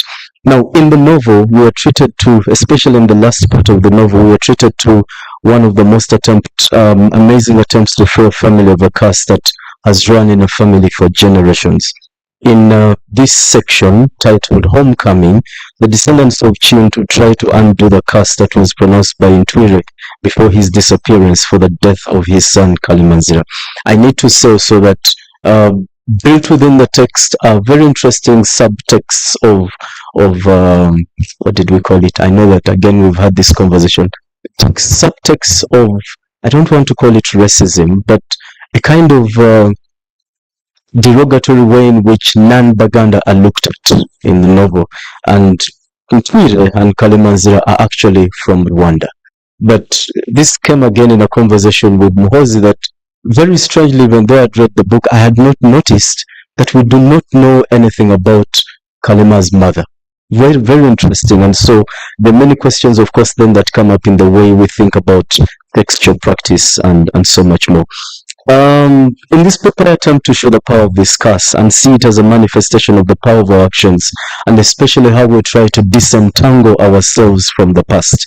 In doing this, I show that the curse has both spiritual and physical manifestations in the text. I show examples of this manifestation, explaining the fact that while history may be in the past, it's always with us and creates a deep sense of fear of not just failure physically, but also spiritually. I trace the struggle of a family to disentangle itself from its past in various ways available to them, and show that healing can be both a faith and physical experience, one that has to be believed before one is fully sure of the process of redemption, healing, and fulfillment. And so what happens in the novel is that, like scholars have argued, Chintu is a text about Buganda, and while it traces its lineage from the whole notion of the birth of the Buganda and the Ugandan nation, it's also a novel that deals with the social cultural life in Uganda. And I know that because it starts in the 1700s and ends in around 2004, the time span of the text seems to create what in literary studies we call an epic text. Now, in doing that, what the writer is also doing is to show us how stories change over time.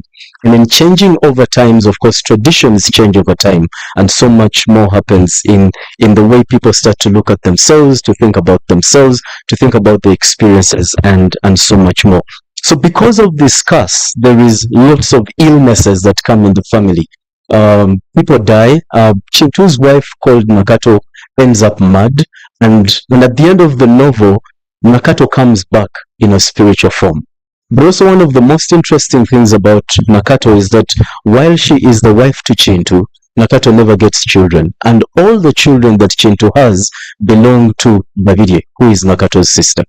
The funny thing, and which is quite interesting, is two cultural aspects. One, that Chintu cannot marry only one of the twins. He has to marry both twins, Babirye and Nakato, but he chooses to go with Nakato.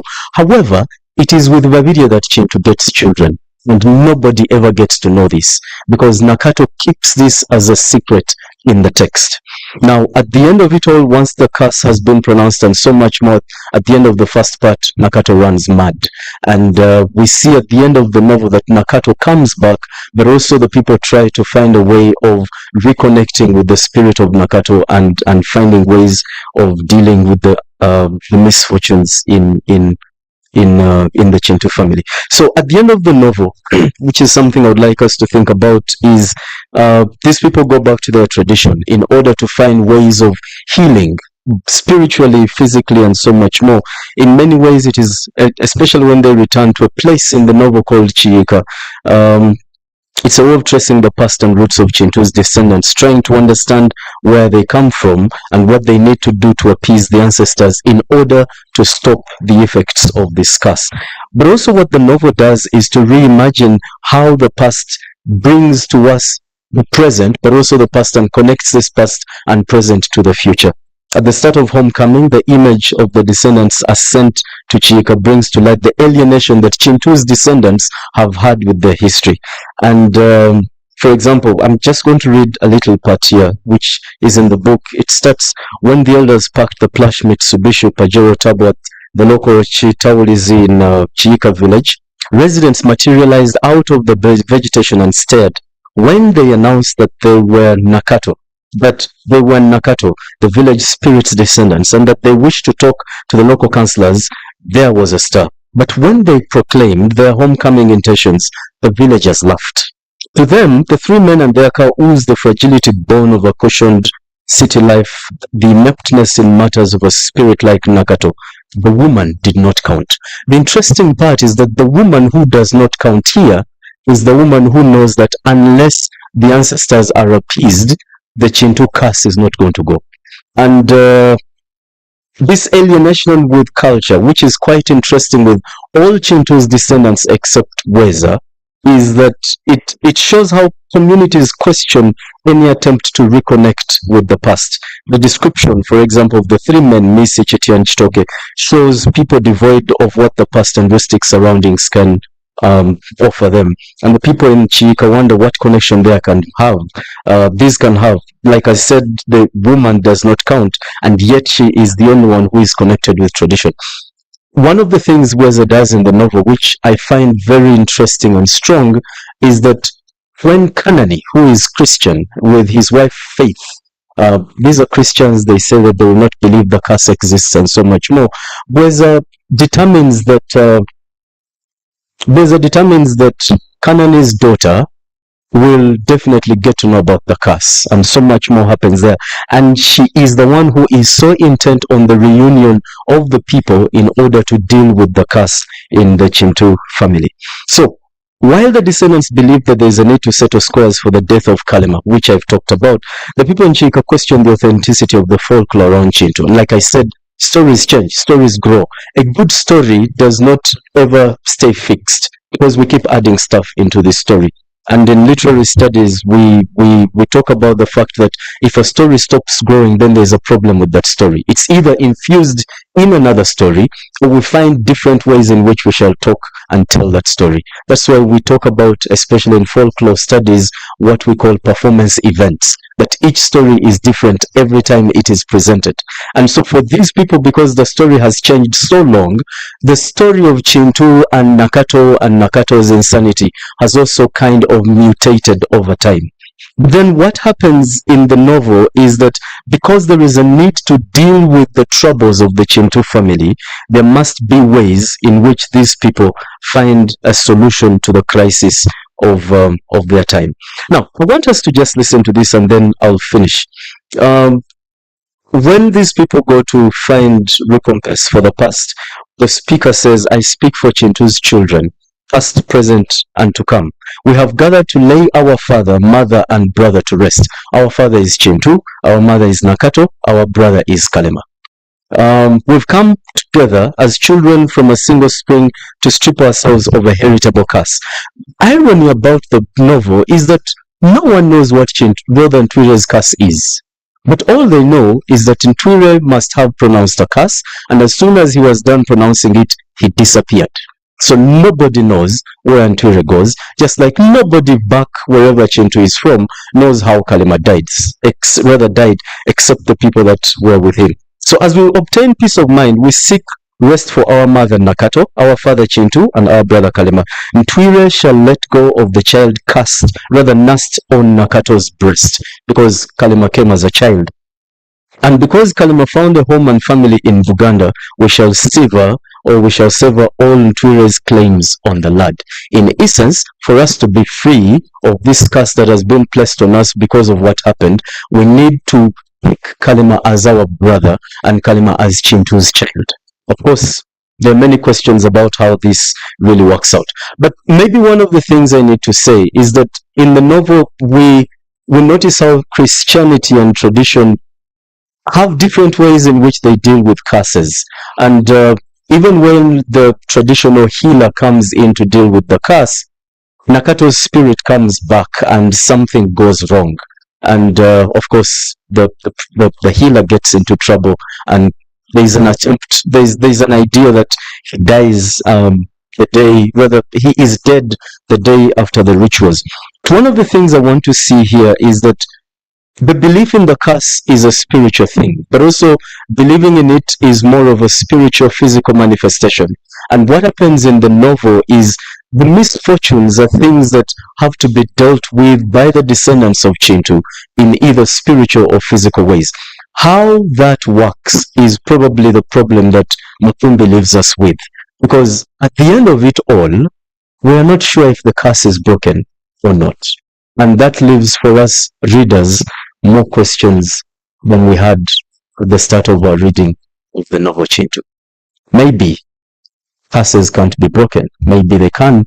Maybe there's spiritual things about them. Maybe they're not. Maybe.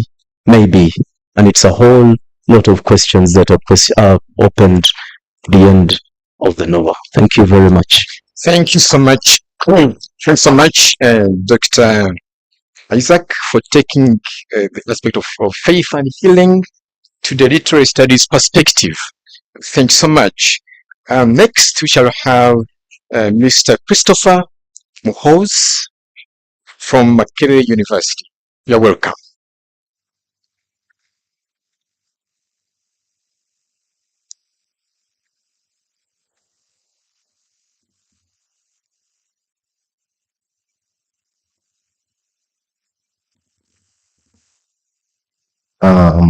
Can you load this presentation for me, please?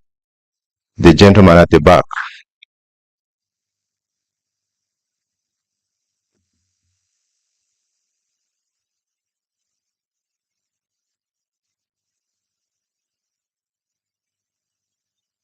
No, that's not the presentation. Christopher Mohoz. We actually loaded it on your computer there at the back, not on this one.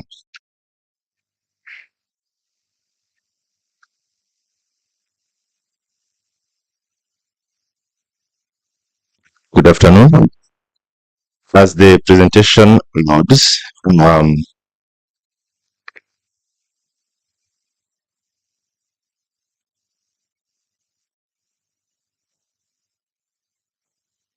let me take you through this.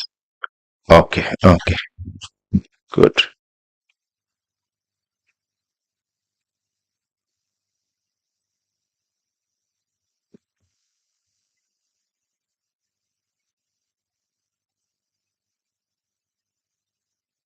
Okay.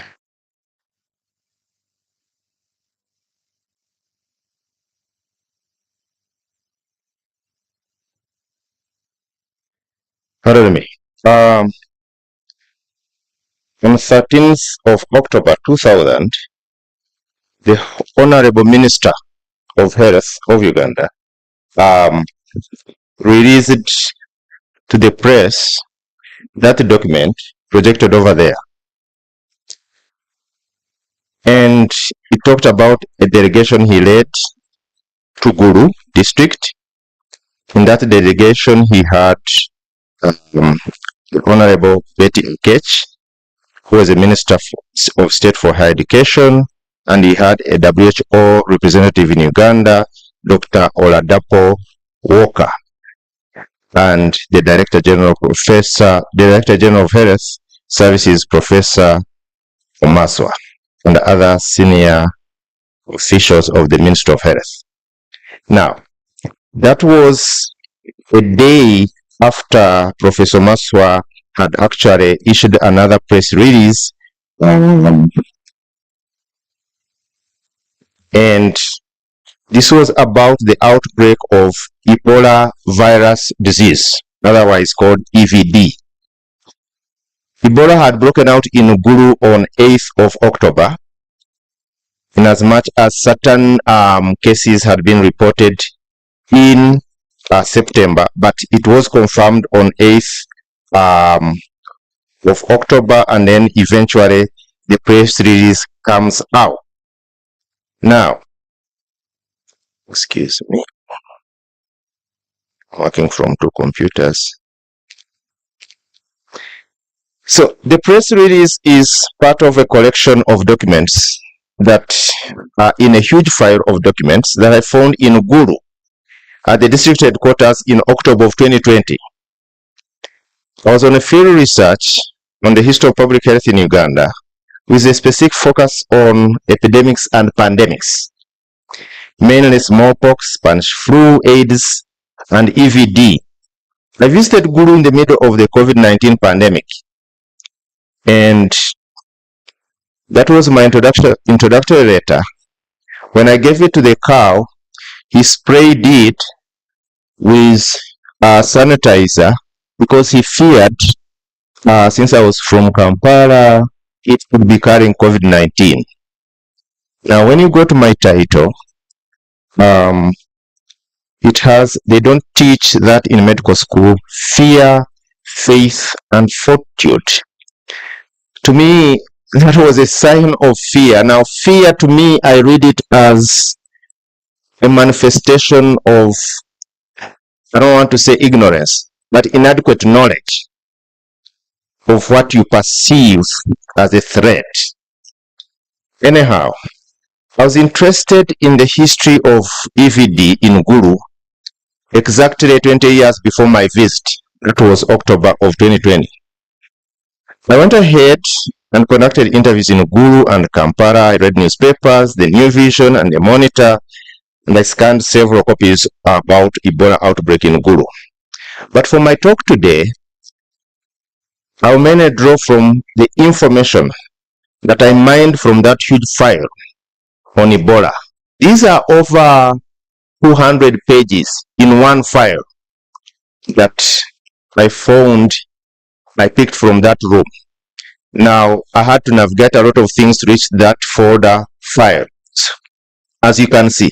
So that's the district records office at Gulu as of October 2020. I don't know how it looks like.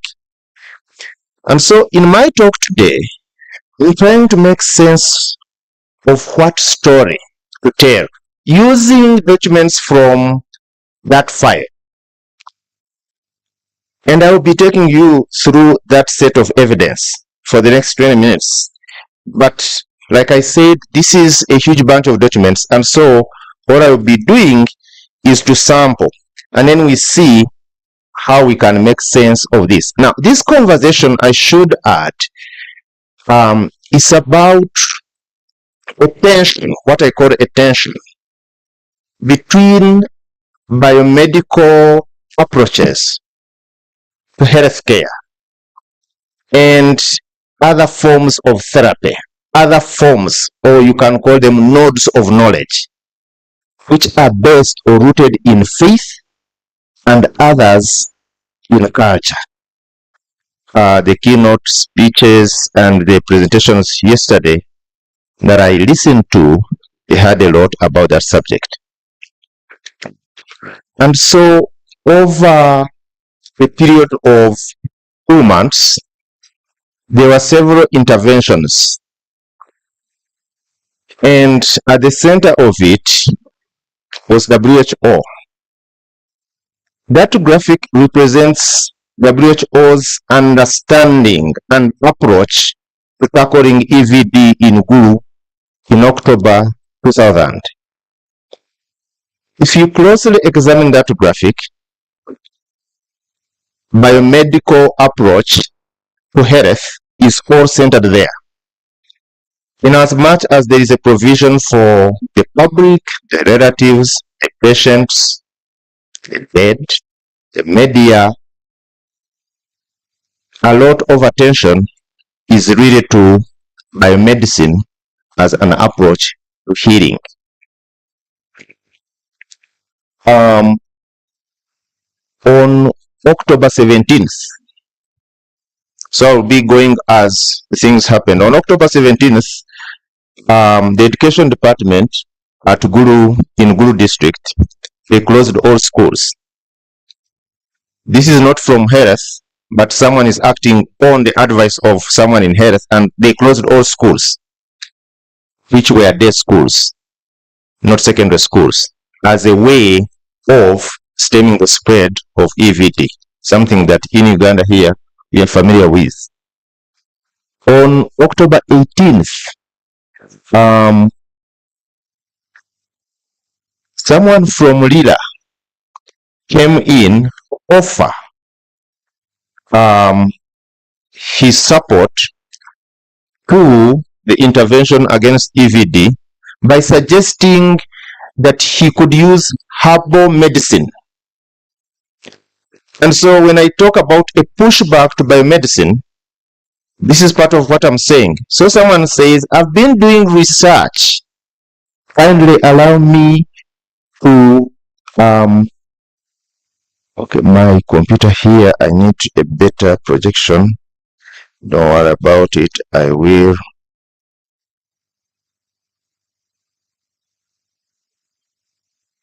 Okay, he says, kindly allow me to first introduce myself, and he goes on to say, the purpose of writing this letter is to give the herbs some trial should we have Ebola cases here. So he's offering to use herbs as an intervention. He's aware of biomedical approaches. He's aware of WHO. He's aware of Ministry of Health. He's aware of CDC. But he says, let me try mine. Now, the notes, I don't know if you are able to read the notes. At the foot of the page, the RDC, someone writes actually the attention of the RDC and says, this may cause an exodus of people into Lira because they are going for treatment of Ebola, because that's what they believe can actually heal. And then the RDC writes that please take note of this because it could have a security component. And that's how they are seeing it, because this is herbal medicine. This is not biomedicine, which is sanctioned by the government, by WHO, and somehow to think about it in a different way, you can think of mission medicine. We'll come back to that. And so you have NGOs like the Canadian Physicians for Peace and thank you, SIPA. They gave different forms of support. Uganda Red Cross Society, World Vision, Save the Children, Danida, USAID, they all came in to give different types of support. The UPDF was involved, the police was involved. In that note, written by UPDF Dr. Stephen Kusasera, he is talking about burial of those people who were the dead. Special teams had to be mobilized to bury the dead, not everyone. And this was not done by doctors. In this case, this was done by police officers. In other cases, it was done by volunteers recruited by the Red Cross. By December, the tension created by the disease was also creating tension between different ethnic communities. And so a doctor whose wife was a nurse, trainee at Lacho, St. Mary's Hospital, Lacho, and who had died, and who was from Lira, his children were stopped from going to Lira. And so the Lango community in Gulu had to write a letter disassociating themselves from the actions of the people in Lira. And that's the letter I'm projecting. And the DHO of Lira, of Gulu, also jumped into the fray and wrote to his colleague in Lira inquiring. And actually he was not happy about the whole episode of stigmatizing the family of the doctor by Lira district. The UPDF under the then Brigadier Henry Tumukunde, who was at Gulu, was also involved in the intervention. And sadly, on 5th of December, the nation lost one of the people who were at the forefront of the fight, Dr. Matthew Lukwia. And that's the letter from the president's office expressing the condolences, the sympathies of the president. Now, I want to end by posing some questions and making some remarks which I would hesitate to characterize as conclusions. It's more useful to understand them as thinking points. So what constitutes an intervention against disease? This question underlines the political, if you like, personal, individual, and practical choices that structure the therapies used against EVD for a case. The question also complicates the tendency to highlight by medical and political agency. There are a lot of underlying factors that influence choices, which in totality constitute an intervention against the disease. I should observe that at the heart of therapies, biomedical, traditional, or faith-based, there are human interactions and relations that structure public health. So how do the words and actions of the actors in public health interventions manifest power and negotiation of that power over how to define disease and intervention against the disease? I ask again, was it the power, not so much of who possessed medical knowledge, but whose knowledge about healing and stopping the spread of EVD that mattered? That is to say, whose words and actions were accepted by others as useful therapeutical approaches, or as medical knowledge, which stood in tension with those whose knowledge and skill eventually turned out effective against EVD. The most effective interventions, that is to say, whose knowledge, words, and actions changed the course of the epidemic, seem to have been of those who held multiple sources of power. For instance, when I talked with someone who worked with Ghana Red Cross Society, this man is an Acholi, and so you would say he grew from a cultural base, a node of knowledge, and so that you can mobilize as power. He also represented or worked for a respectable NGO, the Red Cross. And so he bridged biomedical and Acholi cultural knowledge about prevention and treatment of sickness, and also about death, how death was understood. And as a Christian, he also drew on his faith. So he narrated to me one time when they returned, they reunited someone who had been discharged. He had been discharged from the Ebola ward. He was now okay. But there was stigma. And so he said, when they reached the community refused it. And so they had to talk to them so that they allow and they accept their people back. And so when they relented and accepted, when the family relented and accepted, so they offered them seats and they offered them tea. And so now it was their turn to show that they also accepted the family, because they were like, this person who just recovered from Ebola came from this family. How safe are we to drink this tea how safe are we to freely interact with them? And so he told me, I told my colleagues, let us pray. So this is someone who has that biomedical training. This is someone who has the cultural knowledge. But still, both of those were inadequate at this time, and he had recourse to faith. And so he said, let us pray. And they prayed. Thank you so much. Sorry, just 1 second. I'm sorry. And so that's when he said, they don't teach you that at school. They don't teach it. Then how do we read the actions of Dr. Matthew Rukuya, who reported, prayed that let the disease end with him, and it actually did? Is it a prophecy? Because he was the last one actually to die of that disease. So, I'm ending. So far, this evidence suggests a contest, or a tension, if you like, over the production of medical knowledge about what counts as a disease and therapy, including diagnosis, treatment, and in the event of death, burial. It's a pushback on the overarching power of biomedicine. Thank you so much. All right, thanks so much, Mr. Muhozi. And some of the questions you have raised on power and knowledge, I believe Dr. Isaac Mukwana can give some response on that, especially with to do with the power and language. Okay. Our next presenter is Dr. Nicholas Tunanukie from Kyambogo University. You're most welcome.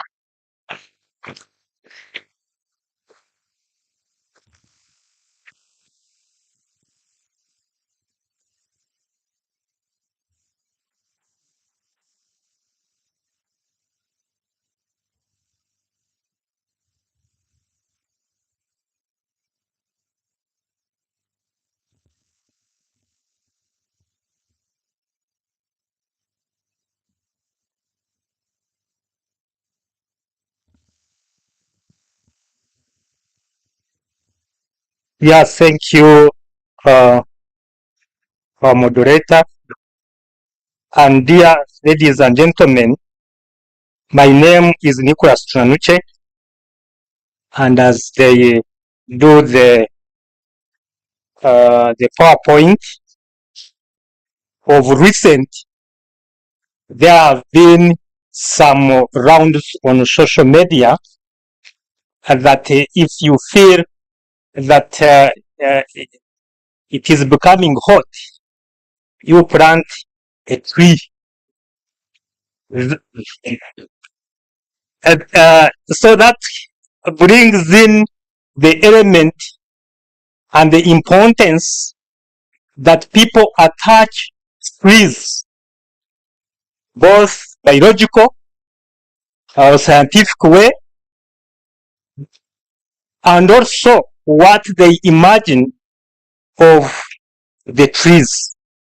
So, after visiting one of the former kingdoms of Mpororo, and particularly in a principality of Rumbura, I went to the family of Muhozi, where this tree was planted, the Chitoma Chakagunga, planted by one of their ancestors called Nyinamanyonyi. That was around 1830, upon coming from Yachinengo, which these places are found in western Uganda, and currently it is Rukungiri district. So Nyinamanyonyi planted this Chitoma not only for his own,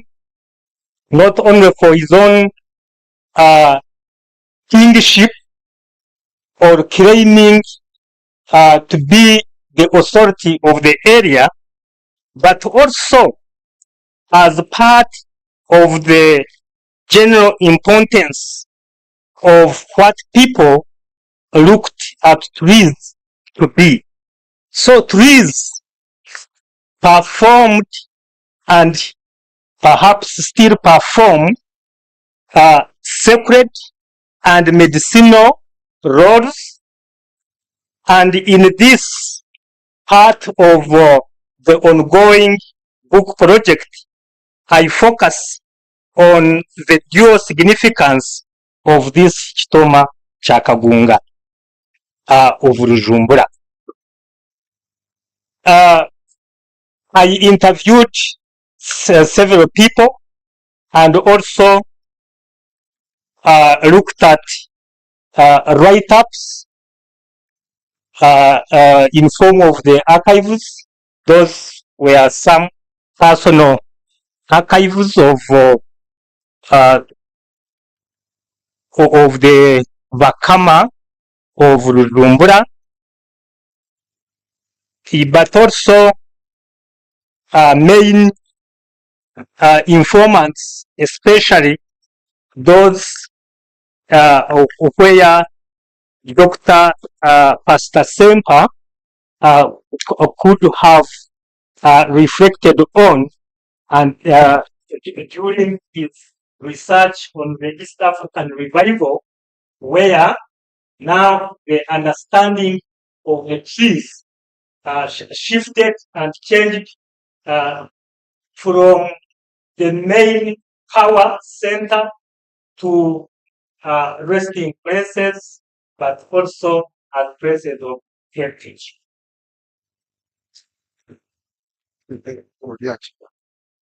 So,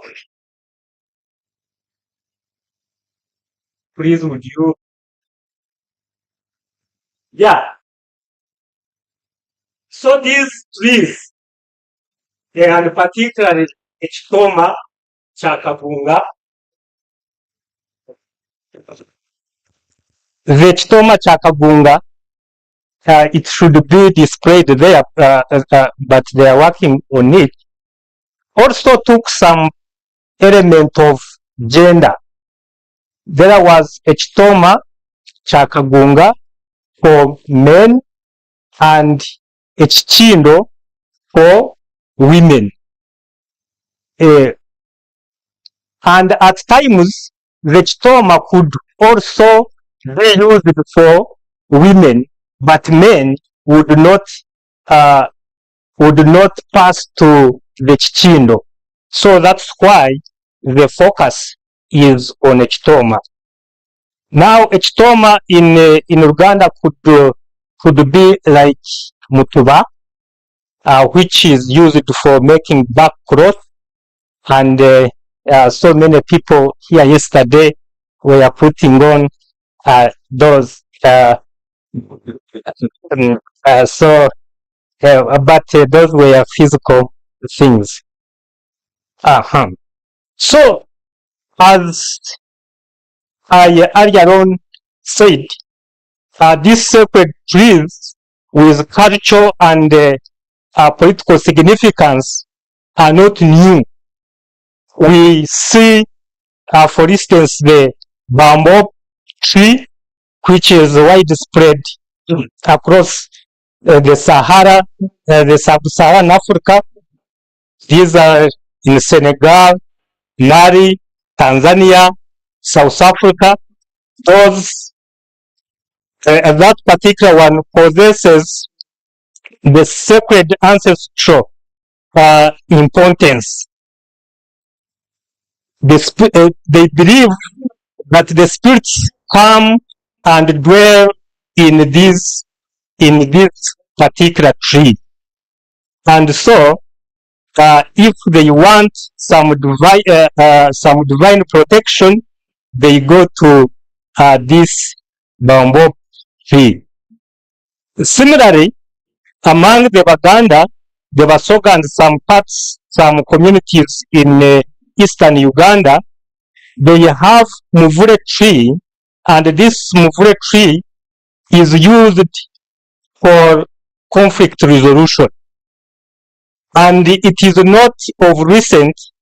It started a long time ago and still some people use the same. We have, for instance, the marula tree in southern Africa. This is used for rain-making ceremonies, but also as medicine. We have moringa and so many others. Therefore, sacred trees are of spiritual significance because they give the ancestral connection, they provide ritual spaces, and they are divine communication points. And from the medical perspective, they provide the traditional healing practices, and they also provide pharmaceutical knowledge for the people. But like those of the Chitoma of Kabunga, trees are of social and political significance. They provide the spaces for community gathering. They also provide the conflict resolution avenues, but also an avenue for boundary demarcation. For instance, for Nyinamanyonyis and many of the pastoral communities in Western Uganda, wherever they lived, they put a bitoma to indicate that this is for a particular family or a community. So that would mean that you who is coming, you won't go into those spaces. So this is the Chitoma cha Kagunga, and it's Chichindo. So this we talked about the geographical location of this place, and just to say that this Chitoma now belongs to the Binechirens family, a family that is part of the Bashambo, and the Bashambo are the ruling clan of Rujumbura, which was part of Mpororo. So they used this tree more than just a tree.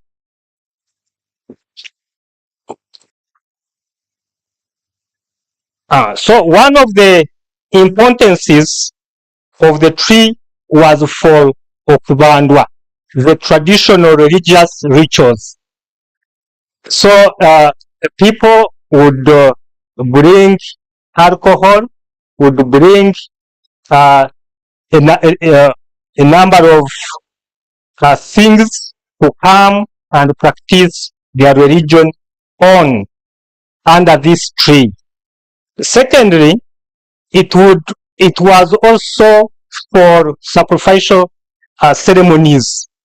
So if one wanted to give thanksgiving, perhaps for so many animals and good health, they would come and sacrifice their gods under this Chitoma. It was indeed a sacred place, and it is still for some few, those that have not particularly taken up the revival, but also the revivalists recognize the presence of this Chitoma. For spiritual beliefs, the Chitoma would connect them to the earlier ancestors, especially while connecting to the Bachwezi spiritual traditions. From this Chitoma, people would get mystical powers, and the mystical powers were attributed to the tree. In the form of for political purposes, the land administration within Bujumbura was determined, just to say that there were a number of diploma, and so since they were used for boundary demarcation, so it would mean that a particular family would have its own chitoma. But this one at Kagunga was very special because it belonged to Omukama of Bujumbura. And for disciplinary purposes, when one made, say, a crime in the community, or some children, if they became indisciplined rather, they would go under this chitoma, and then some rituals are performed, they are cleansed, they go back home when they are disciplined. Very well. Okay, thank you so much, our presenter. So I will cut you short. You can give your last statement. Okay. Even though much of the time was taken by disruption, but we note that indeed sacred trees represent more than just botanical specimens, and that they are living repositories of cultural memory, spiritual practices, governance, and traditional ecological knowledge. I thank you very much. Thank you so much. A big clap to our presenters. And we are somehow time-bound. We shall have like 10 minutes of engagement. Maybe one question to each of the presenters. But be brief and on point. We shall begin from Dr. from Malawi. Okay.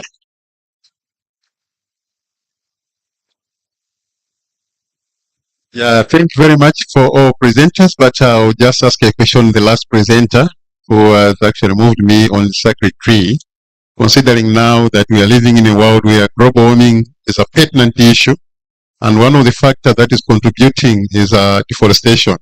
So my question is, from your research, are you not exploring an aspect of how those sacred trees could address issues of deforestation, at the same time respond to issues of global warming and its impact? Thank you. Can you have another one from that side? Okay.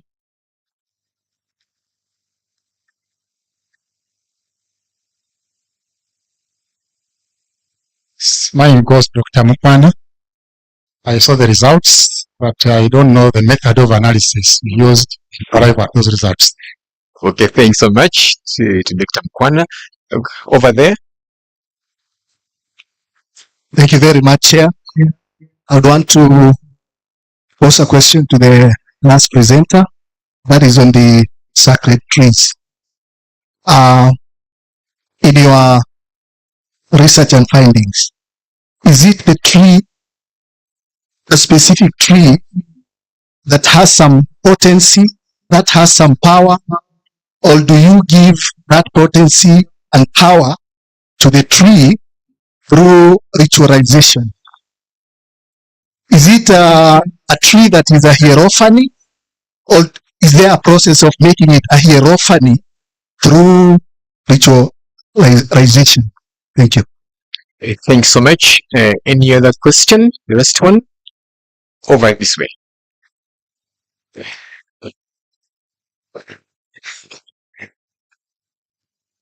Thank you. Mine is not a question. It's kind of a reflection or a comment on Kwana's presentation. Very intriguing. When he was talking about the cruel and crude language, what came to my mind is the derogatory language we use against persons with disabilities, and how we can imagine it reflects on their mental health and general access or healthcare services. Because what came to my mind, although Dr. Grace is here still, a woman who told me in the maternity ward, a woman with disability climbed the bed from the floor, and the midwife told her, if you can't climb this bed, how did you do it? And in the first place, why did you get pregnant? Such language in our healthcare facilities, I think when we talk about quality of care, the nice language that you're talking about, I think should be part of care in our health facilities if we are to have good health and well-being for our people. Thank you so much. Okay, thank you so much. Very briefly, Pastor. Thank you very much. Good afternoon, everyone. What I wanted to request was on the comparison of tourism and the tourism of trees. I wanted the speaker to comment on the presence or absence of projecting that theory to the conclusion of the Christian faith, which also puts at the center the ritualization of a tree in a place called Galilee, in a place called Golgotha. So where also ceremonies are also ritualized at the same place. Here in Uganda, we have the Kukude syndrome, where we say that at that place of the cross we put our burden, the Kukudeism. So I was seeking also, apart from comparing it from the traditional veneration of those trees, how is that tree adopted or not adopted by Christian groups such as you talked about East African revival, or not, or even the Roman Catholics, because there is a dissonance between the Pentecostal Protestants who have fear of some of those symbolism vis-a-vis Roman Catholics who adopt them and deploy them in the teaching of proper theology. Thank you. Okay, thanks so much. Let us give the opportunity to Dr. Tunamuke. It seems most of the questions have been directed to you. So we shall begin with you. Thank you. Yeah, thank you very much. And thank you very much for your active listening and these questions. Indeed, it shows so. The first question was on the global warming and the sacred trees. The sacred trees we are not planted with the view of the climate change, but as an intrinsic advantage. When such trees are there and are not destroyed, they also contribute to solving climate change. For instance, this tree is about more than 100 years, so you can say if it is maintained there and it has several other offshoots, it can contribute to so. But also, when they are used for demarcation in one way or another, they can contribute to significantly to climate stability. The second question was whether this elephant of tree was specific or it was adapted as such. Where does the power of the tree come from? This particular one, the Kitoma Chakagunga,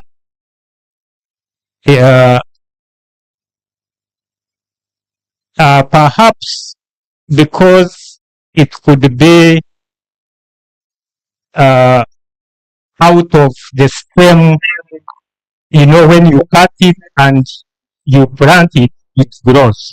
The species grows. I am not sure whether it was by accident that it was planted and it grew like that, but they have been used in the pastoral communities as a way of making bribes.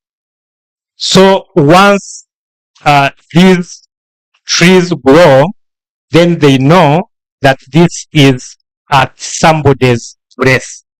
But here, this one is again one.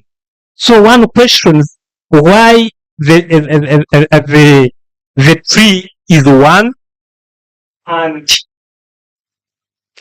not as others, and why is it that it is that effect? So the reverence of the tree makes it to have some more other significances beyond the pastoralism and the demarcation, to take the political home as the center where justice was reached at. Then the idea of spirituality and the trees in religion, in the Catholic religion, and generally the Abrahamic religions. In this particular area, the idea of revival from the Hini, which I later on talk about to summarize. Yeah, talk about in the in a chapter later. This collided with the revival because it included taking, for instance, alcohol and some of the rituals, and yet the revivalists came from the perspective of changing in terms of the modern aspects. Please, cleanliness, hygiene, like that. Stop drinking alcohol and start working very hard. Those were the main elements of the revivalists, and that became prominent around 1935, and it changed the whole ecosystem of this area. That this Chitoma, the Chitoma's significance a little bit reduced, but it continued as a symbol of politics. Thank you very much. Thank you so much. Thanks so much. Dr. Tunamuke, can we have Dr. Mukwana?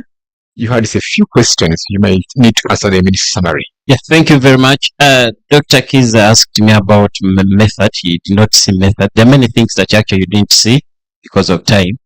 But if you are listening carefully, I was talking about the themes that were running through my work.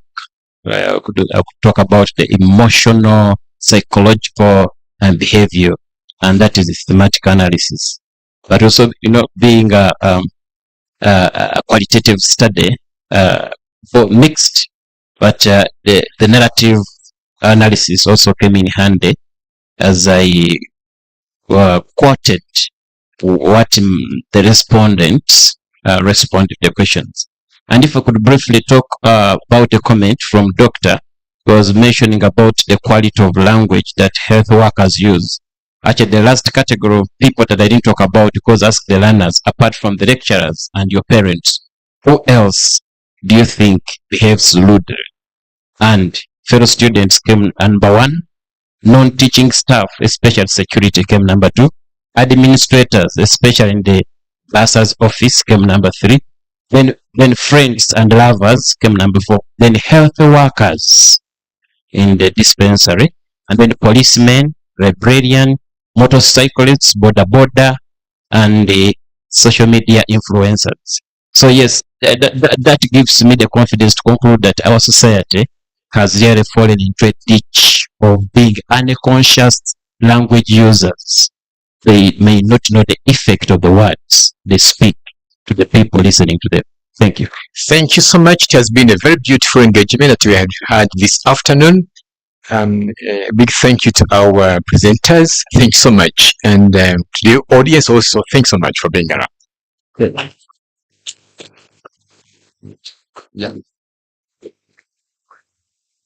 Yeah, from a presenter to MC, and I thank God Dr. Montrach is here. So Dr. Montrach, can you take off from here? Thank you.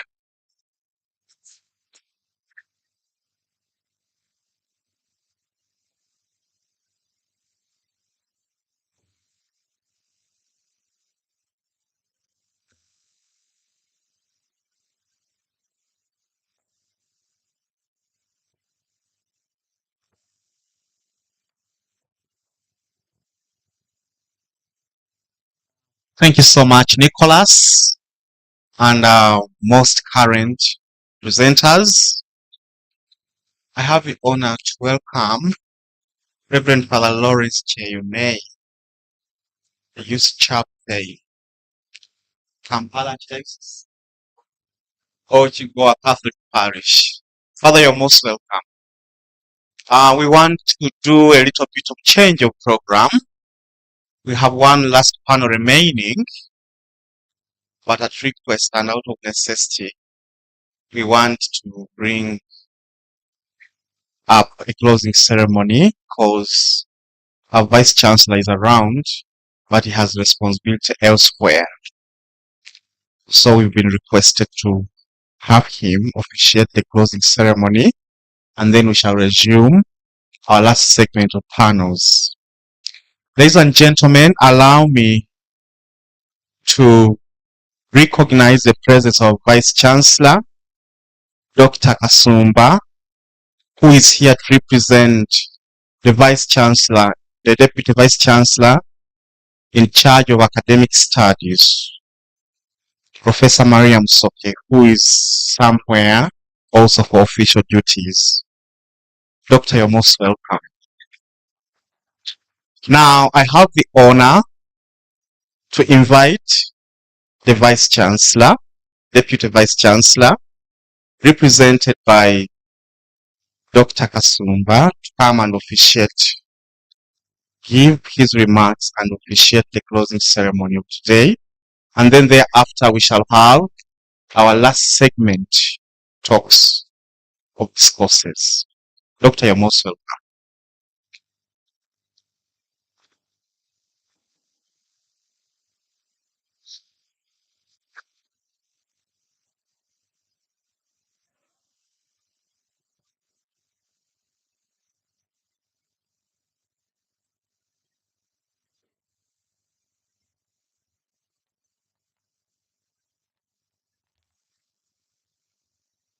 Thank you, Master of Ceremonies, our honored guests, esteemed scholars, faith leaders, panelists, healthcare professionals, and distinguished participants. It's a great privilege for me to officiate this closing ceremony on behalf of Professor Mariam Soke, the Deputy Vice Chancellor for Academic Affairs of Kyambogo University. She has conveyed her heartfelt congratulations to all of you for successfully organizing and participating in this important conference at Kyambogo University. She recognizes the value of these discussions you have been involved in advancing knowledge and practice in faith and health. And she commends you for your dedication to this vital cause. As we draw the curtains on the Faith and Health Conference 2025, Bridging Belief and Healing in East Central Africa, I stand before you with immense gratitude and admiration for the depth of the knowledge, insight, and collaboration that has been demonstrated over the past 2 days. I've been told that the theme of the conference is good health and well-being, the intersection of faith, and healing practices in East Central Africa.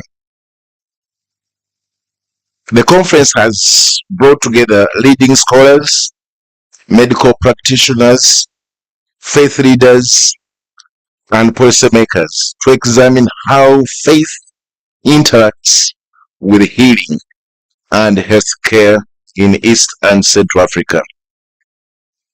This conference has been an outstanding example of interdisciplinary and institutional collaboration, bringing together expertise from various institutions in Uganda, in Malawi, and University of Edinburgh. For our colleagues who are coming from Malawi, muli bwanji?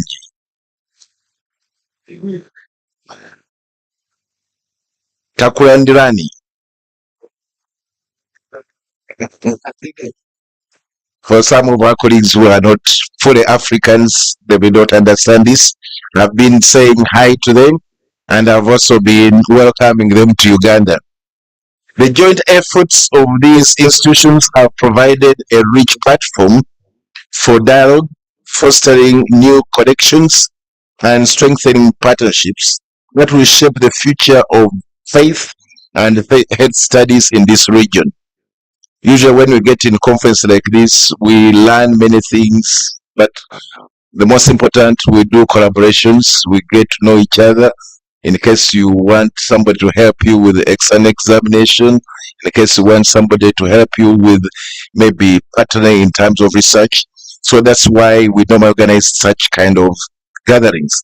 Through the exploration of our key sub-themes, you have navigated historical perspectives on medicine, disease, and healing. Here, reflecting on how religious beliefs and medical traditions have co-evolved over centuries. You have critically examined faith, belief, and trust in state health care interventions, recognizing both the strengths and challenges in integrating faith-based approaches within public health systems. Your discussions on doctrine, medical knowledge, and practices have illuminated the ongoing negotiation between religious teachings and modern medical advancements. The theme of faith and activism has emphasized the role of religious communities in advocating for health care rights, resistance against inequalities, and the mobilization of resources for underserved population. We have also engaged in insightful conversations about pandemics and faith expressions, analyzing how religious responses shape and are shaped by health crises. The role of religious objects and relics in health spaces has provided an appreciation of the symbolic and spiritual dimensions of healing. The sessions on spiritualism and alternative medicine have underscored the significance of indigenous and contemporary healing systems, while your dialogue on religion, food production, plant use, and well-being has highlighted the deep connections between faith, nutrition, and holistic health practices. Those have been the sub-themes that you have looked at, and I believe you have delved in discussions on how these are really relating to the theme of the conference, just trying to have an intersection between health and religion. As I conclude, I extend my heartfelt appreciation to our distinguished speakers, panelists, moderators, for their invaluable contribution. I also express my gratitude to Kyambogo University for hosting this conference, and to the dedicated organizing committee whose hard work has made this conference a resounding success. A special thank you goes to our generous sponsors whose support has made this conference possible. Conferences are very difficult to organize, require a lot of funding. Your commitment to fostering dialogue and collaboration in the intersection of faith and health is truly commendable. To our keynote speakers, I deeply appreciate your wisdom and expertise, which have enriched the discussions and inspired us to think beyond conventional boundaries. All participants, your engagement, thought-provoking remarks, and shared experiences have been instrumental in making this conference a dynamic and transformative space. It is through your dedication that you have been able to build bridges between belief and healing. However, let this closing ceremony not mark the end, but rather a continuation of the dialogue and collaborations you have initiated. May the insights gained here inspire ongoing research, policy engagements, and community-driven initiatives that will bridge belief and healing for a healthier and more inclusive future. Let us live here with a renewed commitment of integrating faith and health care in ways that honor tradition while embracing innovation.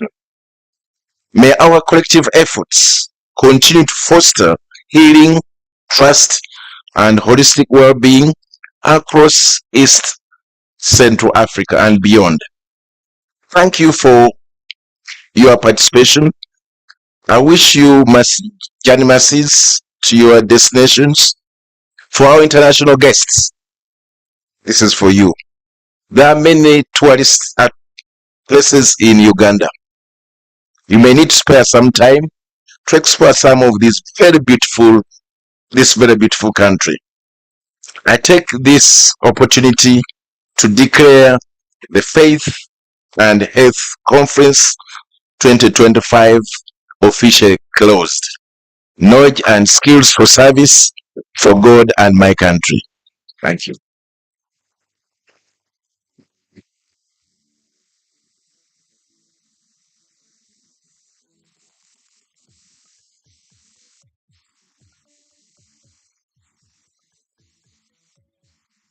It's not about a color. Thank you so much, Mr. Deputy Vice Chancellor, for those remarks and for closing our conference today. Ladies and gentlemen, we are going to have a photo moment with the Deputy Vice Chancellor as part of our closing ceremony rituals. And then thereafter we shall continue with the remaining panel of discussants. You're most welcome to come and take your place here in a semicircle together with the Deputy Vice Chancellor, and we take a photo moment.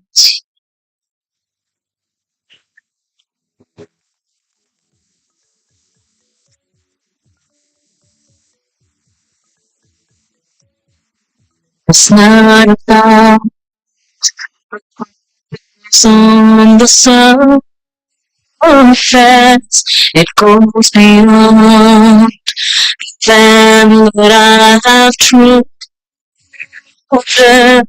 It goes before me everywhere I go. Photo moment on, ladies and gentlemen. It's in the way I live and kept on. It's the spirit of a vision.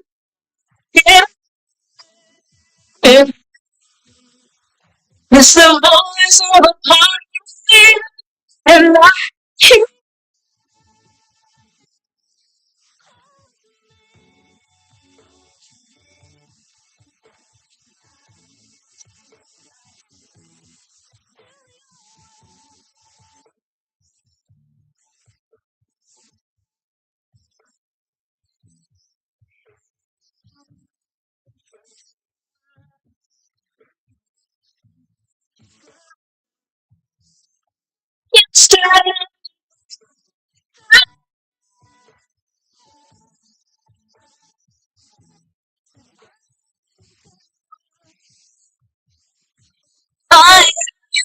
down. My child, here for you is made enough. And how do you define me? What truth and justice found.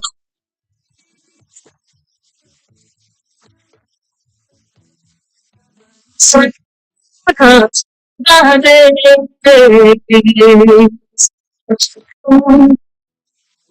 you're the spirit of a nation.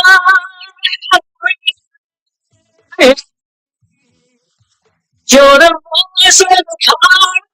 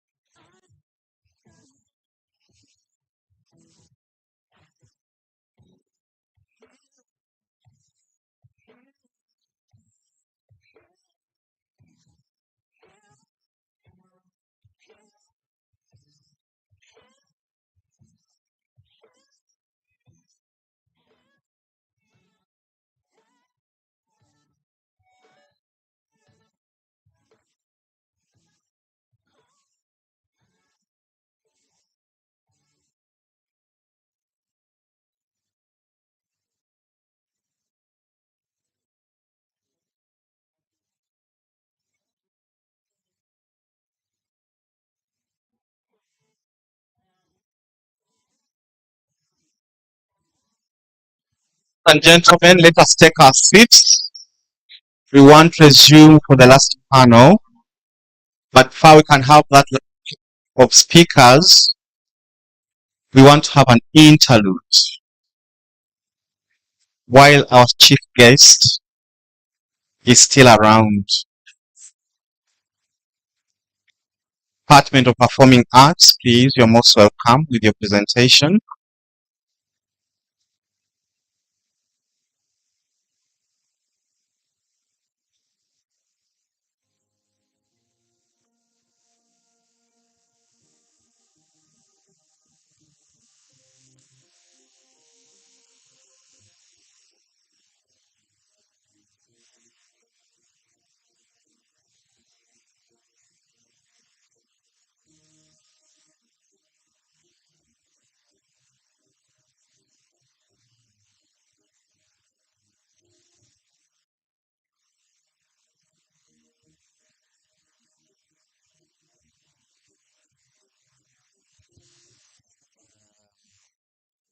Thank you very much, the MC, Dr. Kenneth Bamtraki.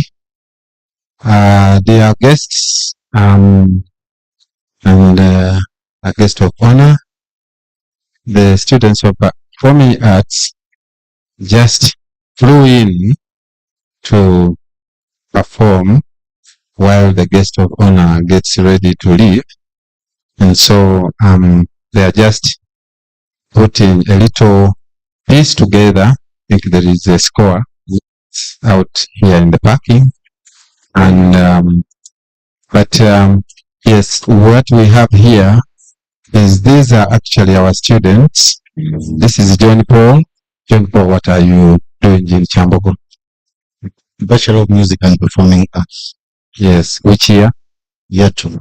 The second year student doing Bachelor of Performing Arts in Kyambogo University. This is my namesake, James. James, what are you doing in Kyambogo? Bachelor's Arts and Education. Which year? Year 2. Second year student doing Bachelor of Arts with Education.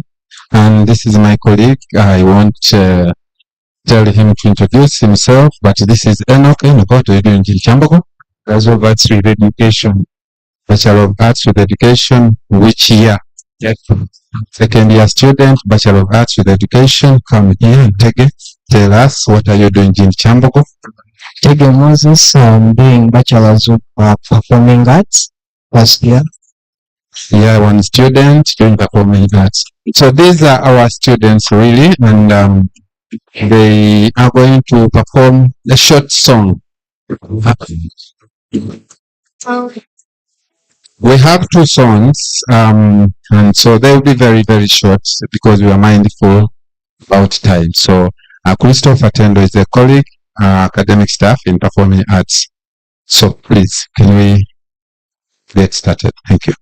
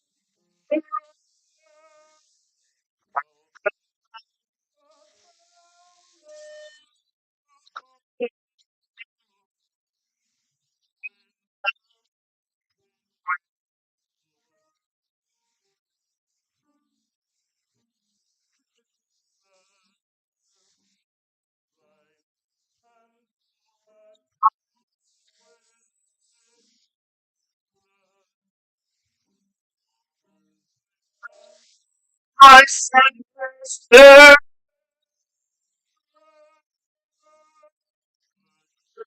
And then seems to know that nothing can return.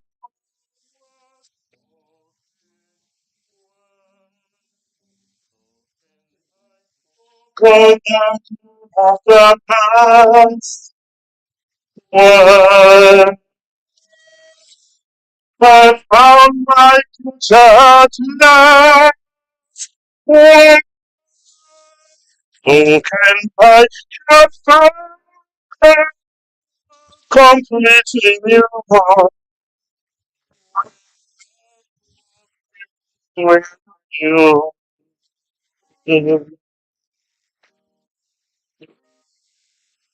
Thank you.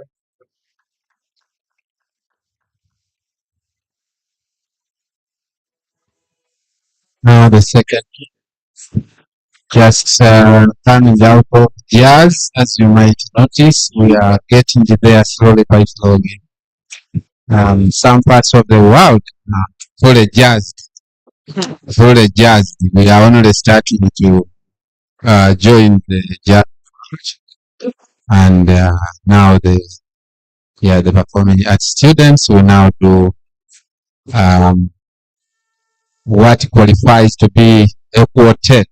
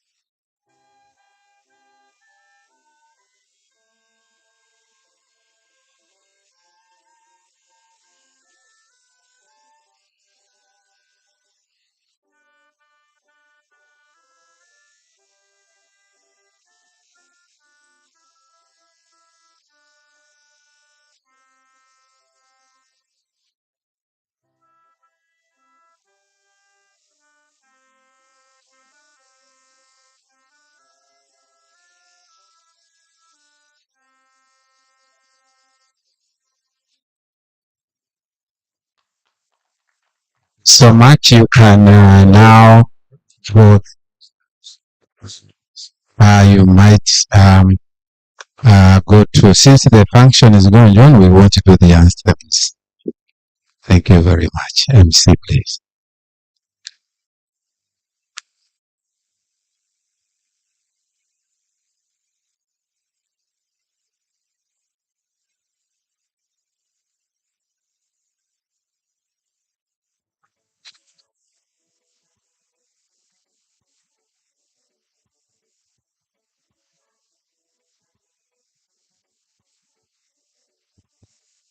Thank you so much.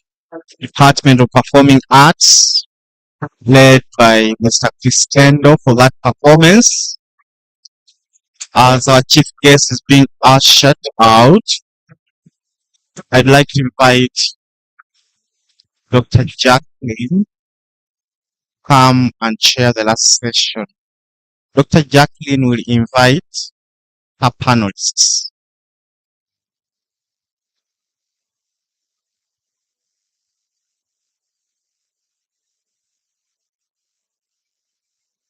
You're most welcome, Dr. Jacqueline.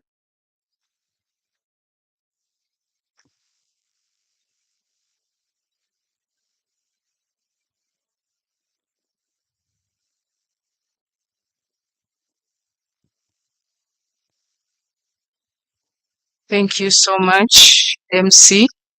Once again, Dr. Jacqueline Namukasa, a lecturer in the Department of History, Archaeology and Heritage, Kyambogo University.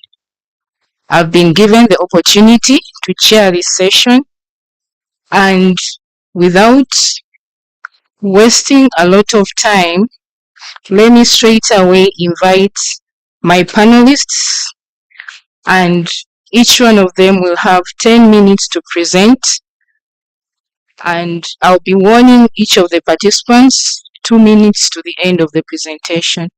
You're all most welcome, and thank you so much. Dr. Chizito Michael George, Kyambogo University. You're welcome.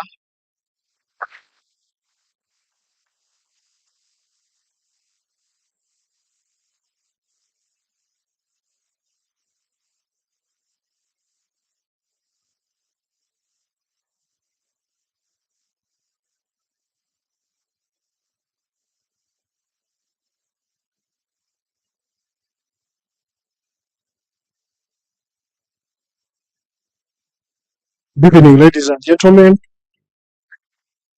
I'm Chizito Michael George, the senior lecturer in the Department of Religious Studies and Philosophy. I'm a philosopher by training. So, for instance, as far as this paper is concerned, as a philosopher interested in analyzing the philosophical basis of texts, and of course how they impact on practice. So I'm looking at Habaris in a digital eon, Yoriko's Monday, Ethics of Informal Medicine in Uganda. So when you look at the statistics, about 80% of the population depends on herbal medicine.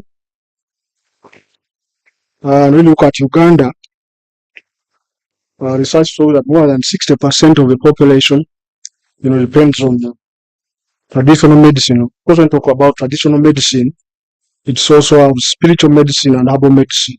So within the African context, herbal medicine usually also goes with spiritual medicine, because when you're given, for example, the different herbs, there are also certain kind of spiritual rituals that might accompany this. So now when you look at herbal medicine within the especially traditional African context, so even if we can say today we live in a postmodern era, some people live in modern era, but of course it's the tradition and modern and postmodern, sometimes they intersect. So look at traditional African societies or the Ugandan societies, so you'll find that actually, they depended on herbal medicine. So the colonials, came here and told us that, there are thinkers such as Kant and Hegel and others who argued that Africans are not thinkers. Africans don't have history, don't have religion, they don't know God. So throughout, the past decades, Africans have spent a lot of time trying to show that actually they are thinkers. That's why you have African religion and so on. So when you look at African medicine, traditional medicine, it is passed on from generation to generation. So it's within communities. For example, when you look at women within the household, they know certain kind of medicine, and they have gotten from their parents and aunties and so on how to treat babies, different ailments. So, and of course, there are experts within society who have been, researching about this medicine.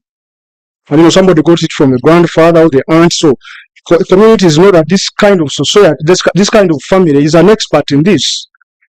And so once they have a problem, they're able to consult, these kinds of persons. But now, when you look at traditional medicine or herbal medicine within the African context, traditional context, the herbalists or traditional healers, we're not so much interested in marketing, themselves and, trying to get a lot of profit from medicine. So they're performing a service to the community. They're not overcharging community, societies and individuals.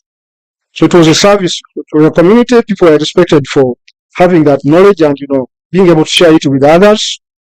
But when the colonialists come here, they introduce capitalism. So the first kind of capitalism they introduce is what's called the liberal capitalism, which is organized capitalism, where the state, although the market is important, in promoting development, the state still has,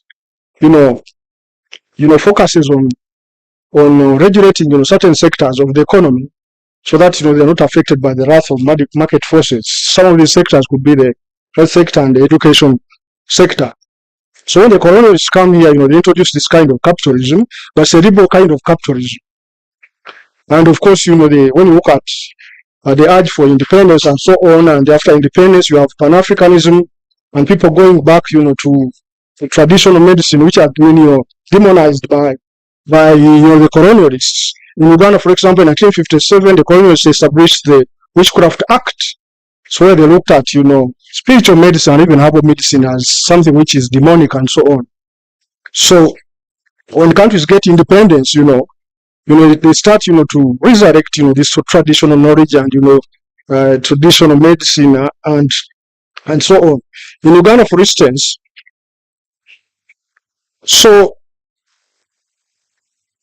there's what's called neoliberalism, which is a new kind of capitalism, which comes especially after the 80s and 90s. So we went from what's called liberal capitalism to neoliberal capitalism. It's also called disorganized capitalism, where governments are told that, when you want to promote development, the government must get out and the markets must take over. So countries are realizing little development because the states are interfering with the markets. So when you look at Uganda, Uganda is one of the countries which has greatly implemented neoliberalism. So it has actually recklessly implemented neoliberalism. Because when you are implementing capitalism, just like in countries in the West, there are certain sectors that you need to ring fence. You cannot, for example, surrender the health sector or the education sector to the wrath of market forces like we have done in Uganda and some other African countries. So you need to ring fence because, for example, when it comes to health is life. One of the rights you have is life. It's a basis on which all other rights, freedom of expression, right to food, they focus on that. So life has to be protected. And the sector, the health has to be protected. But within Uganda, when they implement neoliberalism, so philosophically neoliberalism is based on what's called positivism or scientism. So it's believed to be a scientific process. So the market is a scientific process that organizes society. It's not government that organizes, it's a market. But critically, when you look, neoliberalism has become a kind of religion. It actually has, its adherents, and it has actually, when you try to challenge it, it's as if you are a heathen or pagan or something. So it has become a religion. It's as if it came from heaven. So this doctrine called neoliberalism has been developed by human beings. You have, for example, the Montpellier Society and the Chicago School that came up with this kind of doctrine. But it's as if it came from heaven and we can't challenge it. So in Uganda, for example, when you look at neoliberalism, the thinking is that the state must get out and the markets must take over. It's not the government's role to give you a job. It's the market that gives you a job and all this kind of stuff. So in Uganda, when the health sector was surrendered to the market forces, you know, you find, for example, hospitals were underfunded. You find some drugs are not in the hospitals. People became very disparate, a lot of poverty. When you look at research on neoliberalism, is that neoliberalism has promoted within Africa, it has poverty, fraud, greed. Somebody has calculated as greed is good, greed is right, greed works. So the thinking is that once you allow people to be greedy, you're going to promote development, which is understood as economic growth. So, as an African, for example, you should be greedy for so many things. When you are a university graduate, as soon as you graduate, when you get out, you should want a hammer, a school, a hospital, the immediate you graduate. So accumulate on things. How people accumulate this is not an issue. So they always look at as ethics developmentalism, which is actually very, very dangerous. So when it was implemented in Uganda, you know, people became disparate because of poverty. There are no drugs in hospitals. Even sometimes when you have the money, you know, the drugs are not there. So people, because of disparity, many people, you know, considered herbal remedies. And the challenge is that now when you look at the herbal, the traditional medical sector, you know, it started, you know, being impacted by the market. So people are in herbal medicine for profit. They want to survive. So that simply means that now they can even concoct things, and you know, and it's because they want to, you know, to be able to survive. Because the thinking behind neoliberalism is that you make people greedy. So you have a greedy conscience. When you drive around Kampala, you can say you go to Kampala by foot, you will see what the marketplace is. So even when you are walking on a zebra crossing, you are not sure, you know, you have to be very careful. You are even in danger when you are on a zebra crossing than when you are not. So people are thinking about debts and money and so on. So the notion of Ubuntu and Ubuntu is no longer there. So you have a lot of concoctions, you know, and people are advertising, you know, when it comes, for example, neoliberalism, you know, introduces what's called, you know, a digital age. Technology and has gone to another level. So you have people advertising drugs. People advertising themselves. People calling themselves doctors when they are not professors.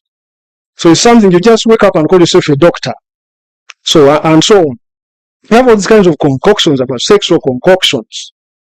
A lot of herbal concoctions. And even people are selling them, you know, I'm not sure, you know, whether they actually chew. They have actually got them somewhere and they're trying to get to earn some kind of, you know, a living out of this.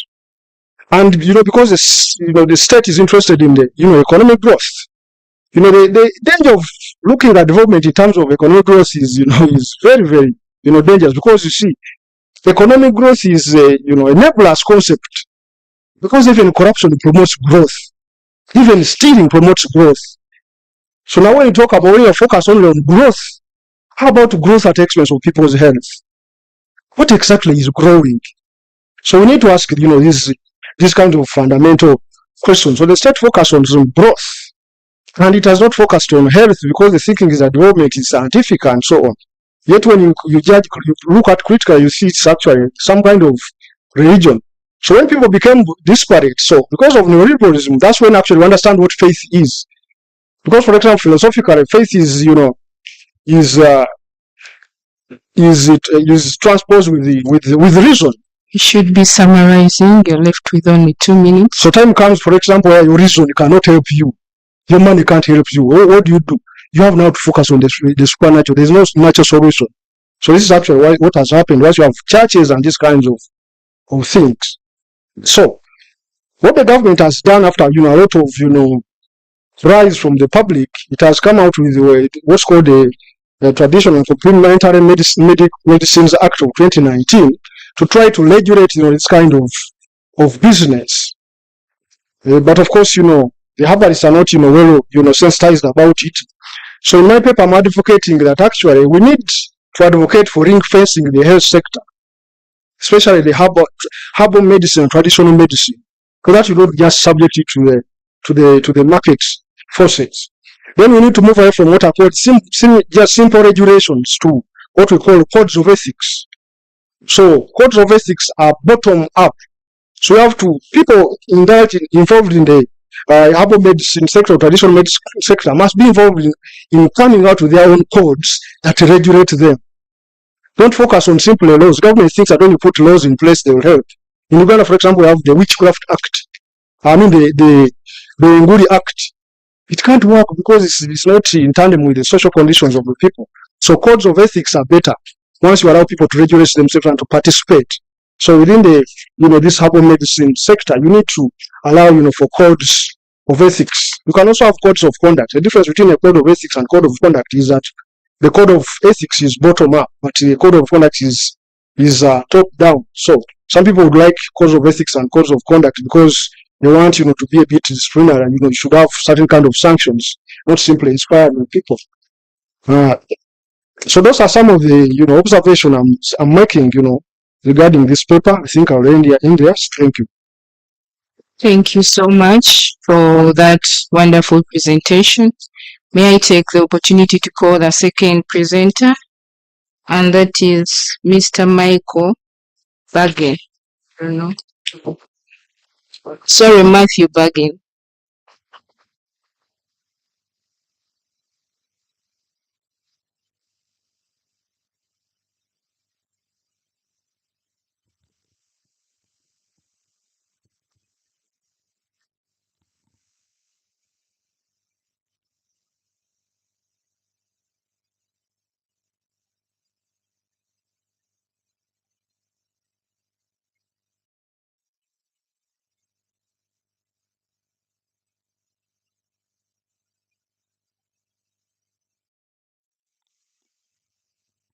Hello everyone, my name is Matthew Bergen, and such a privilege to be here today and to join other colleagues in presenting and sharing in this topic.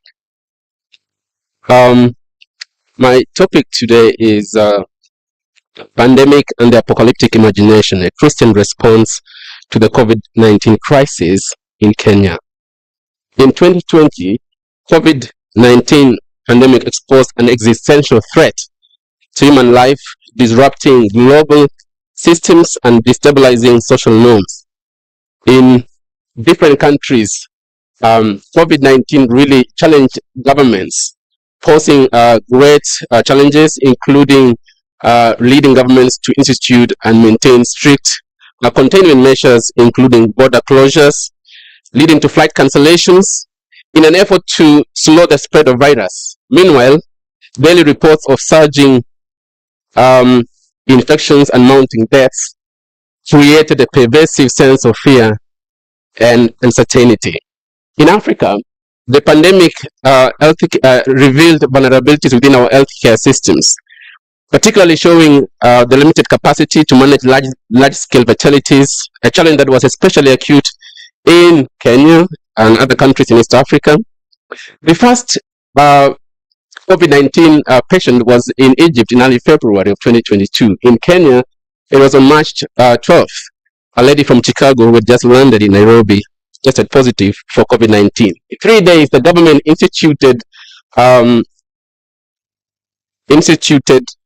closures, strict measurements, including closures of schools, bars, restaurants, churches, and places of social connections, and in an attempt to sort of cap on the transmission. Justifying these closures, the Minister for Health of the Cabinet Secretary then, Mutahi Kagwe, cautioned, saying, quote, "If we continue to behave normally, this disease will treat us abnormally." It's a very famous quote by him during that time.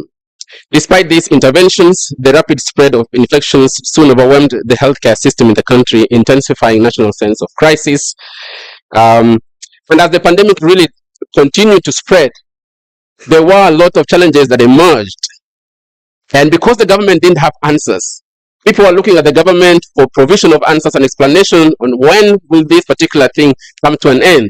There were no answers, and the government placed or showed a sense of control, which was actually not there. They didn't have answers. There were no vaccines. There were no facilities to, bring people to. There were no food for those who were isolated. And so that false sense of being in control led to creating more fears among people. And so people were looking for answers. And so they went and visited different religious institutions, be it traditional consoling traditional healers, be it they're going to a mosque, going to a church, going to a temple, whatever they could find answers. Because in that case, this box, this universe didn't have answers. They were looking for answers beyond this box. And so they actually applied or appropriated different ways. Within the Christian tradition, there were different ways in which they were able to deploy and respond to the crisis. Particularly apocalyptic imagination. And I'm going to look into that a little bit. Apocalypse, for those who may not know, basically is coming from the word apocalypsis in Greek, which means the revelation of that which was hidden, And within the sacred text, you're talking about a genre of revelatory text or narratives, which contain revelation mediated by otherworldly figure or image, being to a human recipient, disclosing a transcendent reality which is both temporal insofar as it envisages eschatological salvation. But I am particularly interested in apocalyptic eschatology, which in that, I mean, as D. Tomaso defines it, the part of the literary composition of apocalypse. But at their core of it is transcendence that looks at the distribution beyond the bounds of death. In other words, you're looking at the end, but also beyond the end, what lies beyond the end, and the realities that comes before the end. Apocalyptic imaginations and in relations with pandemics is not a new reality that actually got the church in Kenya. It's been there historically. We see this during the Black Death pandemic in 1345 to 1352, which was seen mostly as a sign of divine punishment, sin and stuff like that. Many people died. The Spanish flu of 1918, which was linked to the second coming of Jesus. Joanna Bandit, a South African Dutch missionary, wrote a book, The Millennium, A Prophetic Forecast, which in there he predicts that this is the second coming of Jesus. So he's employing this apocalyptic imagination into an explanation as to why the pandemic was happening. COVID-19 similarly had this particular interpretation among different groups of Christianity. In this study, I apply multiple qualitative method approach. I survey some of the sermons on YouTube that were preached by leading figures and preachers in Kenya, including Bishop David Oginde of the Sitam Church or the Nairobi Pentecostal Church in Nairobi, Evangelist Teresia Wairimu of the Family Evangelistic Ministries, FEM, Pastor Olunga Otieno of Nairobi Chapel. I also had to interview some of pastors who were there who encountered or drawing on their lived experiences, including Pastor Paulax Rotich of a church in suburb of Nairobi, Reverend Elias Ngetich, pastor in a church in Eldoret, Reverend Luke Awino of a church also in Nairobi. I also engaged different literature to be able to know and find out what other scholars were reflecting during this particular period. And the reason for this is putting all these methodological approaches together ensures the rigor through triangulation. What I was concerned in terms of how I was trying to find out from these particular guys that I was interviewing, the pastors that I was interviewing, was to see whether there were any connections between what the people came to see them, the problems that they brought, and how they responded, what resources within the tradition they were able to draw from in order to be able to address these particular issues, and what was the impact that they were able to create because of that. Now, there were two kinds of responses as they respond. One is that the church was able to address both psychological, material, and spiritual care that the people actually needed. And Shahidi Hub conducted an interview. Shahidi Hub is a group of think tanks based in Nakuru, investigating or researching on religious issues.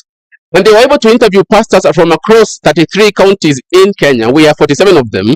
And they were able to find that there were material support that the church was able to do, including paying rents for the people during that particular pandemic period. There were also other material support that they were able to provide for orphans and the widows and people like such people like that, marginalized and such groups. Now, in terms of the sermons that came out of the pulpit during this particular time, they were, prepared in a way that inculcated or brought in messages of hope, built or packaged within apocalyptic imaginations. And these messages were able to appeal to the people, particularly because the apocalyptic messages provides answers and explanation beyond the box, this box called the universe. And so they had different ways in which they framed. Evangelist Teresia, for example, thought that the pandemic was a prophetic fulfillment of the prophecy given in Matthew 24, which is that you have the signs of the end coming, the end times. Pastor Olungo Otieno framed COVID-19 as part of greater divine plan within the plan of God to bring the end. He showed that there is divine presence in this moment, that we will not die, he says, because God is with us. He encourages his believers like that. And he frames is someone within the context of mental health issues that were happening. He calls it a larger pandemic beyond the COVID-19. Bishop Oginde talks about the pandemic as a sign of tribulation and the end times. We also have sacraments as elements of assurance at this particular time that Teach speaks about. Thank you. I'll be able to cover with that. The essence of doing these particular sermons, the essence of the church in this particular time, was that in preaching about the apocalyptic messages and using those to encourage the members, they were able to talk about the divine presence, that you are not alone in moments of isolation, detachment, and being quarantined. You have a community there, and that God is with you. They were also able to use sermons like, in the end times, God is going to repurpose you. He's going to use you. And so you need to stand in the gap. There's a lot of standing in the gap in some of their messages. The Holy Communion became a powerful act of connection. Father Francis Omondi about the Anglican priest, where they were able to, dedicate these sacraments and then bring it to people in their homes. And by doing that, the practice of communal solidarity, despite physical separation, redefined the church as a liminal space, one that facilitated transition between despair and hope, isolation and spiritual connection. And beyond destruction, apocalyptic messages showed them that there was hope, that this will come to an end, that you should have hope because there is an end to this pandemic that is just about to happen or that is going on. By framing the pandemic as apocalyptic, they were able to give the people the structure to be able to find meaning and purpose within that particular time, because the plausibility structure, to borrow from Peter Berger, the plausibility structure was destroyed by or threatened by the pandemic. And so the apocalyptic framework offered them an alternative way to think about this particular issue. They were also able to imagine the end time as the beginning of also something new. That even when we're talking about the end, the pandemic as the end, marking the end times suggests the beginning of something new. And so it's new in the sense that even if you die, you are beginning a new life. Even if you become sick and you're isolated, when you return back, you are beginning a new life of communion and community, because you now have new friends. And finally, it became a way of sustaining community. It's the sacraments themselves.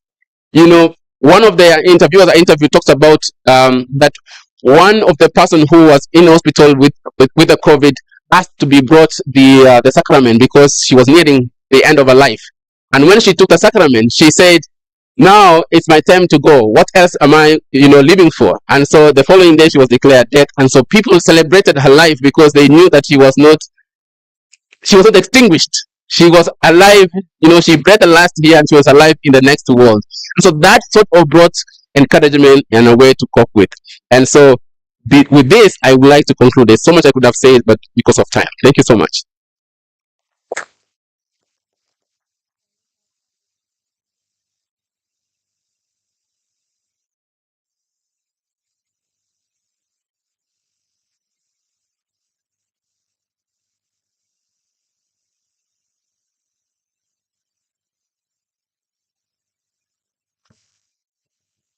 Thank you so much,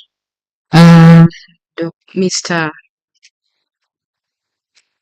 Baigin. Let's have our next presentation from Dr. Agatha from the... You're most welcome.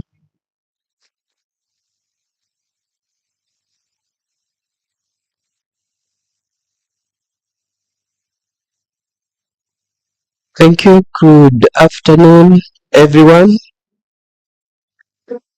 My name is Gerald, coming to present together with the Dr. Agatha. I am from Gulu. My topic that I'm going to discuss on is talking about the spirituality, healing, and the indigenous knowledge in herbal medicine. That was a case study among the Ndrukwa people who are located in West Nile region of Uganda, along the Uganda border with the Congo. The ones who is in charge of the slide, you can help me as I continue to go on. I want to begin by introducing this paper. This paper explores spirituality, healing, and indigenous knowledge in herbal medicine practices among the Ndrukwa and how they influence their thought processes and worldviews. The Ndrukwa are an ethnic minority group in the West Nile region of Uganda. I'm very proud to be part of that tribe. The Ndrukwa, sometimes called the Lendu, population in 2014 was 18,919, and in the year 2024, the census was reduced to 18,801, according to the census carried out in 2024. The statement of the problem: spirituality, that is healing, have some deep and unrecognized evolutionary benefits. The use of indigeneity and hybridity is spirituality, healing, and indigenous knowledge in medical and medicine is not to romanticize culture and spirituality. It aims to provide an African solution to African problem. This is very key. This paper aims to provide an African solution to an African problem. And this paper also argues that through hybridity, indigenous and local knowledge is given value. Spirituality, healing, and indigenous knowledge among the Ndrukwa people. Spirituality, healing, and indigenous knowledge are the key aspects of the Ndrukwa community. The Ndrukwa culture, the Ndrukwa belief, and also their knowledge system. Despite their minority status and threats of modernization and Christianity, their culture continues to thrive, and spiritually, healing and indigenous knowledge remains inseparable. The relations between religion, spirituality, and health are intricate, but increasingly viewed as independent and also organized religion.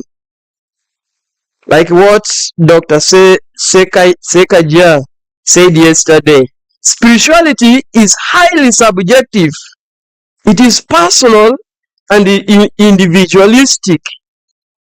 It has concept and also differ from one community to another. So this paper here, we developed it following the methodology that is as below. The quantitative approach and ethno-historical design was used in the study, focusing on the participation experience, the feelings, values, beliefs, and practices. The primary field work was undertaken from December 2022 to 2023 with the follow-up visit in 2024 and 2025.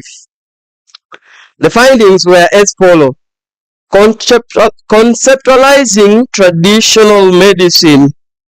This was done to someone who is not a Ndrupa man, who is an Alur, because in West Nile we have very many tribes. An Alur man, when he was interviewed, he said, we the Alur know the Lendu or the Ndrupa for their traditional medicine, and we cannot match them.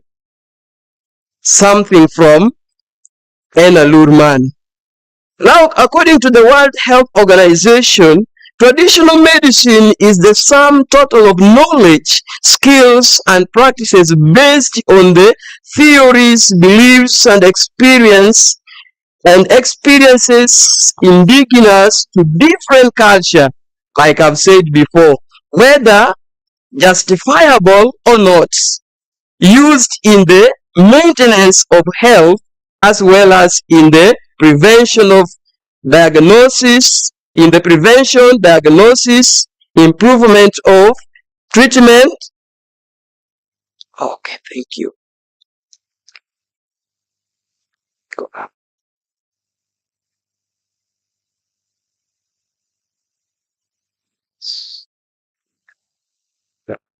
Yeah. Okay, thank you. Thank you so much. So like I was saying, the Ndrupa concept of healing. Let me reach now on this. According to the Ndrupa people, healing is physical, healing is psychological, spiritual, relational, and emotional experience of well-being, connectedness, and harmony. But a scholar by the names of Igni said healing involves acquiring wholeness as person. Healing is to be in relationship to yourself, your body, the culture you come from, and the significant others. Similarly, to be whole as a person is to be whole amongst others. And the wholeness of personhood involves physical, emotional, intellectual, social, and spiritual aspect of human experience. We look at the different traditional healers. According to the Ndrupa people, the traditional medicine was administered by the elders, who are key in traditional healings. And this is because the elders are considered to be keepers of tradition, guidance of culture, and also the wise people in the community, but alongside they are also teachers. While most of those who are wise in traditional ways are old. Not all old people are elders. And not all elders are old.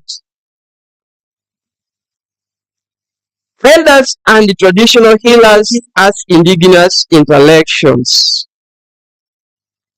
Somebody by the names of Gramsci defines an intellectual by his social, political function and social activity in a specific group, organization such as state, that is, association, and also church. But according to the interview that was made to come out with this paper, the elders and the priests become the class of intellectuals in the Ndrupa society, given their authority as source and custodian of the knowledge. It is the elders. Thank you so much. Ndrupa spirituality There on the slide, you will see that spirituality is critical for Ndrupa social, economic, political, and military organization. We continue.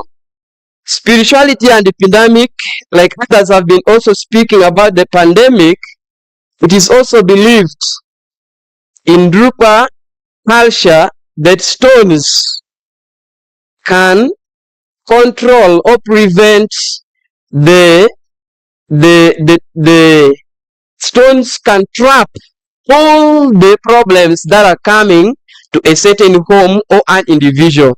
And the stone is placed at the strategic position in the entrance point. Spirituality, indigenous knowledge, healing, and indigenous religion. Thank you. As we see there, time is not our friend. Allow me to speak about the resolving paradox.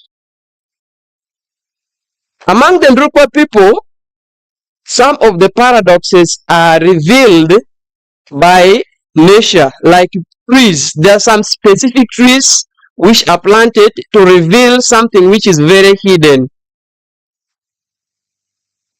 Artifacts, spirituality, and healing. These are some of the things that were or that are used.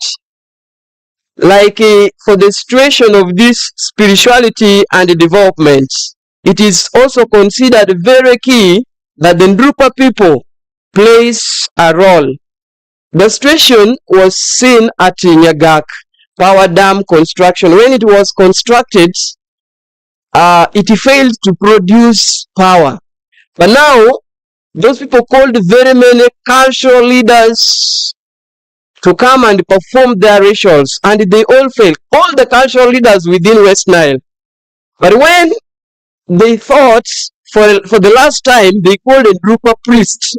And when this man came, this is what he had to say. That this is our land. The gods of the Ndrupa people who peacefully survived in the beautiful river. You have been disturbed through the work of men, and you have not been compensated. May you receive these offerings and as a sacrifice from your people, the Ndrupa. And with these words, may you let this power station operate. After saying this word, the priest slaughtered the hen and sprinkled the water there in the river, and immediately the power started. And this is true.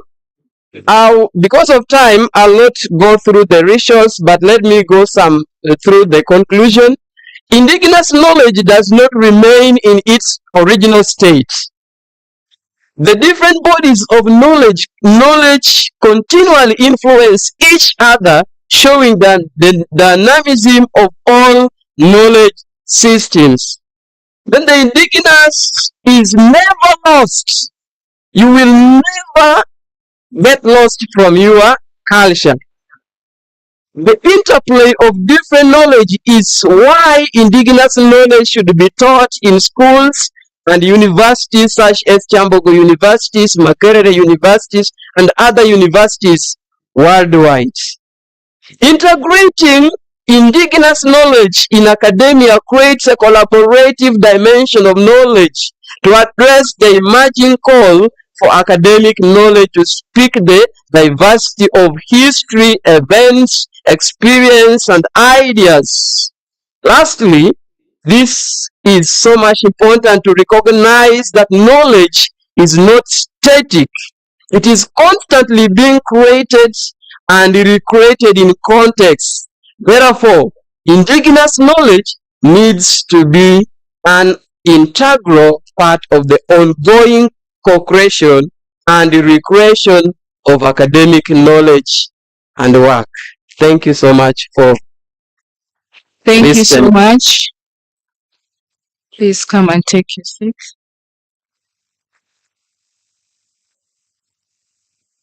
Maybe before I invite questions from the audience, I also have a few questions to ask some of the presenters.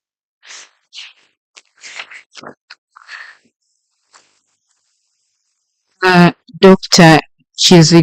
Kizito Michael George, in line with what you presented about neoliberalism and herbal medicine, what would you say about COVIDx that used to be advertised online and saved lives of many people during the pandemic? Thank you very much. Now, when it comes to COVIDx, of course, we know the history of COVIDx and people who are behind the COVIDx. These are intellectuals, these are scholars and researchers. They're not, masqueraders. So, I have no problem with COVIDx. But you have quacks, people who are just into this business and they're just making money.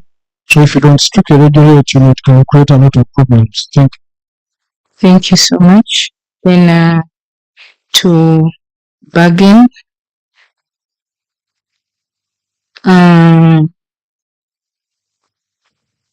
How do you explain that that connection between faith? There is a way people feel when they put faith in their sickness, especially those serious illnesses, and somehow it makes them well. Somehow they get a little bit better. So how do you explain that? I don't know whether psychology or physiology. I'm not a scientist. I'm purely a historian.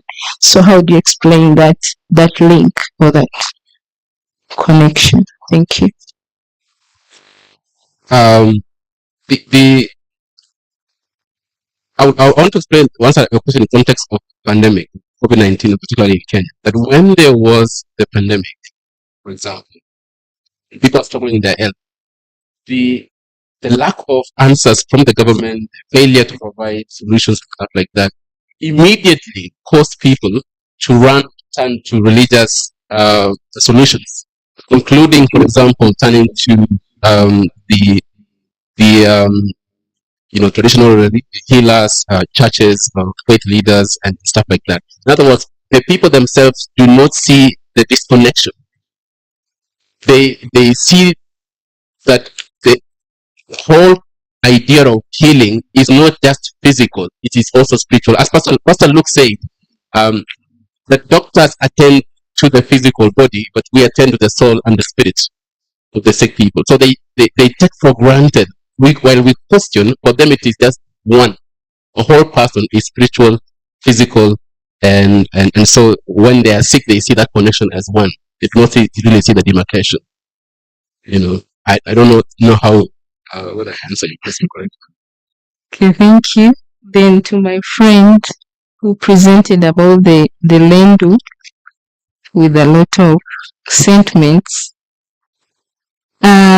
My question is, why do these spiritual healers like connecting sacrifices or blood to the cleansing, or I don't know whether cleansing or making things happen?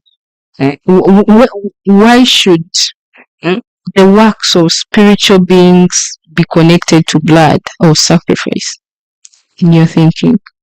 Yes, thank you so much for the question. Why is the spiritual rituals connected to the sprinkling of blood when something is to be done? According to what I've said, it is true that the Yagak power station opened and started functioning when the sprinkling of blood was done by the priest from the Ndokwe people. So the hidden reason why that blood is sprinkled is because it is a ritual that comes when you want to appease the gods. It might be the gods preventing something that is to happen. So in order for that thing to happen, you have to give an offering or sacrifice. And in most cases for the gods, they prefer blood. And that's why in if a ratio is being done, mostly blood sprinkling is done. Thank you. Thank you so much. Maybe Dr. Sekaija can supplement on that.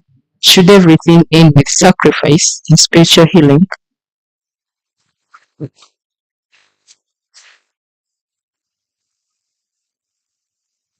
Thank you. We have aspect of what you call blood and life in blood.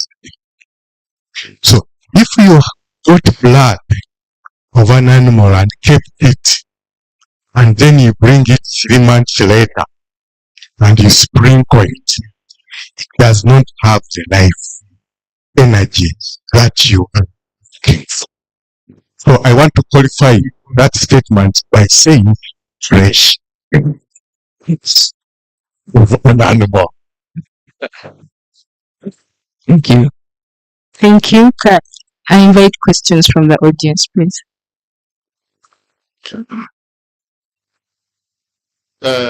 Thank you very much, the moderator, for the whole panelists today, and the panelists for your presentation. I just have one question to Dr. Kizito. You make a very good presentation. I was listening in terms of how can we regulate the health and also against the cost of market. It's okay, but I had a problem when you started to put a blame on neo-capitalism while we are discussing within the context of Pan-African ideas that we are looking in terms of how do we replace our African value system and other things. So my major question that is coming is simple, is that when I was growing up as an African in my rural areas, many people administering tables and ABCD, they were not paid immediately. That's during the time of Africanism when the Pan-Africanism ideas are moving. And first, after you cure a person, then the person might come with a chicken or something to thank you. That used to be the system. But now, we are seeing the profession of tables on the market and ABC. My question is simple. Is it really caused by neoliberal capitalism or driven by other forces that are pushing those people are practicing and the population they are serving? Thank you.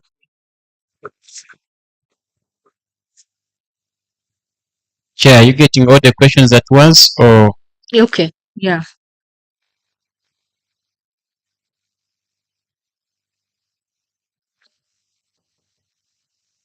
Thank you very much for taking questions at once. My question is, someone was presenting on the pandemic and included the what we call apocalyptic imagination. But in the presentation, I'm finding it hard to find the intersection of faith and healing practices in the presentation. So I would like to give you how do you connect the imagination apocalyptic with intersection of faith and healing practices? Thank you.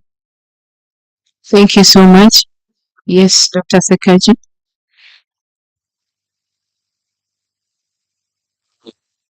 Thank you for the presentation. Now, Dr. Kizito, the Traditional and Complementary Medicine Act 2019 has not been operationalized for 6 years.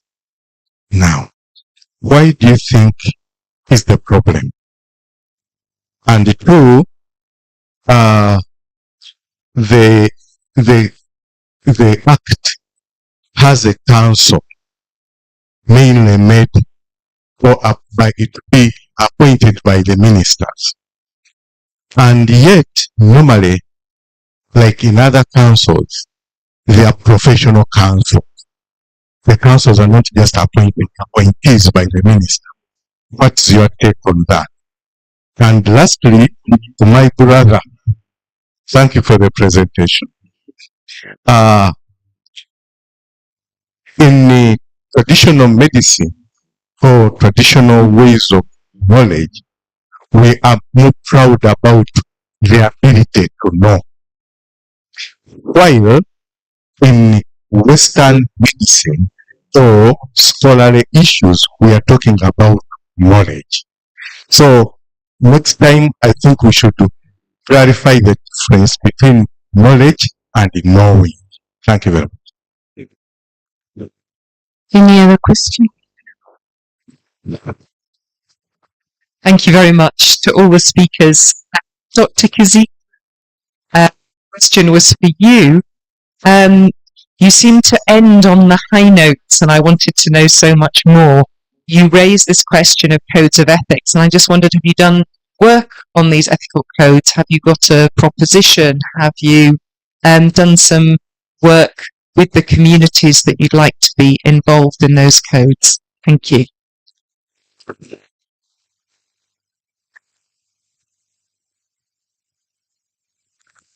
Thank you.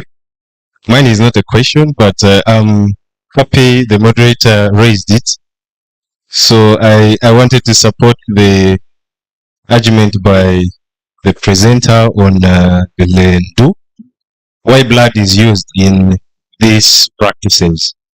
Like Dr. Yahaya said, this fresh blood in particular contains a very big spiritual I should say force, energy.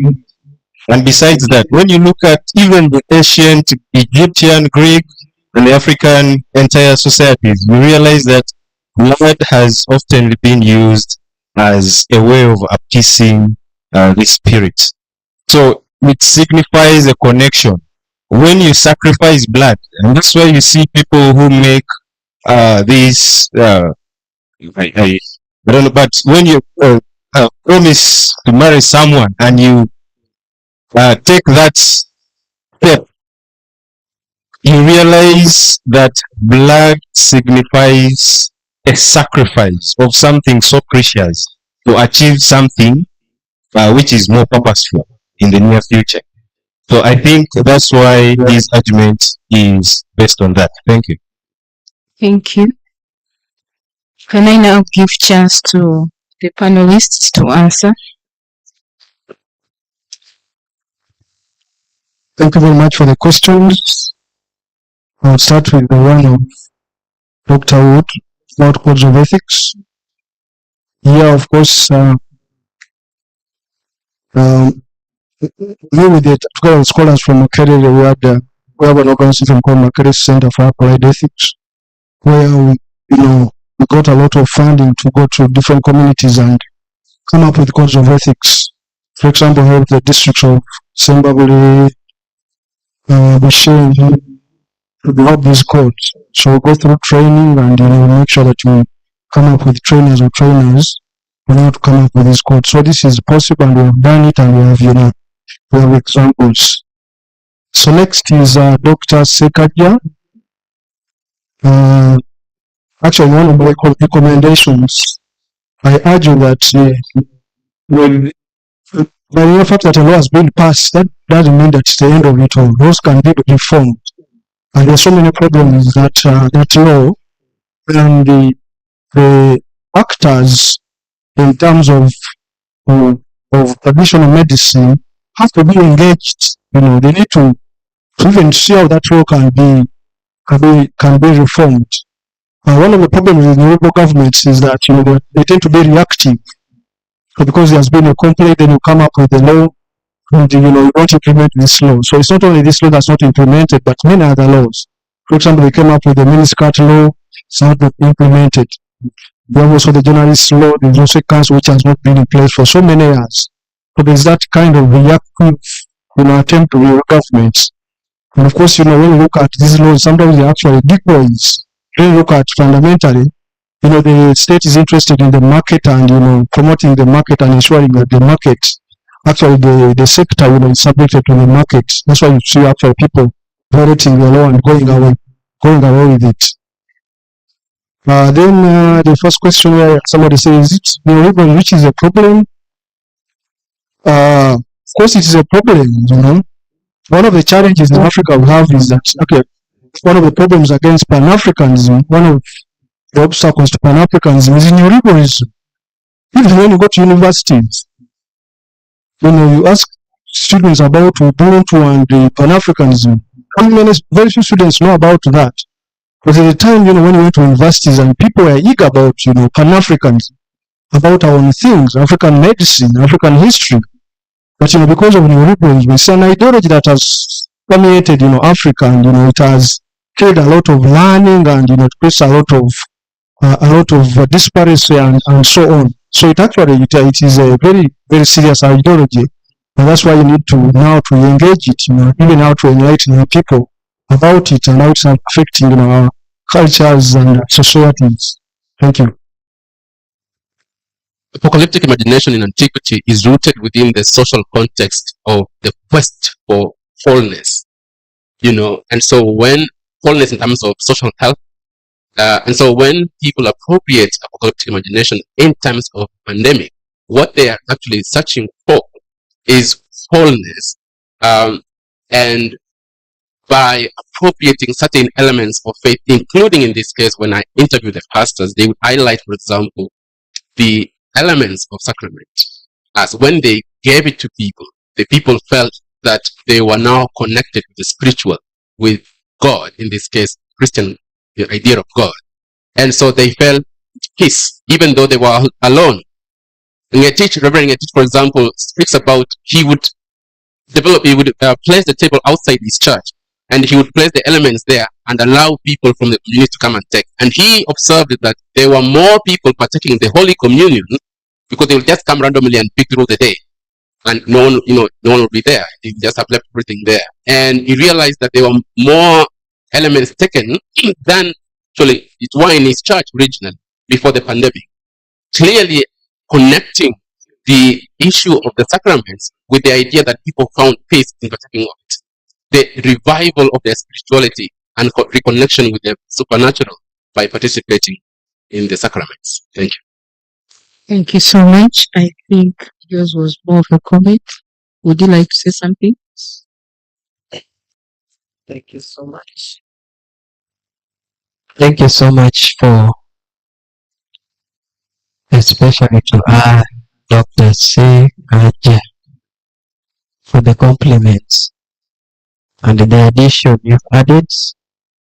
Indeed, our culture, the knowledge of indigenous culture, we have to revive it, and we are the ones to do it. Thank you, Solomon, for also elaborating more on the blood rituals that are made. It is indeed the fresh blood that has power than the old ones. That's why it is used like that. Thank you so much. Anything that needs to be corrected, like you've told me, I will really work on it. Thank you. Thank you so much. There was really a lot to learn from this conference and from all the presentations. Thanks to the presenters and the audience. Now over to the MC. Thank you very much.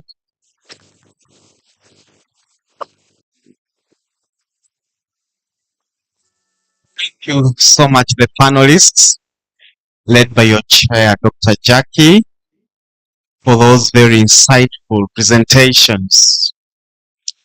We are coming to the end of our conference, but before we can close off this conference, permit me invite Dr. Isiko, who will invite Professor Emma to come and give us some closing remarks.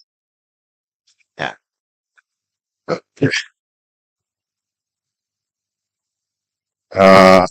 Colleagues, I would like just to give a vote of thanks to all of you. Thank you for coming to this conference, the first of its kind, possibly in East and Central Africa. Thank you, our colleagues from Malawi, for honoring the invitation. It was such a long journey, we did not think that you were going to make it. Thank you for coming. Thank you, our colleagues from the East African region. We have colleagues from Kenya, Rwanda. I don't know the other one of Tanzania, they did not come. Thank you very much. To use the late President Amini's language, we shall also revenge if invited. We would like to thank colleagues from the sister universities in Uganda. We got quite a number of colleagues from Makerere University, Mountains of the Moor University, Gulu University, and others. We are very, very, very pleased to have had you. And to Dr. Agatha Alitu, this is my first time to interact with you, but I'm very pleased for the kind of mentorship you are giving.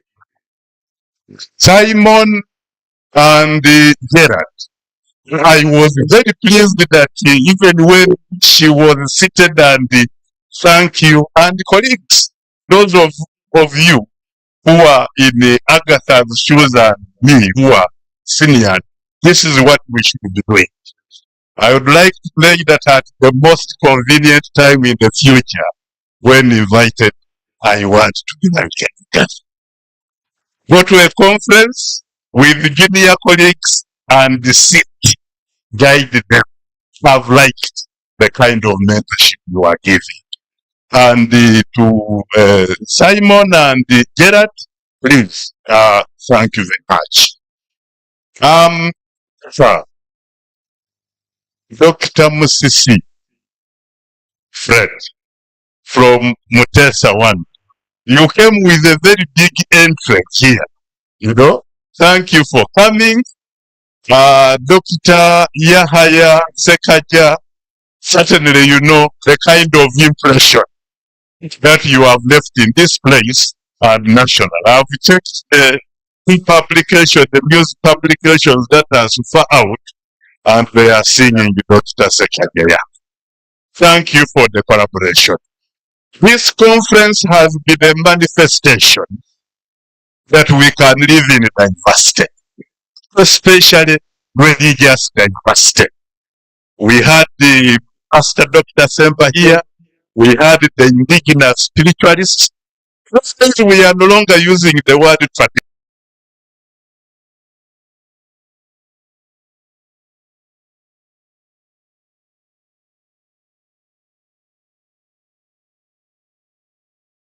Kyambogo University from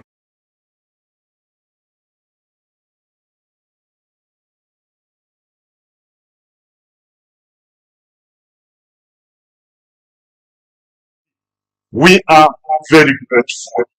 The ushers, our ushers, without you possibly we would have postponed this conference. But you did accept to do this noble duty. Our MCs, you have been very wonderful. Very wonderful that you have made the occasion to appear the way it has appeared. And to you, Dr. Dale, I don't know what to say, but this is highly commendable. To our partners and the funders, the Royal Society of Edinburgh, we are very grateful for the funding. And just to let you know that we shall be having a similar conference in Malawi towards the end of this month. We shall request the Malawi group to invite all of you to the conference. And to Professor Emma Wildwood, our mentor, we are very grateful. We are very grateful, and for the humility that you move around with. Thank you so much. I would like to request Dr. Professor Emma Wildwood to come and give us a way forward after this conference. What next? Thank you very much, Professor.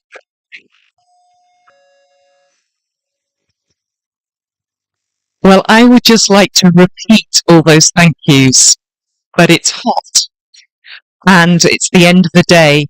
So you just have to hear my gratitude in what Dr. Isiko says. It has been a marvellous 2 days, and I'm sorry that I haven't managed to speak to each of you individually. If you've got time, do come and say hello afterwards. So I'm trying to give some energy in the room for the final few remarks, and I don't want to shed any blood. That's for other people to do. So what next? Well, immediately after this conference, our Malawi colleagues and Doctors Isiko, Kanwaji and I are all going to have a meeting and just think what we've learned before our Malawi colleagues go on the night flight back home. Think what we've learned, think what we'd like to take forward. But we've got certain commitments already that we want to implement as far as we are able. And that is a publication that I mentioned earlier this morning, an edited volume with select papers from this conference and from the one in Malawi. So we're going to have some very hard choices.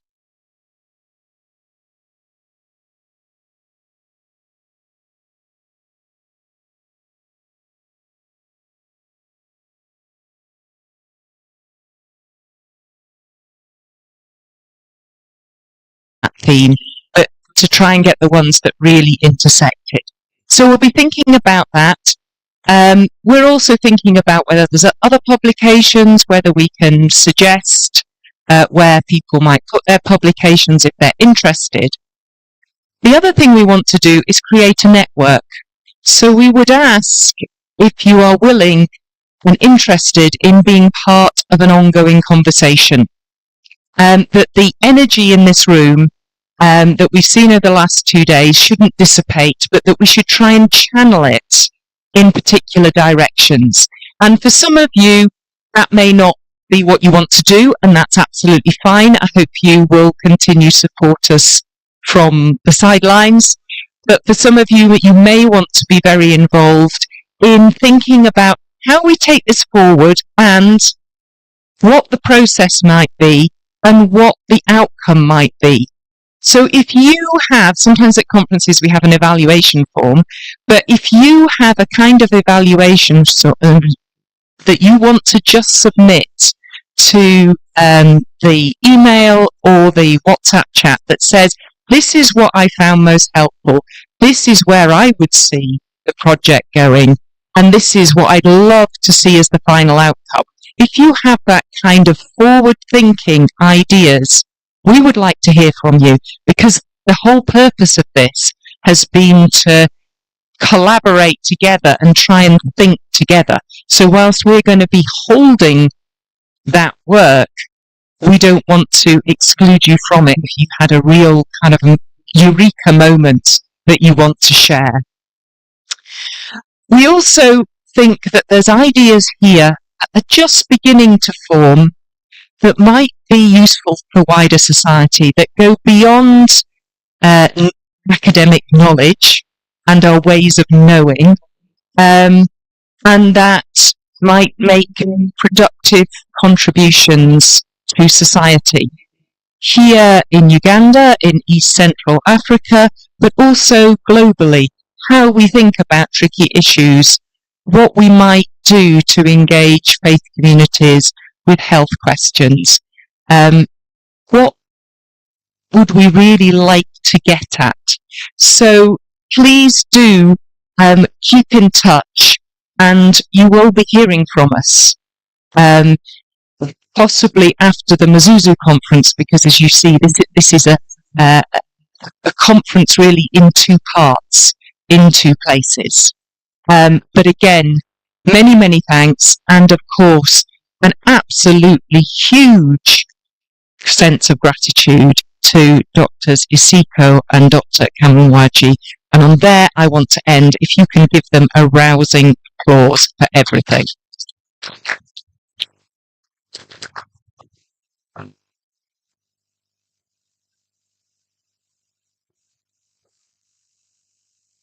Thank you very much. I think the conference has ended. Let us network and then leave at leisure.